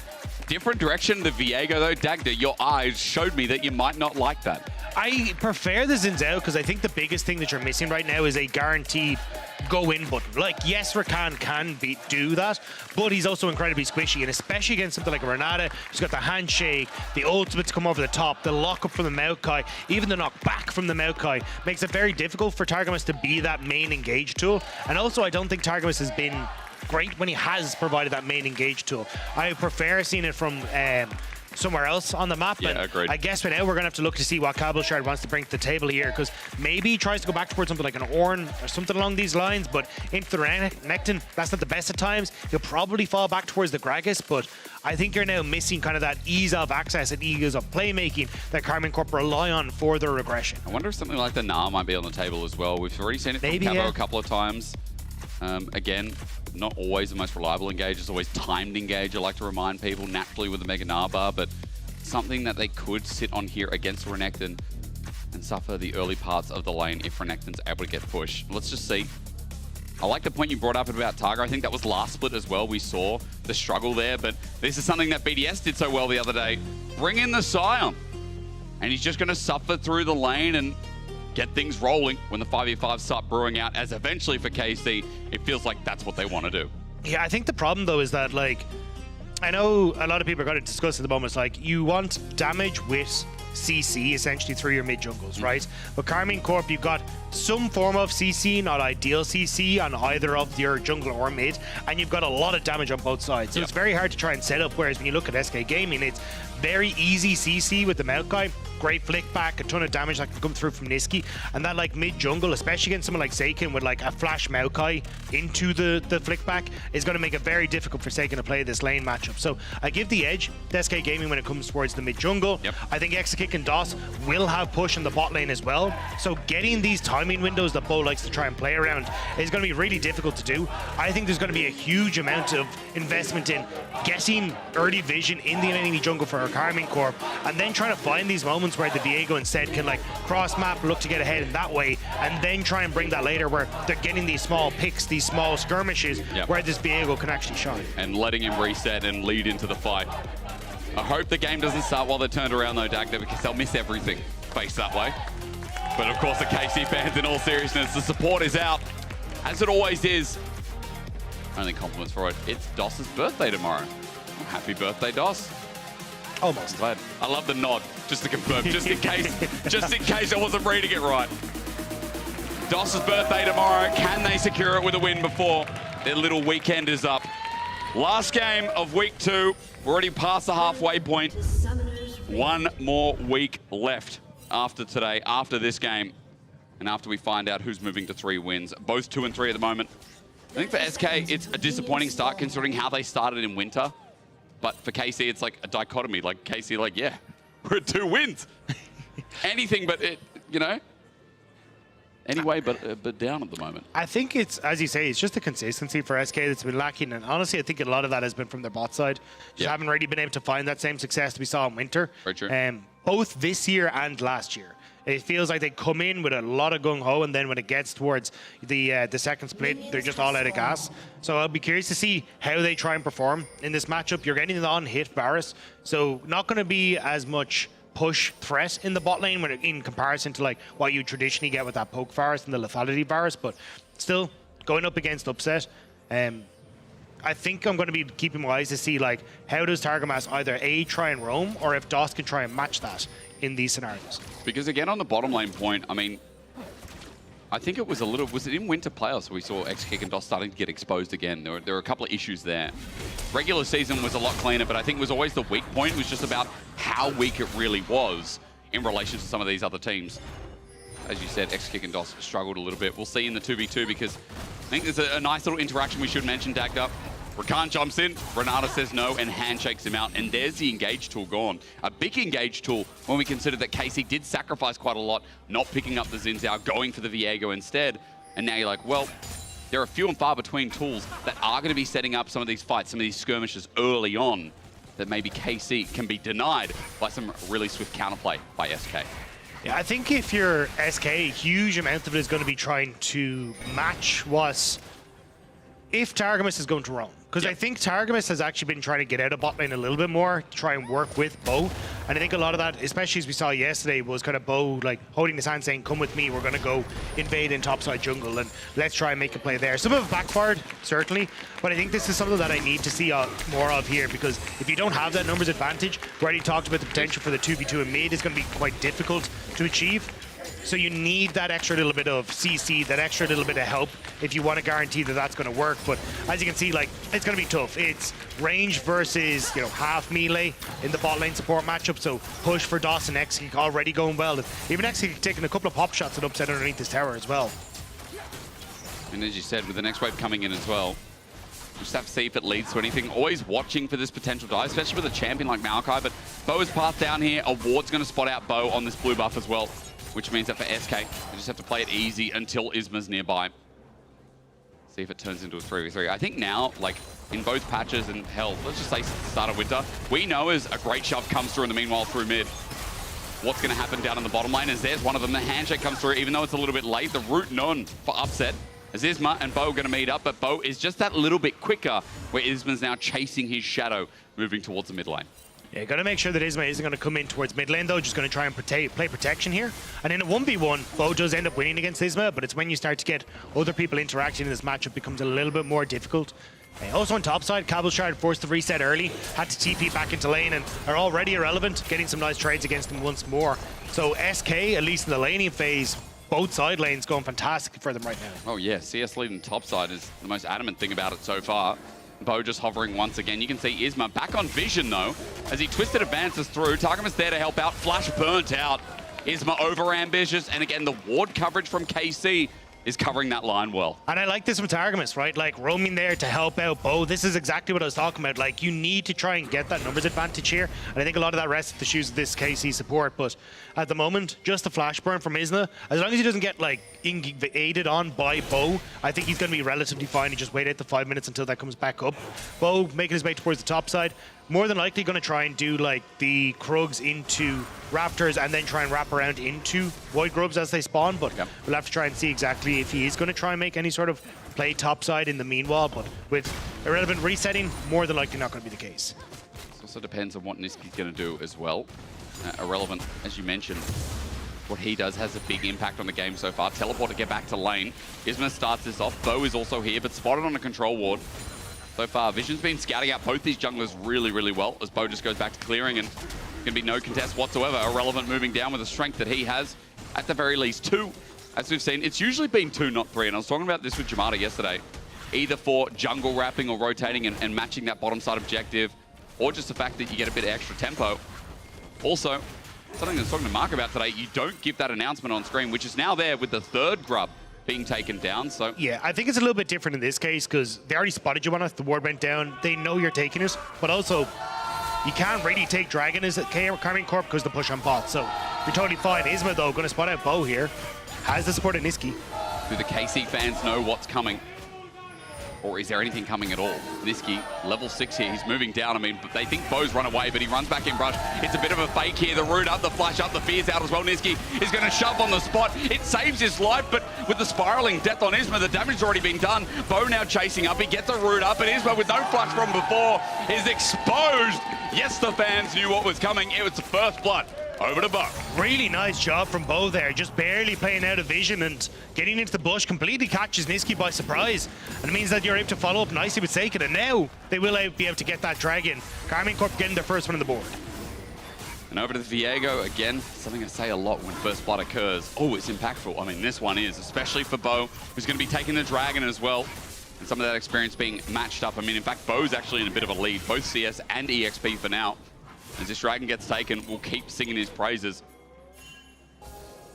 Is Isma getting caught out? I mean, Dagda, that flash before hurts him so much from getting caught out towards this Dragon side of the map. And again, with KC punishing that early summoner, now it begins. Bot side in a decent position. Next kick and DOS might not have the same freedom of lane now that mistake's been made. This is where I think you kind of have to try and slow things down a little bit. As Big sigh. Yeah. Are you okay? Is it okay? Look, it's been a long weekend. Yeah. Paddy's Day yesterday and all, you know? True, and you are Irish, so. But yeah, I definitely think it's like for SK, trying to see if you can get in a position again where you just mark Bo. Don't try and give over these moments where he's finding these like creative ways to get the fights that he wants. But I think it's going to be difficult. So as I said, Targamas now starting to roam around. A lot of this is going to be on DOS trying to match where Targamas is positioned, but at least the moment the vision control that they've set up with like Niski getting that deep ward, going to make things a little bit more difficult for Bo.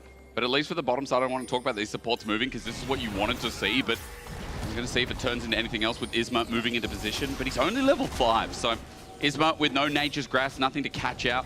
DOS and Targamas just going back to their respective bottom lanes, and Isma just coming here for the scuttle, while nothing really else on the map apart from his bottom side clear to start up once again. I think this is going to be a little bit slow now. Look, Mountain Dragon taken for Carmine Corp. There isn't really a position where they're able to hard force anything at the moment. I think it's more going to be a case of seeing where the next objective is going to be coming up, and which will be the Void Grubs, and seeing if they can try and find some sort of skirmish in that response. But at the moment, with the vision being spotted everywhere, Bo being spotted in a lot of different positions, and Targamas being forced to go bot side in case of some sort of dive, there's just not really a point that Carmine Corp can threaten. And if SK can continue to scale up, I think they're in a good spot. Like, team fighting going to be very, very strong for them with the on-hit Varus and also the Talia, and not a huge amount of backline access to at least either set up Forsaken to get the damage that he needs down, or really threaten Exakick in a fight. Yeah, and we'll be playing towards that range. Exakick is going on hit this game, just as a side note with the lethal tempo. Also taking Ghost here, so quickness might have an advantage. Again, can't be buffered, and Bo can do the same thing rather. As Isma now moves back bottom side, he's got Nature's Grasp available, but Bo has a level lead here on this Viego. There's definitely strength coming through as the ulti's already burnt out from upset. DOS and Exakick on the run as Bo hovers in his own fog of war. Targamas runs forward, but no Chains Corruption used just yet, and KC pull back from a potential play. Forsaken had first move, but you can't really go for too much there. DOS had the ultimate available, so if you overcommit, especially with Upset having the ultimate down, you're just setting up beautifully for Isma to come through. Like, you had Cleanse, but even then, there's just so much CC that SK have available. So Bo, instead, going to do another fake leave, and then immediately move back in the bot side. Isma is still here, though, and they do know it as Carmine Corp. Over the play, it's a flash cleanse straight away. The moves are in as now Exakick and DOS, they've got the damage done. I mean, Bo's coming in late to this party. The Renata ulti makes him berserk, but Bo comes in, but Upset and Targamas can't follow up, but the Root stepping up. Exakick making that mistake almost cost him. He walks it out. Only had the Ghost Flash was saved for the time being, but a passage of play that nets no kills, a few summoners. Felt like Bo kind of wasn't sure how aggressive he wanted to be in that fight. Like, wound up his W to try and go for a flash W onto Exakick, but then was kind of second guessing himself so doesn't commit the flash. Instead, just puts himself in a position where he has to use that ult to step away. Now, he did want to reset anyway, but still, little bit of a messy one on that bottom side, especially when they had all the information where SK were.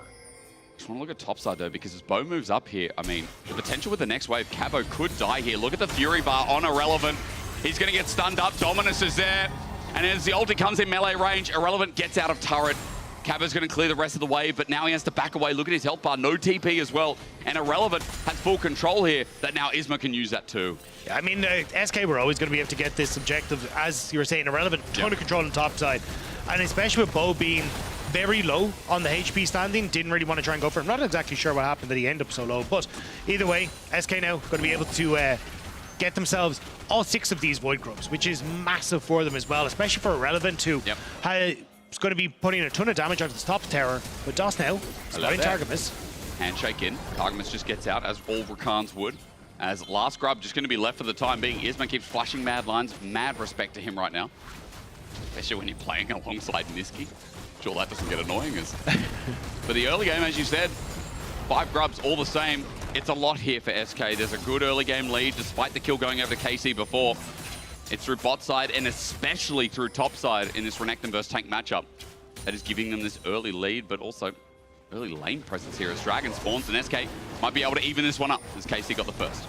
Yeah, I mean, you got the push on bot lane, so we're going to be able to move over. All the ultimates are back up and available, so not a huge amount Carmine Corp can do to contest this.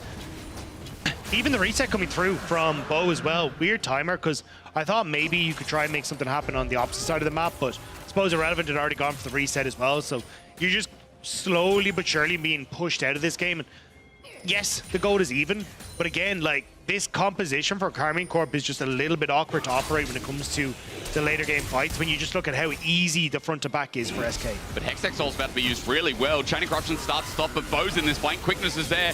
Good Renata ult in the backside, but XKick still has to flash away as the Heartbreaker in. He's going to be reset though. One more kill. No! It's not there. It's a trade kill in the end as Isma comes to save the day. But Upset does pick up the kill, and KC still, regardless, gets some gold. Isma's doing a really good job of just sitting on this bot lane, making sure he's always in a position for when Bo wants to go for this. And DOS... it's not done yet. DOS is just hitting away here. Targamas was backing away, but the handshake brings them into each other. Esma going to try his hand. He still has flash available. Bramble Smash does damage, but here's Nitsky. The wall falls short, but at least he's here. Upset walks to Tara while Targamas has got nowhere to go. He's going to try and juke this out as the sapling helps out on that regard. No Hexscape for you. Nitsky with his first kill, and SK with a great sneaky play. Nicely done by DOS to stay in the bush and actually pick that one off, but unfortunate for Targamas. He has to give his life for Upset. They tried to wait until Targamas had actually reset in the bush, but it doesn't quite work out. But here, nice job by Bo to try and sneak in behind. But again, it's like Isma is just doing such a good job of getting down here. DOS is excellent at making sure that he's able to keep people out of these little choke points. And only the fact that Upset's able to just about clip Varus with those Featherstorm means that he goes down. And here, they thought that maybe Targamas had reset so they could fully get Upset, but Targamas ends up tanking the handshake, so Upset gets out. It's a good response as Dominus is used topside. Now Seiken is here to deal the damage, but Irrelevant looks like he wants to continue forward. However, no one else here apart from DOS, so just holds off for the time being. This Titanic Hydra Renekton, as Cabo is going to back away. He has TP to match what looks to be the setup for a potential Rift Herald contest. But everyone in Karmine Corp is shifted up here to go for this contest, and I just don't think they're really in a position to go for it. They're very separated, and Targamas already taking a lot of damage. But Cabo, the ulti's coming through, the unstoppable onslaught runs in, doesn't hit Isma, but ends it early as they go for the engage. Isma onto the back line straight away. Seiken is taking the poke damage, and Casey, the health bar's getting low, but the seismic shot back. Left out by DOS's ulti is just what the doctor ordered. Cabo runs over the wall, lucky to survive, but no longer. Exit kick cleans up, and I didn't know Legolas arrived on the Rift when SK decided to take that fight. Karmine Corp just have no real damage for this fight, but they're still trying to contest, and SK are more than happy to try and take the fight. They have so much zone control for the likes of Karmine Corp as they come in from multiple different angles. And look, even at the start, Maokai ult goes completely wide, but so does Cabo Shard's ult. And then at this stage, it's like, okay, how do we try and push forward? Upset can't really hit onto members because he's separated across multiple different angles. X-Kick is finally just play behind his tank line because of that great ultimate from DOS onto the two frontline members of Karmine Corp. And then with that, great snipe from X-Kick onto Cabo. You can see, I think he was even a little bit surprised that one is. Yeah, max range. X-Kick now with 2 kills, and you know, we're coming into today saying the bot side of SK has been a bit of a problem. Well, in some of these fights, bot lane of SK has been a bit of a bit of a praise. What's the opposite of a problem, Dacta? Solution? Yeah. Wait, is it? Yeah, I guess it is. The opposite of a problem is a solution, isn't it? Or a boon, or a benefit. Yeah, I like the word boon. I learned that when Hades first came out. That's the only time I still haven't played that game. Well, I think Medic is like... Isn't he like 10th in the world or something? Yeah. But that dude plays a game. He's like 10th in the world after a month. I don't know. He's got some gift. He's also a doctor, so that's, you know, a very good quality. Gift of the gab as well. Man's got it all. Yeah, he does.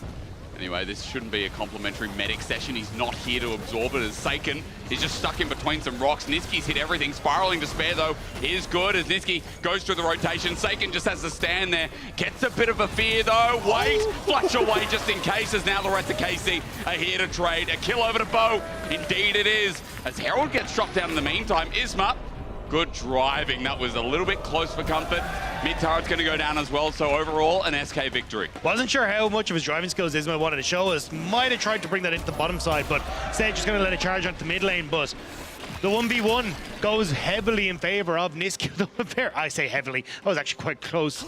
The fact you got the Archangel staff already completed for Niski, giving him that shield was so important. Yeah. And in the middle of that, we're actually going to get the replay here as the Dragon gets taken by Karmine Corp. But not having all those tiers stacked is such an issue here for Seiken, because look, Niski goes incredibly low, but watch the shield as it comes up here. Just helps him that little bit more, but we're back to live. Let's fight once again. Nature's Grass up and available from Isma. Dragon does go down, no poke there. The Nature's Grass flies through as Irrelevance on a flank. For KC, they're running out towards their turret, and I mean, SK used some resources to get here, but KC, a greedy place to back, almost punished by Irrelevant.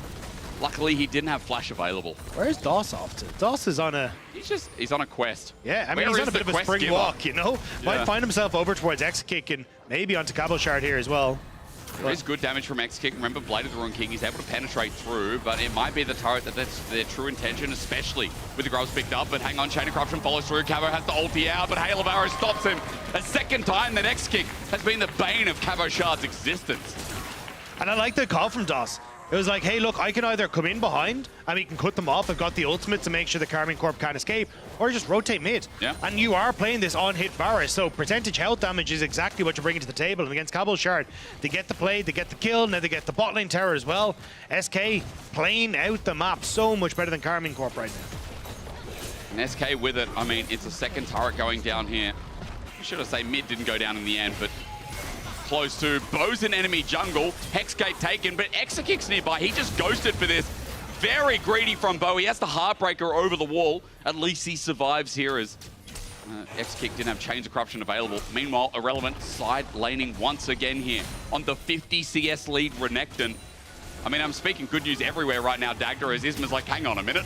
I can go in once again as KC are deep in their own jungle. Yeah, I think if Bo had got the kill or gotten the pressure onto Isma there, KC could have tried to convert that into top lane tier 1, but with the fact that you had XK coming from base, the Carmine Corp just didn't have the timing that they needed to try and go for that play, so SK able to get the defensive play against Carmine Corp. Now they'll start to get vision down on this top side of the map as well, and that's all you kind of want at the moment is, hey, can we try and push Seiken back? Because if Seiken has to accept waves underneath the tier 2, it becomes significantly easier for Niski to then either gate the top side of the map or shift over into a position where you can threaten mid lane turret, or you completely overload bot side and have Niski instead move across to cover mid lane, play off of 2 waves. You have a lot of opportunities as SK here because of these advantages that you picked up on your solo laners. Because again, we already saw it earlier on, the Weaver's wall towards bot side again, like setting up X-Kick and Dawson. I think for Niski, seeing him in charge on a champion like the Talia is always a good sign. I think last week we talked a lot about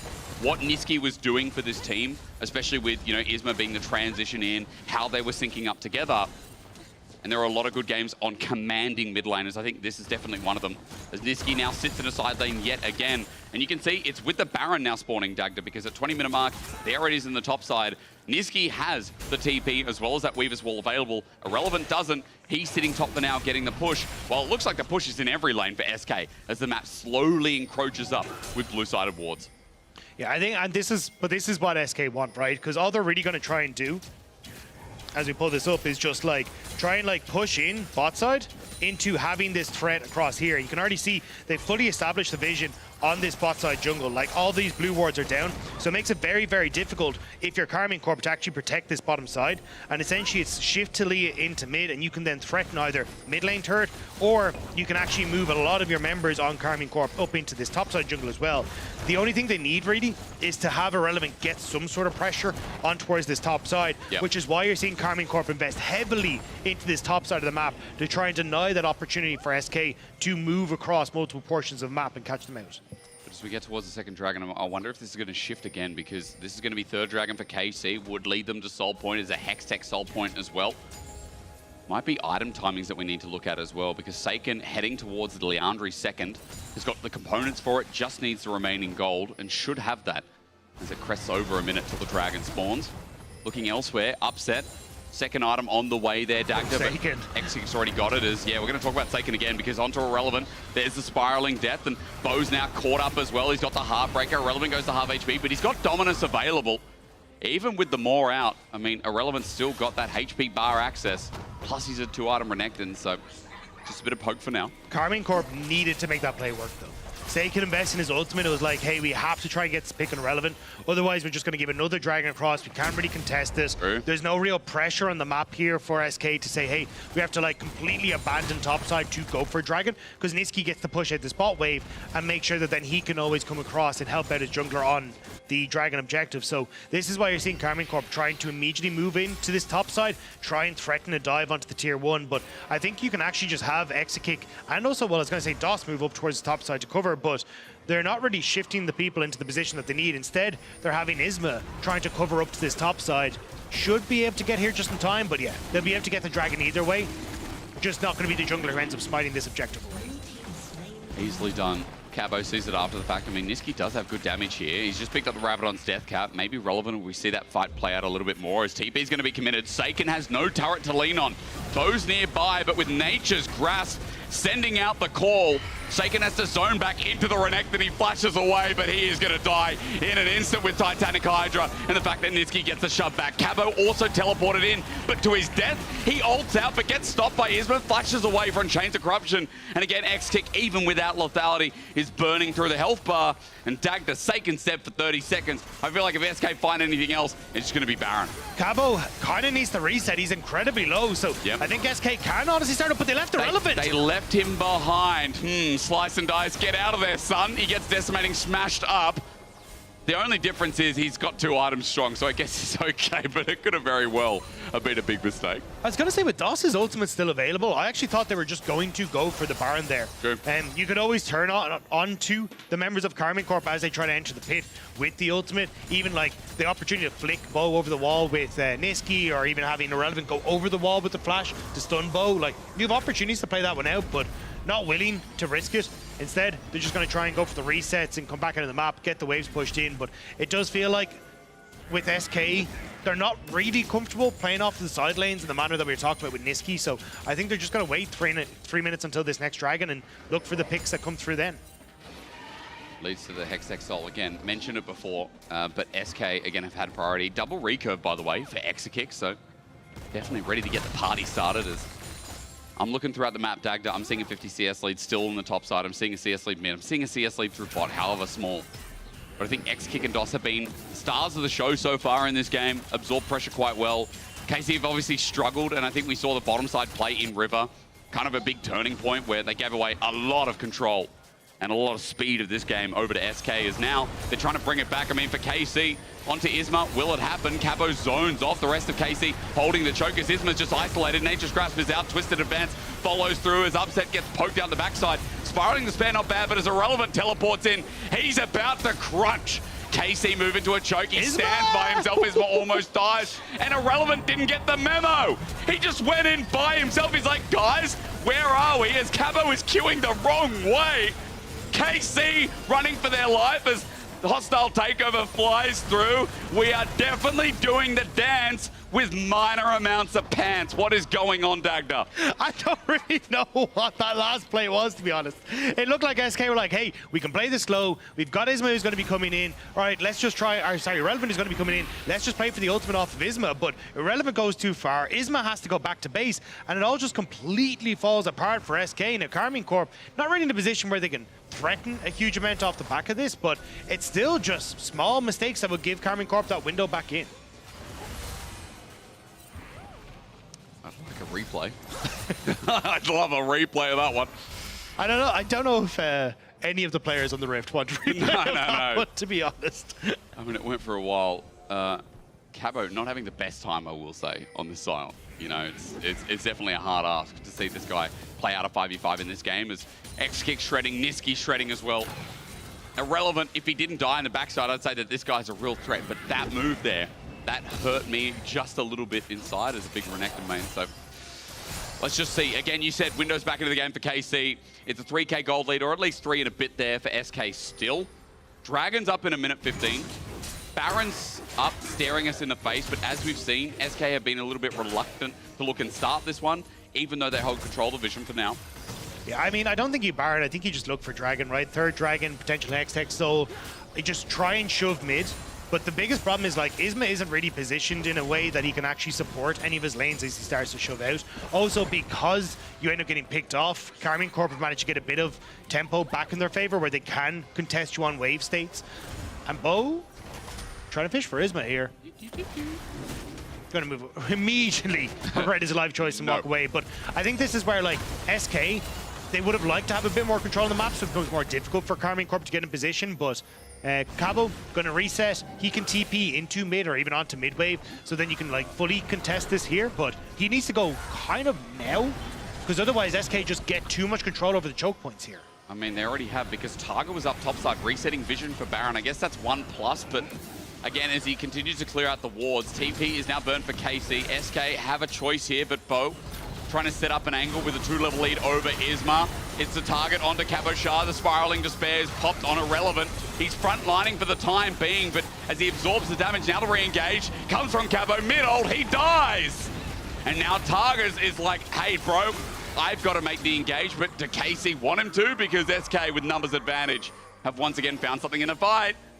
Onto Baron as a threat, there's still a ward in pit. Karmine Corp would much rather have SK check into them.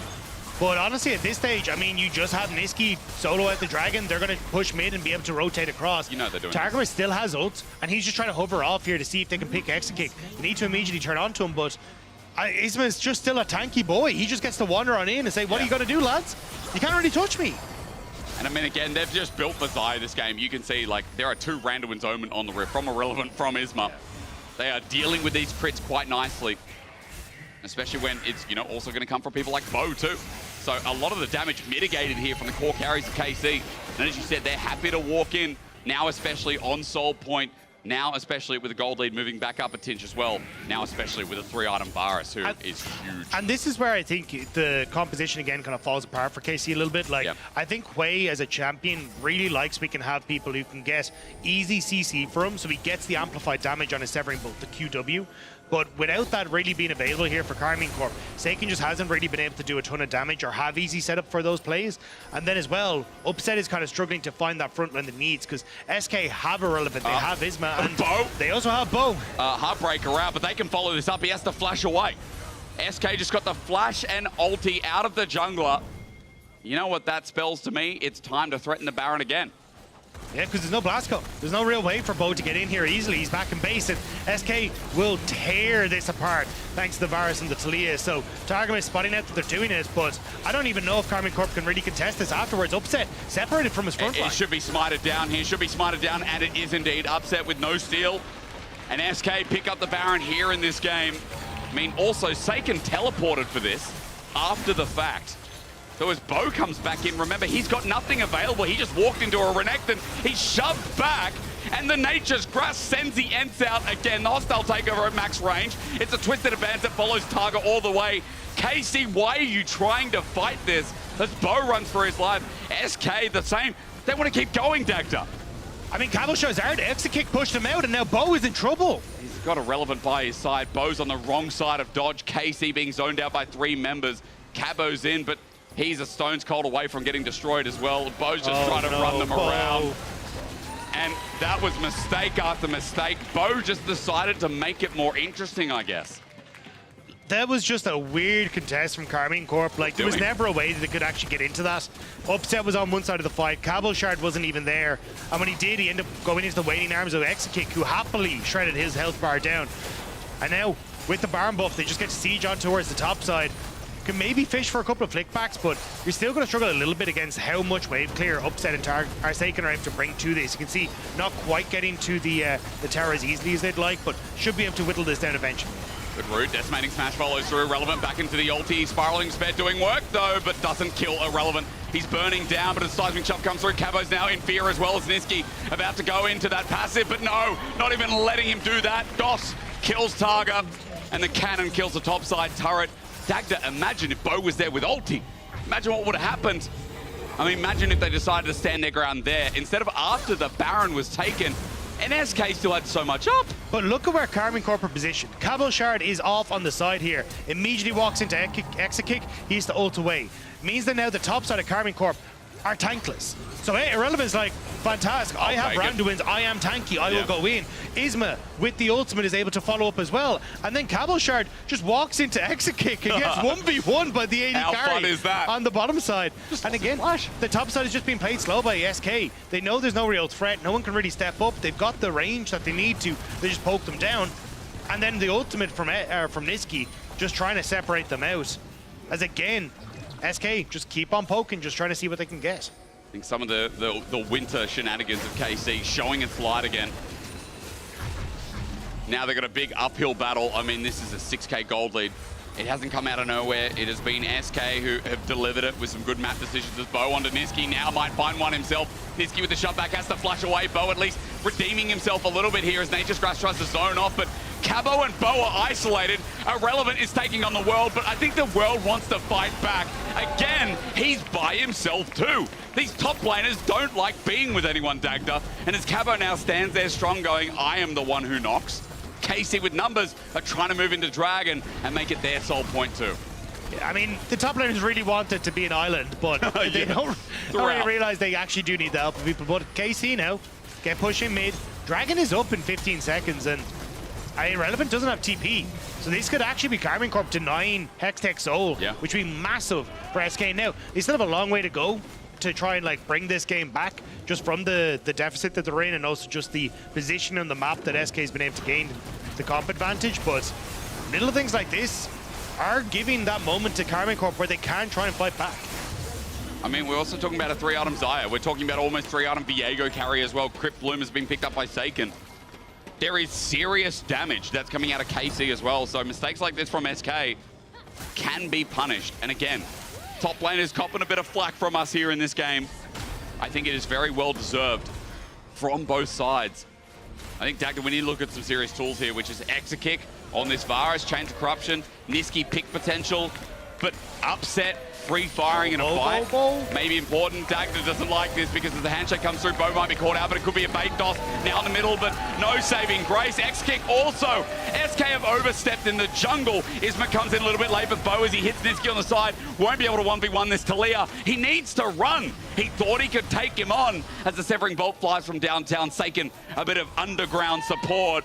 They do get the pick onto DOS, and SK again a little bit over-ambitious without KC losing anymore. Another pick that's just going to slow it down. And look, Cabo is going to get bigger. He's going to get more tanky. He's going to get items and become a lot more of a threat.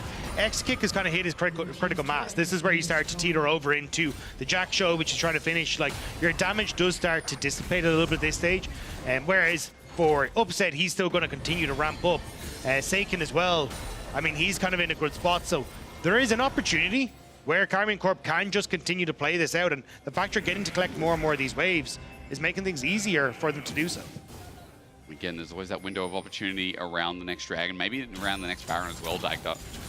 Some of the picks have been really explosive, and I think some of the damage from KC surprising SK as they walk into enemy jungle. They can't make those same mistakes as Upset. Also going to claw some of the gold back, and that's all outer turrets now down. KC, we're behind 5-6K. It's now down like 4 and a bit.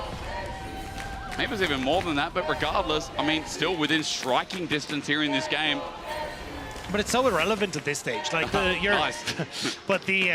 like at this stage, a 3K gold lead doesn't really mean, well, I suppose 5K still, but like, doesn't mean as much as it would in the earlier stages of the game, right? So it's definitely going to come down a lot more to execution here and not getting caught out, which Targus and Bo sitting here was spotted irrelevant. I don't think they realize how much of SK is here, though. Bo did get the Sterix gauge as he based off. Teleport's going to come through from KC. That's Seiken, the level 17 Wei, joining in. As the Eye of Sauron is put down, SK have to be careful. They walk into that, the CC, the chain will follow. As Baron now sits there, staring through the mid-abyss. Dragon nowhere near the timer right now, and we are just A-ramming to set up waves. Yeah, it does look very A-rammy, but it makes sense for SK. They know that they kind of need to provide that front line, or Cabo can just leg it down a front line, or down the mid-wave. Even look at where Targamas is positioned. They don't know where this Rakan is, so they're trying to shove mid to get vision on top side. But Targamas has already started this kind of a little bit of a walk around to see if he can bypass a lot of the vision that is there, but will get spotted, I think, in just a moment as he crosses over that ward. There he goes, yeah. Some pings went down. I mean, they're pinging around the area, but it could be a big... I mean, Bo again charging forward, handshake there. There's good poke damage, but it's again the hostile takeover that sets it up. DOS kills Bo, and it was all perfectly done. The execute front to back. SK just bided their time, and they knew at some point KC would make a mistake. Targamas, better late than never, but is it really? He runs in with the quickness, but it really feels like the slowness out of KC that bite them in the back. There was no need for Bo to go in there. Tries to get the stun into Isma, and he goes, great, I'll just twist it advance. Gets around his own stun, sets it up for Bo, and now SK, a little bit unhealthy, but still very strong in this mid lane. Yes. Should be able to crack the turret. The average daily Swiffer cam to see the stress on this man. How much is the therapy bill? We can ask that in a post-game interview. For now, SK, as they run through mid. I mean, Dagger, look at the death timers. Bo's up in 5 seconds. With the health bars, this is so risky. His Targamas just gets exploded. Never mind. Cabo needs to run in. He ultis in at melee ranges. Now here comes Bo for the final base defense for SK. But as he flashes away, SK still remain alive. They need a reset on this Viego. But as 5 members walk away, they now realize it could be hard as Isma close to dying. But the handshake and the auto attacks are still too much. Bo is running, but still as the TP comes through, Dagger, surely not.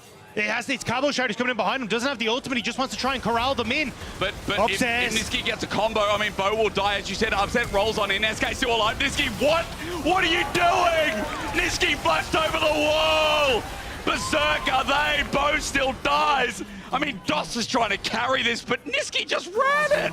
Forsaken, what can you do here? He's got Cabo in the front line. Execute, flashes away. Flashed away, okay. This bottom lane that we criticize are actually the saving grace. Chains of Corruption, Cabo's dead. He's dead again. Exekick is kicking him over and over again. Look at him, man. He's molding from one Australian to another, brother. I feel the pain as KC get a kill on the back end. And I don't think any of us disagree with that facial expression. Green Corp just need to clear the base. Targamas is running back. Targamas gave his life to take out the minions. Swiffer, it's Can you okay, hear me, brother. Well, show me KC stuff. I mean, man, there must be some similar opinions. But this here, as they start to come through, Targamas gave his life to make sure that he could get the minion wave so SK couldn't finish. And then Cabo TP's in behind. And Niski, the flash over the wall, was way too aggressive. Completely whiffs He's onto got no upset. mana. And then Bo ends up super low, so Relevant good flash over the wall to take him out. And then Seiken able to follow through here. So it's just this slow, but we're still going to go. This is Soul. This is the fight. And Bo goes in. Like, what have I got to lose? Handshake in. He's going to go unstoppable. Actually might find a reset. And Bo, maybe this time works out with the hostile takeover again. Has been fantastic, but now with a reset. Soul. Bo's in. Soul given over. That is forever. Yeah. Wow. But That Baron's is up very, as well. That's very tempered for KC's coaching stuff. I was going to say Baron's up as well. You can just start to move over towards this objective. Cabo Shard is going to go back just to make sure that there's a... I don't think there's any waves there, no. We're just going to end up looking to TP back. Can't even TP back. I'm surprised Cabo's resetting. I'm not going to lie. I was trying to find an excuse for him. He really needs to be with the team here. I think he's kind of realized as well. He's going to start to work out towards the objective as well. Where's the charging angle? That's what I want to know at 5k. I mean, Hextech Soul is there so he can get onto the rip at a 3k. Baron's going to go down. Now you need a smite. They get a KC. Back in the game, maybe is the root out. Upset gets them all! The Featherless Flyers Upset now cleans out. And I have been waiting for a KC team fight for 5 freaking years, it feels like. And we finally got it! There's a wave on bot side. Seiken could TP to the wave. They can immediately start to try and go for this bot lane play. Not going to go for it at the moment. A little bit worried that maybe SK could try and match up, but... Oh! Dagda! Oh, we got a team fight! I don't know if it ends the game, though. I think we're going to keep going. All right, why not? Okay, so wall coming through from Niski. Wants to make sure you can stop the minions from getting up here. Will delay a little bit. So shouldn't be the end of the game. Will only just be an inhibitor. But still, Karmine Corp in control here with Soul. Right. Oh wait, they're just going to go for the end. I mean, yeah, they're going to try at the very least. We're taking off the headset. 10 seconds for Isma. Good shove back for Casey. Want to win it with Beaven again. Doss may have saved it. One turret still standing as Bo looks for his resets, but again, the hostile takeover has kept the game going. That reset's great, but again, it's only Niski as now Isma's joined in onto Bo under turret. Cabo's taking up for the time being, but Bo has to get out of there. Cabo flushes to the gate. He gets interrupted. Bo's dead. The game goes on, and what is now going to be? I don't think it does. I don't think the game will go on. Wait, SK, they're going to try and stop the backs. They can go for the end. They just need to run it up the mid lane. Stop the super creeps. They've got time. No. X-Kick's going to die him, maybe. Is there enough damage? I mean, Cabo can't finish the job. Never mind. Target thought he could. Cabo going into zombie form is at least going to try, but as you said, they're going to run down mid. Irrelevant's already got the wave. There's only one more super minion wave that's going to keep the Conga out. Targamas needs to try and get away here, but Irrelevant is in his way. It is a Conga, Dagda. This is a Conga game. Irrelevant decides he's going to break off from the pack, run it down, but in a good way. Saken's up in 5 seconds, upset in 5 seconds as well. He needs to tear him. He needs to get him off. Hit. SK need to hit in our longest game of the split. The Nexus bare bones. Run forward. They get the kills. And it was close until it wasn't in what is the most bewildering game, one of them, of my career. Sheer relief on the faces of SK. You can see Irrelevant literally pulling his hair at the end of that game to Give match that man Swiffer therapy as well. Give him therapy. What has he gone through? We are milking his reactions because he is stressed. I am stressed for you, Swiffer. Player of the game for you, brother. Vote at LEC. You can't vote for Swiffer, but Niski ends a kick and toss. That game, I don't want to say it's not a barn burner. That was a carnival by the end of that. If Doss doesn't get MVP, I will not be back next week. I'm putting that on the line. That Renata saved the game, saved my marbles, and saved Swiffer an extra couple of weeks of his bill. Holy moly. Whew. I mean, Karmine Corp are so close to come back in that. If they didn't try and go for the end there, I genuinely think with the map pressures they had and the Hexo, they could have done it. That overextension in the end costing Karmine Corp so much. Oh, God. Happy birthday, Doss. You don't get a bollocking from Swiffer as a result. You do, you don't. Oh, my God. That was something. My region.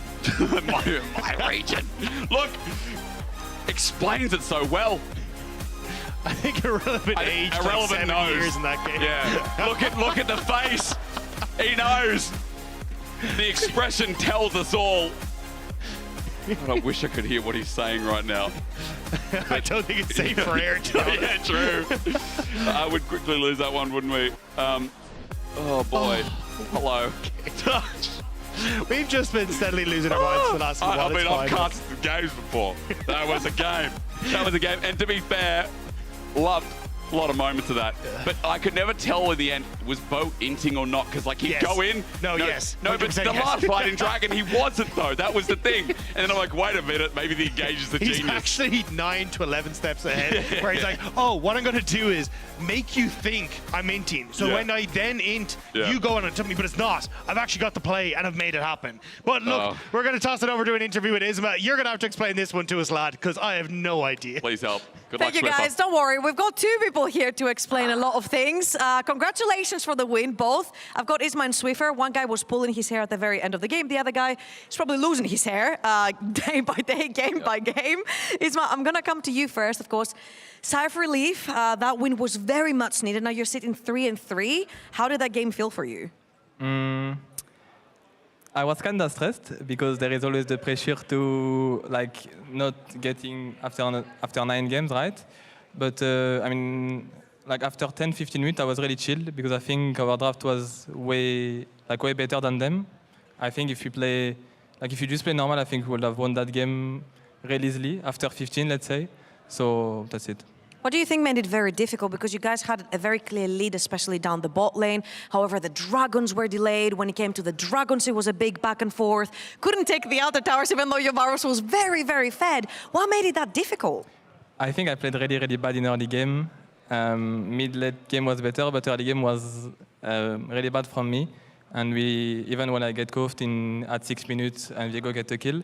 So I think I kind of made it hard in early game, and after the early game, in mid game, I think everyone was kind of stressed because we knew it was a really important game. So that was make it difficult. Okay, Swiffer, I want to go through the motions with you. The game started, it went perfect. Your bot lane was super fed. You've got an on-hit Varus into a tank Sion. You know it's going to be Gucci. You've got a bunch of CC, engage, disengage. All the tools are there. And you're watching the early game unfolding to that mid game. What goes through your mind? Okay, we can't swear. Yeah, no, that's Okay, fair, that's fair. I think we just lost sight of what we wanted to play for. I think we really like adding hurdles for ourselves in the middle of the game. And I know that we were nervous because we had lost 2 games, right, that we probably could have won. And we might have been entering a similar mind state by the mid-game. But I think the way that we're playing at the moment, I think we definitely need a trajectory shift at some point very soon. Otherwise, it's going to be bad for us heading into playoffs. What's that funny, Isma? You were laughing. What are you laughing at? I don't know. Each time I review our game, I see the coach cam. The coach cam. It's really, really fun. You're adding a great spice to the broadcast, Swiffer. We want to thank you very much for all the free content you're giving us. You're so welcome. Now, of course, Swiffer, I've seen a lot of the presentations that you do for the guys through the years working with SK, and they're very intricate, they're very cool. You're teaching them all these new tips and tricks. And winter went fantastically. Last winter as well went fantastically at the beginning. Now winters went well as well. What's going on in the transition, do you think, between winter and spring, particularly for this season? I think it's always a bit of an identity crisis when you have a bit of time to think. Maybe the meta shifts, or you don't have as much time to figure it out. Comfort plays a bit of a role in it as well. I think maybe early success also plays a little bit into that. I think it's just important that we stay grounded and just revisit those fundamentals, right? Because we're obviously not doing it consistently at all. So it's just back to the drawing board. And Isma, if you were to develop one of your skills right now to get better for you, for your team, for anyone that's watching, what would that be? What would you focus on? I think I have a really low confidence on stage. And I think it's the main thing that I need to focus on. I mean, it's not easy because it's really different, like Scream and stage. I think that's the main thing that I need to develop, and as well to not drop what I do good, you know. When something goes really well, usually after I tend to chill a lot. So I think those are the two things that I really need to improve. All right, that's great to hear from you guys. Thank you for joining me. Isma, I've got one quick last question for you. You said you want some confidence. Niski has a lot of that confidence, okay? He's in PGL with Exakik right now. Who would you say is the most humble between them two? I think Exa. Exakik is most humble? Yeah, I think All right, well, that's 2 votes. You lose, Niski. Over to you guys for PGL. Hey, thank you. Thank you so much, Trouble. Welcome, everyone, to PGL. We indeed have Niski as well as Exa here. Well, Exa, because you're the most humble one. You were saying on Duo Q that you're the most humble, but I feel like if you are something, you don't actually have to say it. Yeah, kinda. Yeah. But I feel like if I don't say it, then... Yeah, but he didn't say it, and he got voted the most humble, so... I mean, I could say I'm the GOAT, yeah. That's pretty humble. All right, anyway, let's talk about what the actual shenanigans was that game, because I have no idea what happened there. I hope you guys are buying Swiffer like a drink or a coffee or something, because he needs it at this point. I mean, I don't know. I feel like for the 3 games this week, we actually made the game super hard for ourselves. Like team fighting, it's like, as ADC, I'm like, what is happening? Like I'm Varus, I have a sign in front of me, just sit there and do nothing else, and I will 1v5. And then, yeah, I think we just got maybe a little bit too excited or lost, or I don't know what it was, but I think I don't want a game like this to happen again. So do you think then maybe in the process of like when you're snowballing these games, is it just making sure you're not buying into the chaos? Where in the process do you feel like right now when you're finding some of these early game leads that perhaps you're struggling to close out, or like again the opposite team is kind of doing something that kind of catches you off guard? I mean, I would say for us, it's mostly like our games are pretty clean till like till they're not. 20 something, and then we get Nash, luckily, or like we do it good, right? And then someone dies, like this game it was me on mid, or like I lost Flash, and then I think they were playing for Drake or whatnot, and then we died one time, and then the game like was complete, not very good. And then I think that's from where it's like we're becoming like panicked, and we do random plays, solo plays. Meanwhile, we should just chill and just retake them up slowly and play as a team rather than trying to save the game by ourselves. And I think we had an attempt to finish the game twice or three times actually this game. And the first time was probably not the best. And then they had an attempt to finish the game and they couldn't. So it was kind of a funny game, but in the end I'm happy we won, but not with the way it went, I guess. But in the end, this is league, right? So it's fun. It's more fun this way. It's probably not fun for coaching staff though. When I see the Absolutely not. Nah. Like everyone's like having a heart attack. Look at my damage. Look at my damage. Front to back, it's not hard. Yeah. I mean, when you see the damage stats, who can stay humble? I mean, my game is super easy. Like, to be fair, he's on easy I think like bot matchup is unlosable unless we are really bad, and I think in team fights it's pretty straightforward how I want to play. I think, yeah, there is not much to say. I think if I just right click on the front line, then I will do damage and kill them. Let's unpack that a little bit further, because listening to both of you guys giving your opinions on what went wrong and what's going on, it feels like you have the information in terms of what needs to be changed. You know what needs to be changed. It doesn't feel like the SK that we were seeing in winter. We've already talked about that a little bit earlier, like this week in the interview. What do you think has been the biggest hurdle from winter going into spring that has prevented you both, well, the team in general, from closing out the games much quicker, much cleaner?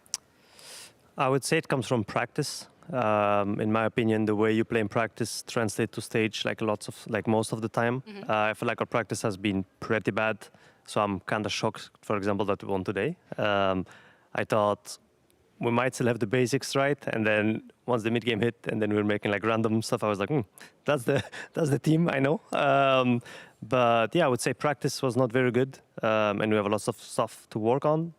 And I think the winter was mostly because like we bootcamp before, so like I feel like we had a good meta read. I feel like this split, other teams are also better in general. I'm thinking of like G2. I mean, G2 is already good, right? But like Fnatic is coming back with a banger.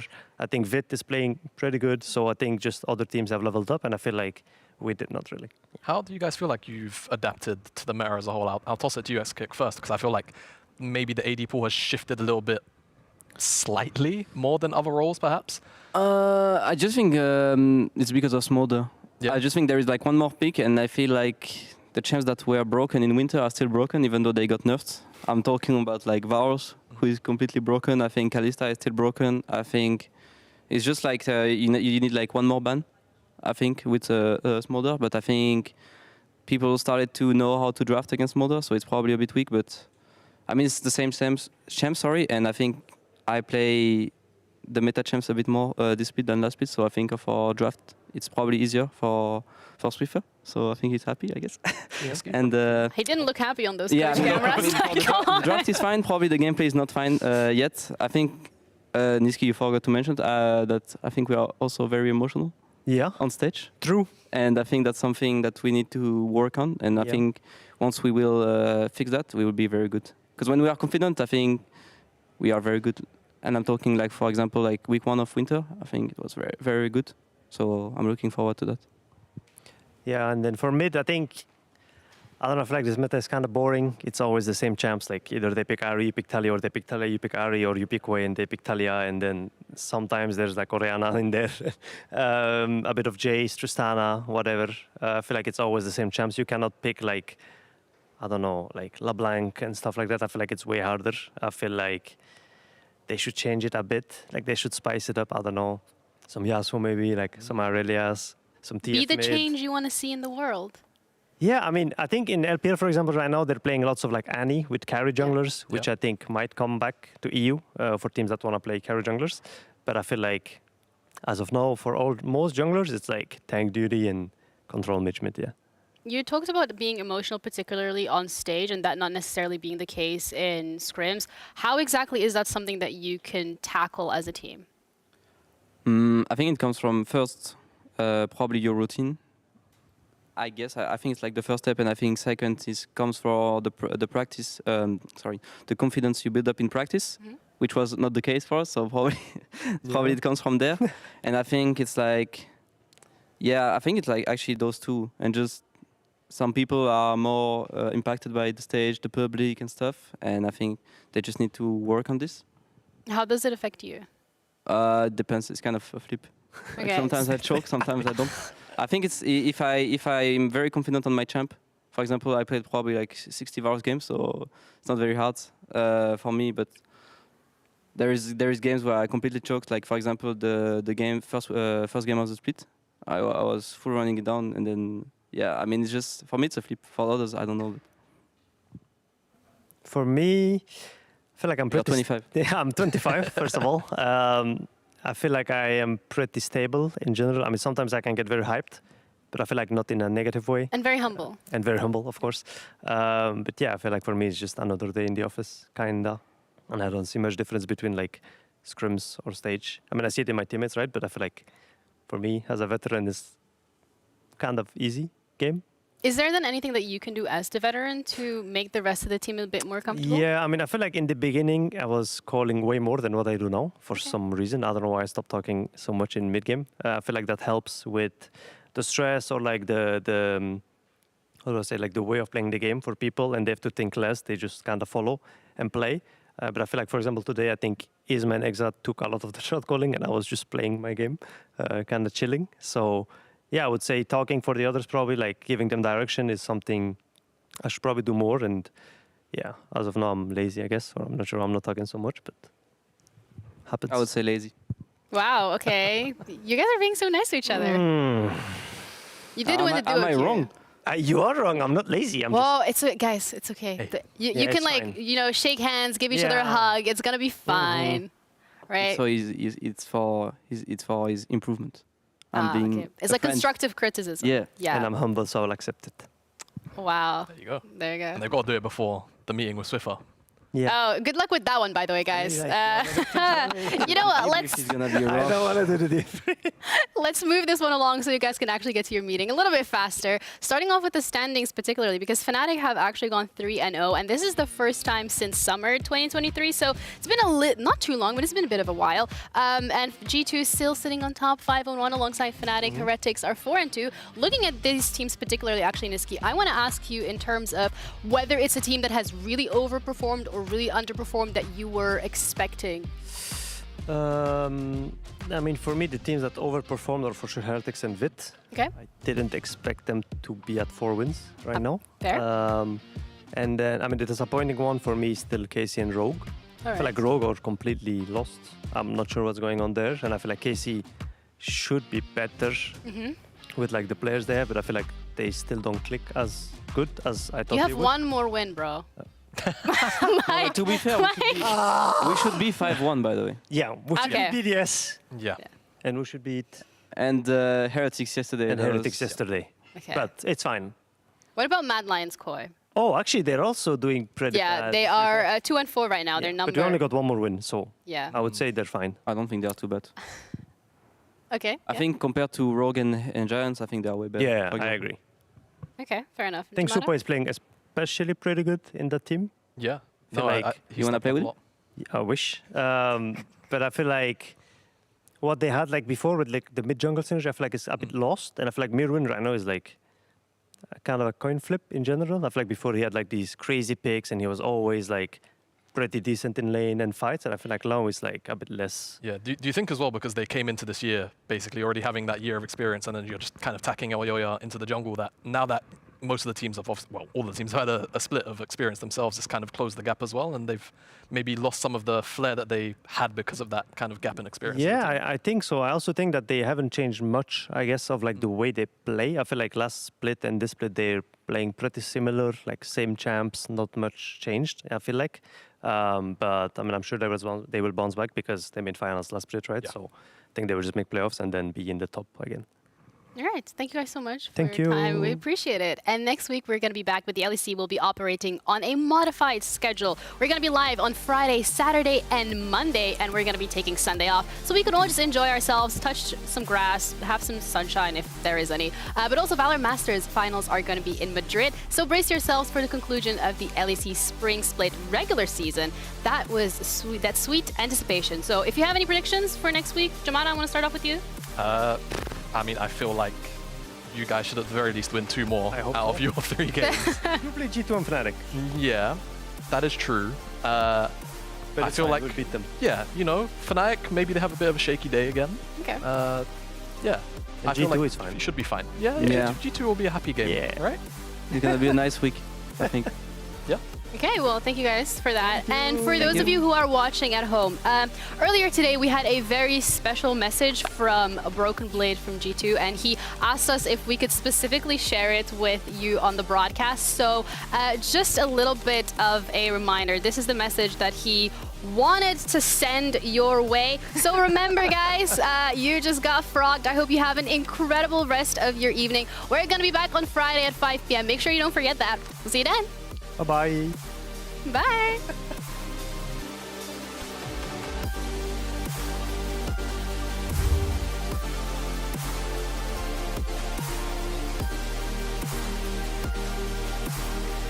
I'm gonna ult already, okay? I'm gonna ult already. I think we should look after you. Look. I'm looking. I'm okay, center. Yeah. I'm on Ori. I got Look on Ori. Yeah, look. Look at pillars, Wait, we kill, guys. We kill everyone. Nash is not up, but it's fine. Down to half HP. Adam at a third. Wonder coming in. Oh, Adam gets knocked up. Oh, Adam! Oh, the Baron's on Heretic's side. The stopwatch will buy him a second, but it's the only gold he's seeing this game. He's looking for silver at best. Heretics descend. Same time. Ooh, Exhaust going down on Noah. Kazi trying to trade in here. There's the ignite, but Kazi gets first blood. Grab out of this. Oscar winning, going in. Ghost has been popped. There's the knockback, and Douglas once again in the right position at the right time. Fight here. Fight here. Arido. Diego. Boom. Win. No pressure, Diego. They had really good plan level 1, actually. Yeah. I'm very strong. Yeah. I don't know. Forward. Vision. I don't know. What do you cancel? I got it, guys. Nice, very good. GG. Keep going. Flash. Keep going. I keep going, but I go top. Nice, it's huge. Very serious. Frontline, just kill anyone. I can stun them, I can flash you. I'm a virus. It's a question, isn't it? Because the dive comes through, at least a setup for Rogue need to pull the trigger. We want to see decisiveness. The super flashes away and outplays Marcoon. Oh, no, that ain't good to kick off the game. Yes, there it is. Red blind. Stab from long range and now getting excited. Super, go in, brother. Who cares? I'm going. Santa cannot TP. Look my shot. They cannot do TP soon. I can stop for now. We're fine. They cannot do TP now. We win. Nice. Bo will die, as you said. Upset rolls on in. SK still alive. Niski, what? What are you doing? Niski flashed over the wall. The verse. Burst the flash. I'm killing for long way. Yeah, go. Come in. Just all hit Nexus. Hit. Just all hit Nexus. Oh, please. Not anymore. Nice, guys. It's fine.